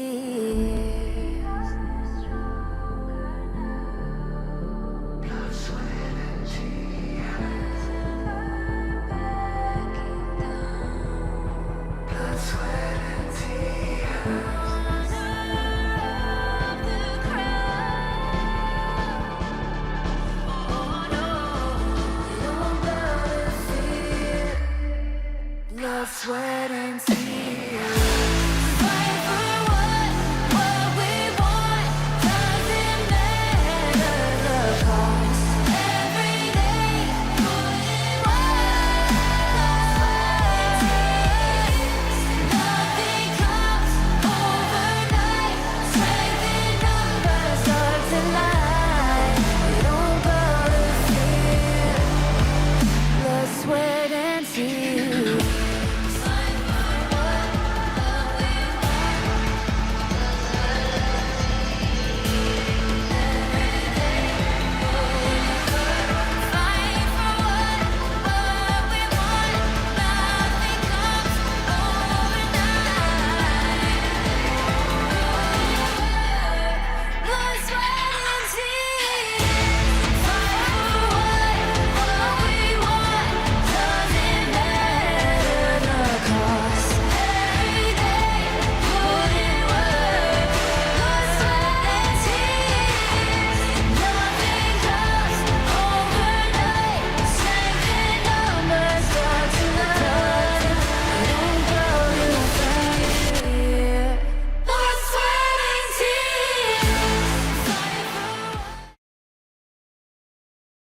Welcome back. It is going to be the conclusion of this best of 5, and right now SCARZ against Gen.G. This is not the only battle they'll be fighting today. Tomorrow they're facing off again. Will we get a best of 5?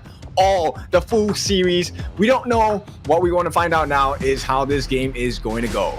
Yes, I hope so. I mean, look at it. Look at how deep these, these teams are going right now. Going into the 5th game of the global ban and pick. Not the easiest. All of these heroes, they cannot be used again. Tough situation for both. Now it's to see exactly how deep their hero pools really are as they go into the pivotal game 5 to see who pulls out this series. Yep, and now you start to appreciate, right? The fact that, look, teams like Nongshim that had to go best of 7 for so many games, now you know how difficult it is and how well and how deep their hero pool was. Yeah, I mean, that's like the true test, right? I think that, look, best of 5s is still a true test for these teams, especially since they haven't really had that experience. Usually, I would say when you scram, it's like a best of 3, or even in the group stage, or in this case, the ranking week, all of those were best of 3s. But this is where the true brilliance of, Honor of Kings Esports in terms of the draft and how well prepared you need to be is key. Because, again, game 5, 20 heroes, you're not allowed to be picked. Now you got to get to your 25th hero. Like, what level is it going to be at? I'm kind of worried. True, but at the same time, it's also like, look, the standard heroes, are they really Gen.G's choice? I'm just considering, what if Gen.G comes up with another unorthodox draft? Yeah, but actually the unorthodox draft did them, I would say, benefits in the sense that they have more openings, like in the sense that they haven't really picked out some of the more traditional meta heroes, and obviously SCARZ can attack that with the bans and whatnot, but it might actually open up doors. It might be brilliance more in the late game or in the game 5, like right now. Yeah, so they ban out the Lung again, they ban out the Luna, and this time SCARZ, they're gonna follow suit. They take away the Ming, they take away the Pei. Are we in for another carnival run of a draft? Yeah, I mean, now is the time, right? I think that we're going to find out first, and they're going to go with the Dolia to kind of set things off. I'm not 100% sold. I think the Dolia has really fallen off since season 3. Not the highest of win rates, if I remember correctly. It's got a, 4 and 9, 30% win rate, not the highest. Okay, so they're gonna try and take a look at the Mozi and Sun Ce combination. The long stuns coming from the Cannon Blast, and also the team fight setting with the set sail. So that's a great start. But Gen.G, they come up with a channel very standard, I would say. Looks like we're gonna have an interesting one, and they're going to try for the Elaine Death by Sunset double. Meet my swords. I mean, what's better than one death by sunset? It's usually two death by sunsets, right? But it looks like SCARZ are going to turn things around. They're going to go the Shoyi, maybe show Rock how it's actually played, even though I think Rock is probably the best Shoyi player out there right now. But this is going to be interesting. And why, again, game 5 going in, this might not be your best hero. We're going to have to see if ASD or Mfeng end up playing it. They'll probably chase Rock depending on what he ends up going with. Okay, so SCARZ, they're going to ban out the Initiator heroes. I like the Dune ban because it allows instant access into the backlines. It can also chase down this Soyue. Now, whether this Soyue is going to go into the hands of Mfeng or whether it's going to go into the hands of ASD, we don't know just yet. But Gen.G, they take away that big burst potential that Gan and Mo, is going to be taken out.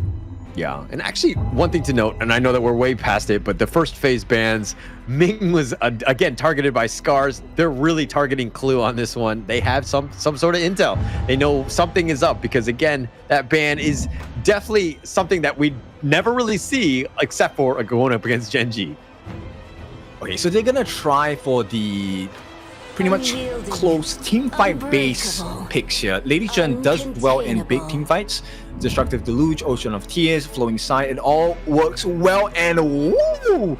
Kong Ming, not from the side of SCARZ, but from the side of Gen.G. You must think ahead. Wait, okay, all right. I see Kong Ming in the mid lane and then Kaiser in the jungle. Okay. This is gonna be interesting. Oh, but the Hanshin! Oh, SCARZ rounding out their draft. I love it. Both of these squads really wanting it. The best foot forward on both going into this game 5. Yeah. Look, they're looking to one-up each other, and right now, this is who is the better. I don't know. Is this coming is going to the mid for sure? So who's better? Is Rock better? Is Mfeng better? It has to go into Mfeng, right? On the Hanshin? It's a Hanshin. Yeah, I think that it's definitely towards Mfeng playstyle. It's him. So this is like the first time in this entire series where Rock will be in the farm lane and then Mfeng will actually be in the jungle. So they're not going to be, laning against one another. This is going to be, it's so interesting. I mean, these guys have been going back and forth. It has been a chess match throughout the entire day today. But again, pivotal game 5, we could not have asked for a better series. Yeah, and regardless of the result, this is going to be a big win for whoever wins. Because look, they have fought tooth and nail for every single point on this board, and whoever wins it, well deserved. Well deserved. In fact, I mean, look, I love the fact that we're into a game 5, like really testing these teams, the resolve, the drafts. And almost stamina at this point. I mean, it is a bit late, right? It's 11 p.m. right now, and we're going into a game 5 Gen.G 2-2 with SCARZ. This is all that we could have asked for here. Yeah, I mean, to me, this is peak entertainment. When I first stepped into Honor of Kings, I was not expecting this level of craziness. But yeah, I'm hardly surprised, but this is a surprise. Now let's see. I mean, there's a lot of risk involved with picking up a Kong Ming. Lesser risk involved with picking up a Hansing in comparison. But we'll see. It all comes down to individual execution and how well you synergize as a team.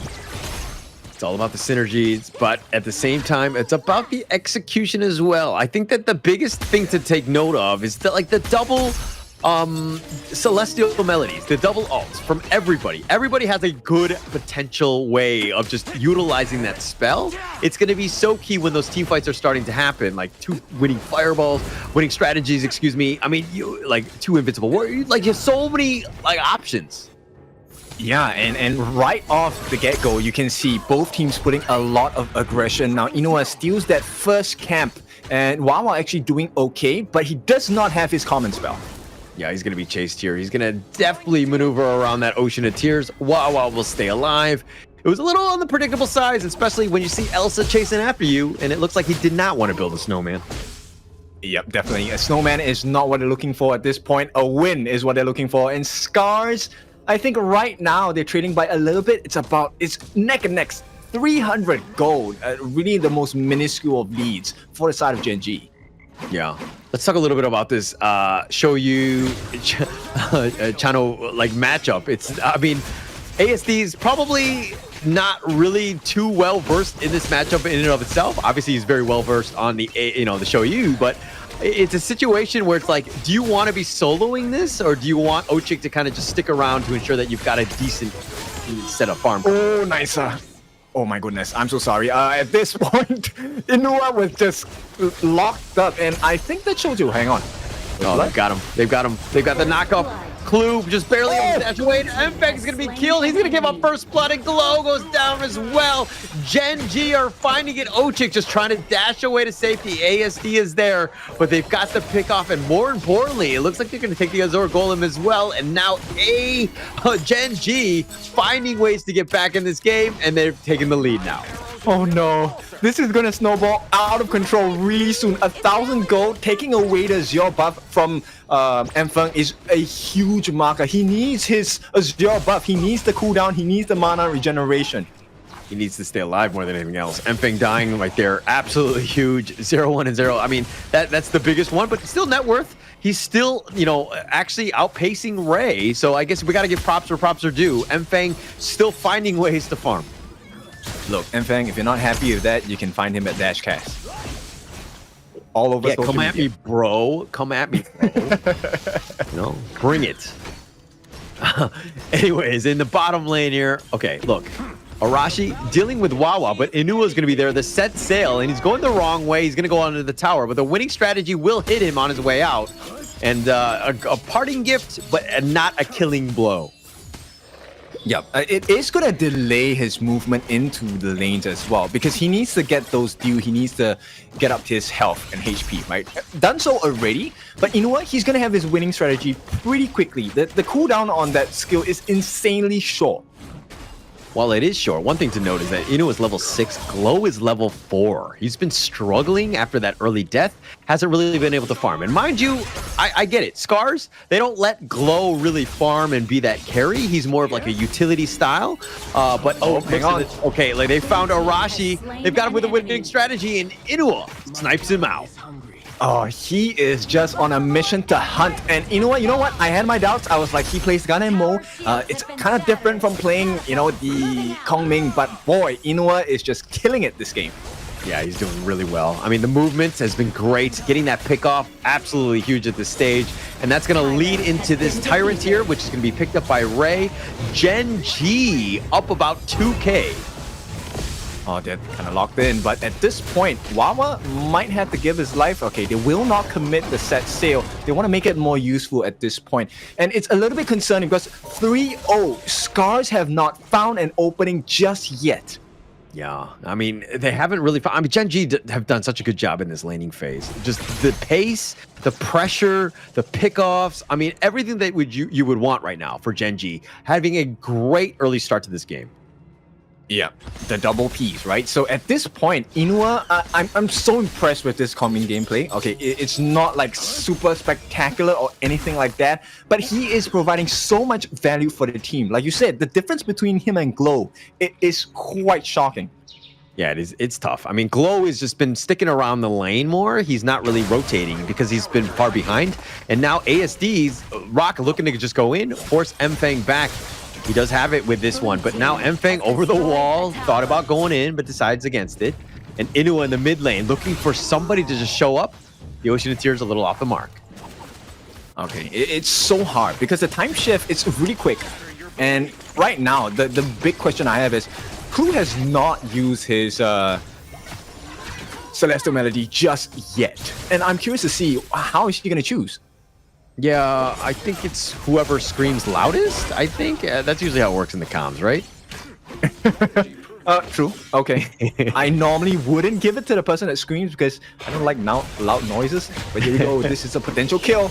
Oh, Jake gets under the tower. He's going to be fine. And the Inua is going to be at half life. He's done such a great job of providing a presence throughout and looking to just cut off the lane of retreat. And look at SCARZ. 3 members down. The Wild Wind is going to be a little off the mark. But again, just space created. Rock takes the bottom T1, trading with Mfeng's top T1. Yeah, Enfeng is just on his own personal mission at this point, right? He needs to be the one that kind of splits the lanes, push down the waves, and get the gold advantage in his favor as well. Because Enfeng will probably be that initiator besides Arashi, and he needs the farm to be healthy. He needs the farm to be able to tank through the damage as well. Yeah, he wants to be off the map. I mean, largely, he just wants to be farming. I think that as long as he's not dying, I mean, he did have that early death, but he needs to just be funneled as much farm as possible. He is your win condition. You need to be able to find, because if he gets onto Inuo, Rock, or Clue, like, he's just going to kill them, right? He's going to be able to just find that angle of attack, but, you know, he needs that farm before he can get that burst. Yep. Right now, the biggest concern is for the side of ASD. Will he get found out? That's a big concern. Because if he gets taken down, it's going to be the start of a horrendous fight for the side of SCARZ. It might be tough here. And speaking of tough, the bottom T2 taking a lot of damage. Rock dodging the wild wind and actually chipping it out. He's doing, you know, he's bouncing the tower aggro and he's doing some serious work. The set sail is going to just go around, make a U-turn, but through it all, Enfeng takes the top T2 for free. Split pushing there. Yep, he's having more impact as a split pusher at this point. And this is the silver lining for the side of SCARZ, right? Enfeng, he seems to be getting his farm up as well. Level 12, he is now taking the EXP lead against Ray. But not only that, his items should be online. Yeah, I think you don't want, I mean, you don't want to be fighting into the death ball that is Gen.G. You were able to just kind of take what the enemy's giving, and they've been kind of sticking together. Gen.G right now have a bit of a, you know, a leak in this house. They need to figure out how to slow them down. Enfeng being able to split push for free, largely not what they want. Yeah, I mean, until he gets his spheres, Inuo is not going to be in an easy position because he doesn't do well in a team composition like 1v5 when he doesn't have his spheres. He needs the damage. He needs that extra spheres to help him lay down the pain so that he can have the winning strategy put to its best use. Mm-hmm. And look at this. It's, I mean, look, SCARZ doesn't even have a single kill, but in terms of net worth, they're only down about 1K. This is largely off the back of Enfeng, who took the bottom T1. And the split push has been real. SCARZ, they're playing objectively based, and they're playing smart, right? And understanding that, hey, Gen.G might have a slight advantage, especially with those 3 kills early. They're putting themselves in a position to win, at least in the mid to late game. Yeah, and the target prio, definitely SCARZ has demonstrated that they have a clearer understanding of it now after the game with Nongshim, and so far they have been putting it to practice. Yeah, Tyrant going to be picked up here by Gen.G. Ray still up in front, contesting. They might actually go for this 50-50 smite, and it looks like Ray will pick this one up. And Ray with the Invincible Warrior says he flexes as he takes their buff and lets it go. Yeah, but it needs to be a conversion into a turret at this point. Connecting onto 3, the meteor kill. They have the knock up, the secondary one. The thing inside the box is not going to connect onto this, and Glow survives. The winning strategy he's not going to connect is his buddies actually made a body shield for him. Okay, but this is a good marker for SCARZ. While it might look like a bad thing because they got pushed back, end of the day, it was a 4v5 and they survived it well. Enfeng now, he's going to try and make his way out. Oh, nice juke. That was actually very clever. I mean, they put pressure there. The top T2 had been, you know, already been taken out. They were potentially going to go for the top T3, so Gen.G had to rotate to deal with this. Enfeng is back, needs to be careful. The winning strategy. Oh, Glow steps in front of that one. Oh, the body blocking is real from status SCARZ. And once again, no kills, but you can see they have a little bit more efficiency around the map. Shadow Tyrant right here. Arashi might want to go in. Ochik might just fish for the Cannon Blast more than anything else. Oh, he mistimes it, and it looks like Ray will pick up yet another Tyrant.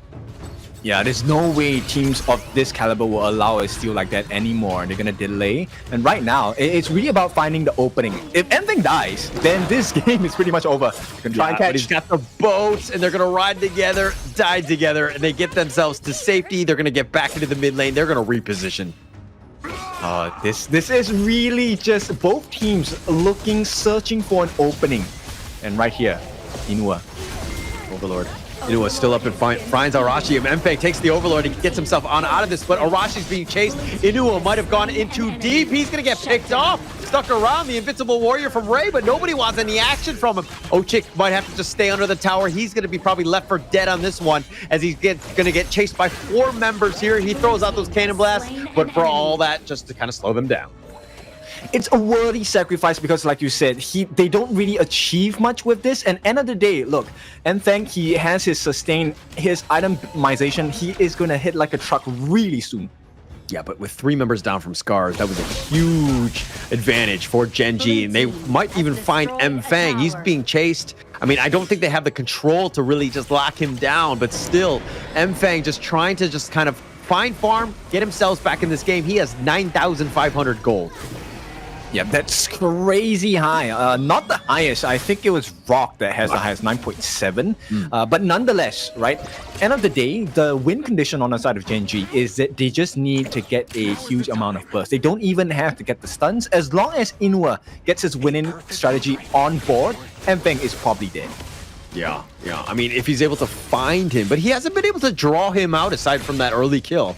Inua, on the other hand, has kind of been largely more defensive, dare I say. He hasn't really just found that pick off, in that mid game. Yeah, and okay, the game plan here looks like it is going to be a nice steal, but Tempest game. This is what SCARZ seem to be playing for. Yeah, play the late game. I think that it's definitely going to help them out. The only problem is that, I mean, I feel like Inua kind of falls off a bit, and Rock is, definitely your carry. You got to be super careful about him. But if they're able to kind of control Rock, find some way to lock him down, maybe with a lucky cannon blast or set sail or whatever it is, I think that you could largely kind of mitigate some of that other damage. Actually, in fact, late game, ASD can just straight up walk in front of Rock and kill him off, right? 3 shots. 4 shots max. That's the probable condition that they're waiting for. So late game, this is all about SCARZ. So if this game goes to the 20-minute mark, you can expect that Gen.G is going to suffer and have a pretty tough time. Yeah. So you're saying the timer is pretty much on Gen.G to kind of make a play here to get the win? Yeah. Okay. At least on taking a tier 3, right? Glow, no, he's low. Oh, he's in a bad spot. He's not able to flash away the Death at Sunset. He's going to go golden, though. Stays alive. He's got the passive, but he does die in the end. The secondary Death at Sunset on to 4 or so, and it looks like Wawa will trade his life away. Clue has been killed as well, and it's going to be a 2-for-1. And through it all, they got 3-for-1, excuse me, as ASD finds yet another as Ray goes down. Okay, so both teams taking quite a bit of risk here. Now, this is a difficult position for both teams. Gen.G, look, the T3 on the top, really low. It could be a potential kill, but Rock, right now, in danger. Yeah, in danger here. Enfeng looking to just trade. I think Enfeng smited it out. He took it under his nose, so to speak, and he's going to look to turn this into a Shadow Tyrant as well. You've got Arashi doing donuts in the parking lot, and through it all, SCARZ finding ways to get back into this game. Yes, they're still down in terms of this net worth, but the last couple of team fights have kind of gone in the favor of SCARZ. Yeah. Do not be mistaken. The advantage in firepower definitely in the hands of SCARZ at this point. And look, there is very few people who can catch Enfeng, and there's only a select couple that will be able to deal enough damage for that winning strategy to work right now. Oh. They're gonna go, they find Glow. Oh, that's the initial pickoff. That's a perfect one, but Inua trades his life for this one. I'm not sure if that was the best trade. Inua needs to stick around. The set sail actually slams into the wall. Not gonna be enough. The flash away by Arashi. The Death at Sunset onto it, but the think inside the box, they're trying to lock him in. Wawa with that meteor kill. The secondary Death at Sunset onto 3. He's doing some serious work. They have that damage. Ochik now trying to stay alive. He gets picked off. Rock finds him out. It's gonna be a 2-for-1, and through the back door, Enfeng was consistently split pushing. He's trying to slow down the damage coming in. They want to re-engage Rock. Oh, they're looking to go for this one. They go for that, and Rock is going to get picked off. He got blindsided from the back, but Enfeng trades with his life. Arashi is solo. That's a double going the way of Ray, and they've turned this around. And 3 members down from SCARZ, and now Gen.G have an opening. They want to take out this Overlord. I don't agree with the fight. That was not a fight for SCARZ to take. They should be patient, but in this case, potential steal, Destructive Deluge available. Oh, ASD is going to show up now. Wawa gets picked, and they get the Overlord. Ray picks this one up with that smite. That was super risky, but through it all, they were like, hey, we got to get onto Rock. That was his first death, so they went all in to ensure that they got him. Okay, so look, life is going to be a little bit difficult for the side of Inua on Gen.G because Splendor is available. There should be a little bit more magic resistance coming out. The Succubus Cloak going into the hands of Arashi as well. And look, there is just so much burst potential from ASD to deal damage against Inua. He's not going to be able to perform how he has had in the first, 15 minutes of this game. Yeah, and another thing is that Inu now needs to change his playstyle. He can't be that initiator that's potentially just going for that pick off on the glow or, you know, ASD or whoever it is. Like, he needs to play a little bit more careful. Let somebody else, like let Ray or Wawa initiate, and then you kind of come in as that second initiator. You're going to have way more success because they're not going to be able to target you down. Inua definitely on the squishier side at this stage of the game. Yep, and right now, target prio definitely going to be more easy for the side of SCARZ. Yeah, definitely. Ray still up in front. ASD taking a decent amount. Needs to be careful. He backs off. Inua dodges the cannon blast like a pro. And through it all, Gen.G dealing with those minions. The Shadow Vanguard in the top lane, something to take note of. Yeah, and look, Mfang, he's just going to do Hanshing things, right? End of the day, he is so mobile, he is so fast, and he's going to be able to kind of alleviate the pressure coming in from the waves. Every single instance, he's not there. He is clearing waves, and this is buying so much time for SCARZ. They will definitely hit that Tempest Dragon timing. Would you say he's fast and furious? I'll show myself out. Yeah, I am gonna make a Chinese. No, I'm gonna make a Chinese joke. But anyway, Feng is like a wind, and yeah, he's gone like the wind essentially. Okay, but look at Mfeng. Waiting in that brush. This could be risky, but I'm pretty sure they think that Mfeng is definitely not going to stick around. That seems way too risky, and Gen.G will just deal with this. Mind you, the Tempest Dragon is up in about 2 minutes. Something to take note of. Oh, Mfeng, he's around the corner. Oh, Wawa. The set sail. They can connect on the 2. They do have it, but the Cannon Blast also connecting on the 2, but they're going to just run. They don't have the follow-up damage. SCARZ, nice combo, nice stuns, but no follow-ups. Okay, in fact, I think it will be crazy, but it's worth for Gen.G to try and melt down and rat that top tower as well. That could work out in their favor. Yeah, but I mean, do you go out, especially with the Shadow Tyrant? It doesn't look like they're going to contest at all. Life number 1 is going to be done for Mfeng. That's going to be huge. Something to take note of, especially since, you know, again, he doesn't have that in the next team fight. They found Mfeng. They were able to get that pick off. Death at Sunset, not going to be fully committed. They're going to look to just regroup. Yeah, and look, you only have 2 charges of the Sage's Sanctuary. You don't want to burn it out, you know, prematurely as well. Mfeng. Split pushing. He's playing in the middle. Enemy lines. I am so scared for him. Oh. He actually took damage from Inua, but Inua had no idea. He's just going to continue moving on. The lanes have been pushing. And mind you, Wawa's in the bottom lane. Tempest Dragon up in 60 seconds. No, he knows. Look, there is a notification when you hit someone in the bush, but I think, you know what, he understands. Look, the wave pressure is more important. We need to break that T3 on the top. And SCARZ, they're going to defend this with their life as they have had in the past 2 games. Yeah, Ray up in front. They're throwing out the wolves. And Ochik is going to just kind of back off, gets the Cannon Blast onto a rock. And through it all, it looks like they're going to hold, at least for now, the top T3 very low. And that is definitely an opening for Gen.G, but Gen.G doesn't really have the minions. They have to constantly deal with the lane management, plus the fact that Mfeng is split pushing throughout. Yeah, right now, every cannon blast is so vital from the side of Ochik. It can set up potential kills, even onto Inua. And at this point, it's all about the burst damage that Inua offers. Can he find the opening to create space so that Rock can go in, Wawa can jump the backlines? And now we're here. Tempest Dragon is showing up. The 20-minute mark, we're finally there. SCARZ still in the top. Mfeng being scouted out by Inua. He's looking for that pickoff. He's looking to go aggressive. Yep, and Inua, he does have the Moon Goddess. That's an upgrade from the Splendor, and it's going to give him a little bit more breathing space. But, you know, there's not much space to breathe if all 5 members of SCARZ are onto you. So Inua needs to play really safe. Mfeng already looking for that split push. Yeah, split pushing top lane. Mfeng looking to just deal with this. The Tempest Dragon has been started. SCARZ do know this. They've got the traps, the Death at Sunset connecting onto 3. The meteor kill is going to be legit. Almost gets a pick off onto ASD and through it all. Wawa skirts them away. The Tempest Dragon is continuing on. They've been picked off, perfectly spaced out. Well played by Gen.G at this point. Now SCARZ on the retreat, trying to run away. Arashi just so low, he gets picked off. Inua finally finds him, and through it all, SCARZ, 4 members surviving. But Arashi down for 40 seconds. The Tempest Dragon has already been slain by Gen.G. Yep, and there is a wave. There is something to work with on the side of Gen.G as well. This could very well be Dev's door for the side of SCARZ. Yeah, I mean, they need some sort of pick-off. They need to figure out how to deal with this. The Tempest Dragon buff is going to be legit. They just don't have minions at this point. The Vanguards will eventually show, but through it all, Gen.G slow sees the Death at Sunset. He's looking to potentially, no, it's a fake back. He's not going to go for this one. ASD dashes away. The mid T3 is looking to get destroyed at this point. The Death at Sunset, yes, again. Oh, he gets into the safety of the fountain, and Glow tries to go golden, but the base is going to be open. They've been pushed back. Mfeg is going to be here. He takes a lot of damage. He's got the set sail, gets the pick off. Blue is going to be killed. Mfeg is still there and somehow surviving. They've got the secondary kill, and Wawa's killed as well. It's 2 members down, and SCARZ have held, although they don't have any T3s.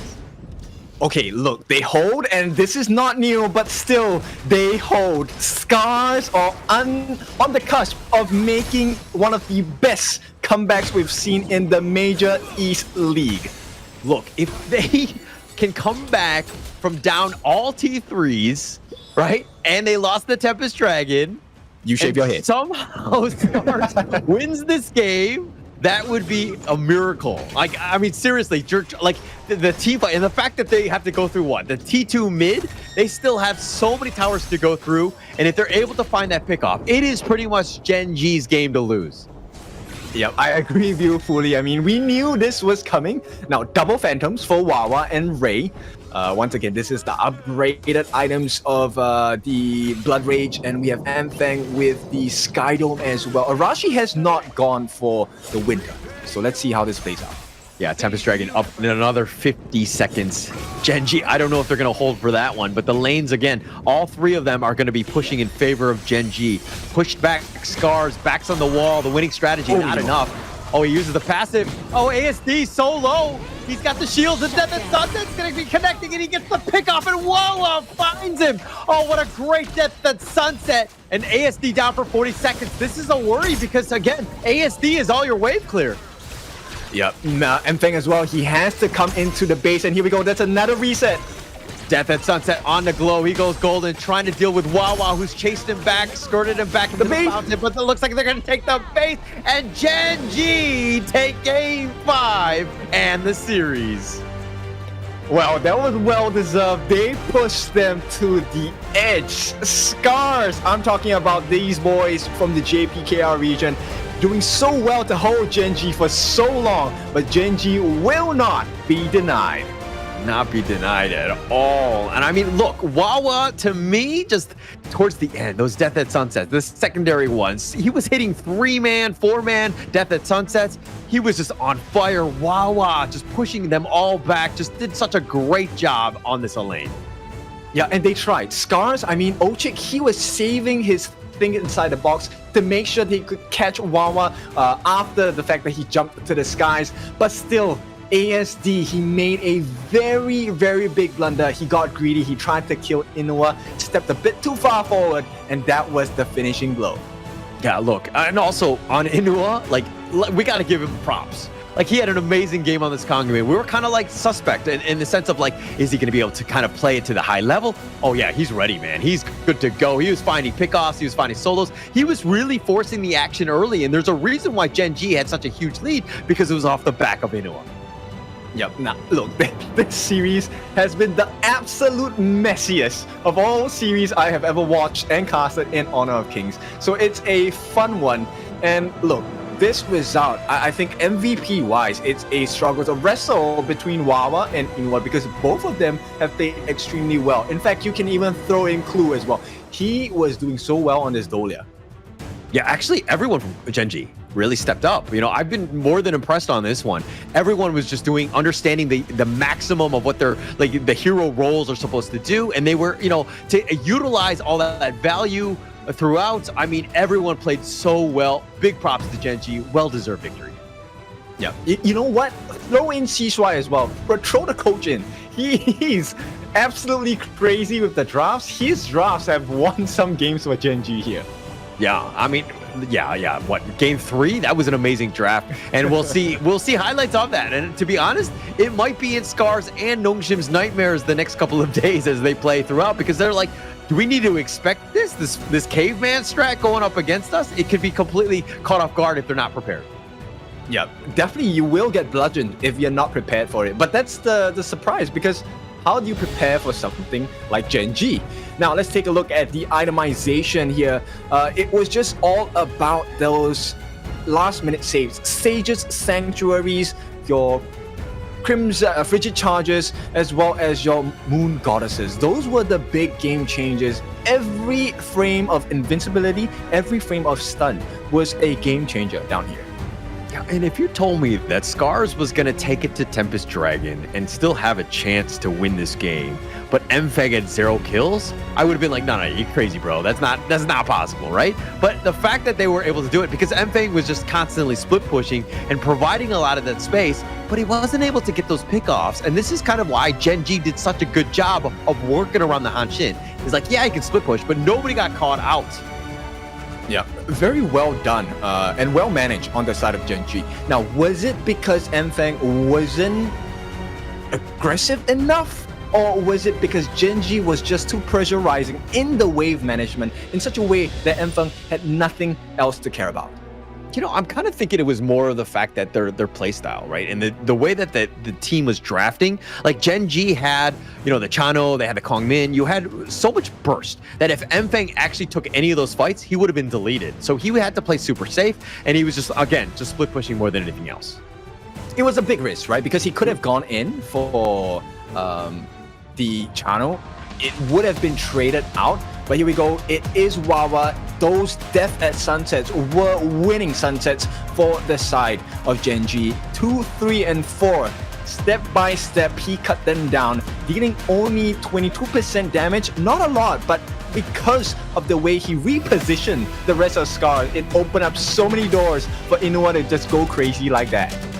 He just played so well. And through it all, I mean, Inuwa set it up where everybody actually went for him. They looked to trade. And you see the rest of Gen.G just cleaning up, just running at them and just chasing them down. Ochik had nowhere to go. He got picked off as well. And it was just constantly this like reoccurring theme that just happened where Gen.G were able to, again, off the back of Inuwa or Wawa, like in these highlights, you're going to see Wawa, the Death at Sunsets, multiple times, multi-man. He was on point. Yeah, and see, this is the difficulty. They wanted to get Rock, but every time they go for him, they will make a trade on the side of Gen.G, and they already knew that this was one of the potential win conditions. Yeah, look at with this Tempest Dragon. Look at how Wawa had spread them out. They couldn't even contest the Tempest Dragon because Wawa was in the heart of the enemy team, pushing everyone back. SCARZ all-out retreat. It was pretty much a rout at that point, but Gen.G were able to just go in. Again, another amazing Death at Sunset. Wawa was so on point, pushing them back, and they were able to close this game out. But again, SCARZ did such a good job of holding. Their defense was on point. They extended the game as long as possible, but unfortunately, it was too much Gen.G in this case. Yeah, this was the big mistake. ASD got a little bit overly zealous, and Wawa, the moment he saw that opening, he knew it was game over. And I mean, look, this was a moment where SCARZ continually held, even when there was a Tempest buff. That's how difficult SCARZ, the cards have been dealt for the side of SCARZ, and still, they managed to hang on. Yeah, found ways, right? And look, both of these teams, heavyweight fighters, you know, they get punched, they get knocked down, they got right back up, right? Both of these teams really wanted it, and so it's so impressive going into this Group S, right? Going into this best of 5, SCARZ really bouncing back after a somewhat lackluster performance, dare I say, with Nongshim, but going into this one and really sticking it to them. But Gen.G just too much. SCARZ back to the drawing board. They need to figure things out as they lost 2 series today. Right, so we'll let the production team work on the stats and we'll give you the final standings for the day. I mean, it's obviously still Nongshim at the top. It was a clean 3-0 dismantling on of the side of SCARZ today. And SCARZ, look, any team that gets dismantled like that, I think you come into a series with a little less confidence. But this series, I think it definitely will build them up for tomorrow because they have to be ready. This is not the only time they're meeting. They are going to be playing each other again tomorrow. Yeah, double round robin. And speaking of tomorrow, or today, excuse me, this is the results of what happened. Spoiler alert, guys. Nongshim 3-0'd SCARZ in the first series. R8 3-0'd Vicious in the second one. And that last series, Gen.G ekes out a victory 3-2, taking it to SCARZ. Unfortunately, SCARZ with an 0-2 day. Yeah, so pretty exciting. And of course, with that being said, this is the standings for now. Group S, we're going to have Nongshim at the top, followed by Gen.G following closely, second, and then we're going to have SCARZ in the third. Meanwhile, in Group A, it's going to be R8 at the top because of their win, leaving Crazy Raccoons, Vicious, as well as Venomous, all the way at the bottom, 2, 3, and 4 respectively. Yeah, actually, Vicious versus Venomous, that happened off stream, and it looks like Vicious pulled out the victory on that one. But let's talk about tomorrow's games. First series of the day is going to be Nongshim versus Gen.G. That one's going to be a crazy game. Second match is going to be Vicious versus Crazy Raccoon. And the third one, again, a repeat of what we just saw, SCARZ versus Gen.G. This is, again, a double round robin, and this will be the second game, and I guarantee that's going to be an amazing series too. Yep, so drink your coffee tomorrow, man. It's going to be a long day, but it's going to be an exciting day because I'm so curious how is Nongshim going to hold up against the Gen.G creativity, the unorthodox approach to the game, and whether it's going to be weird enough to kind of shake up the lineup of Nongshim RedForce. It's going to be fun, right? I think those unorthodox drafts are just so much fun to watch, and I love the way Gen.G brings these to the table. It brings so much interest, and again, you can just pull out the victories when you just kind of catch everyone off guard. Yep, but of course, that is our time for today. Thank you for joining us. It's been fun. It's been great. We'll see you again tomorrow. It's been your favorite kind of tofu, Kindofu, and with me has been Holler. Holler, any last words? No, thank you so much, and I'll see you guys tomorrow. Have a great night.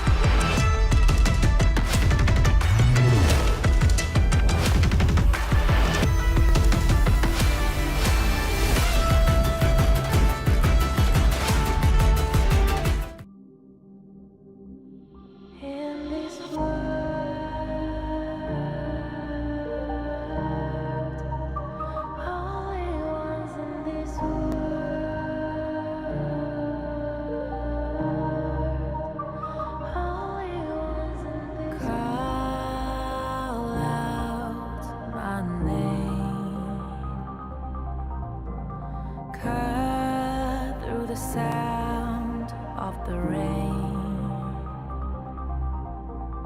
No matter how I feed the flame.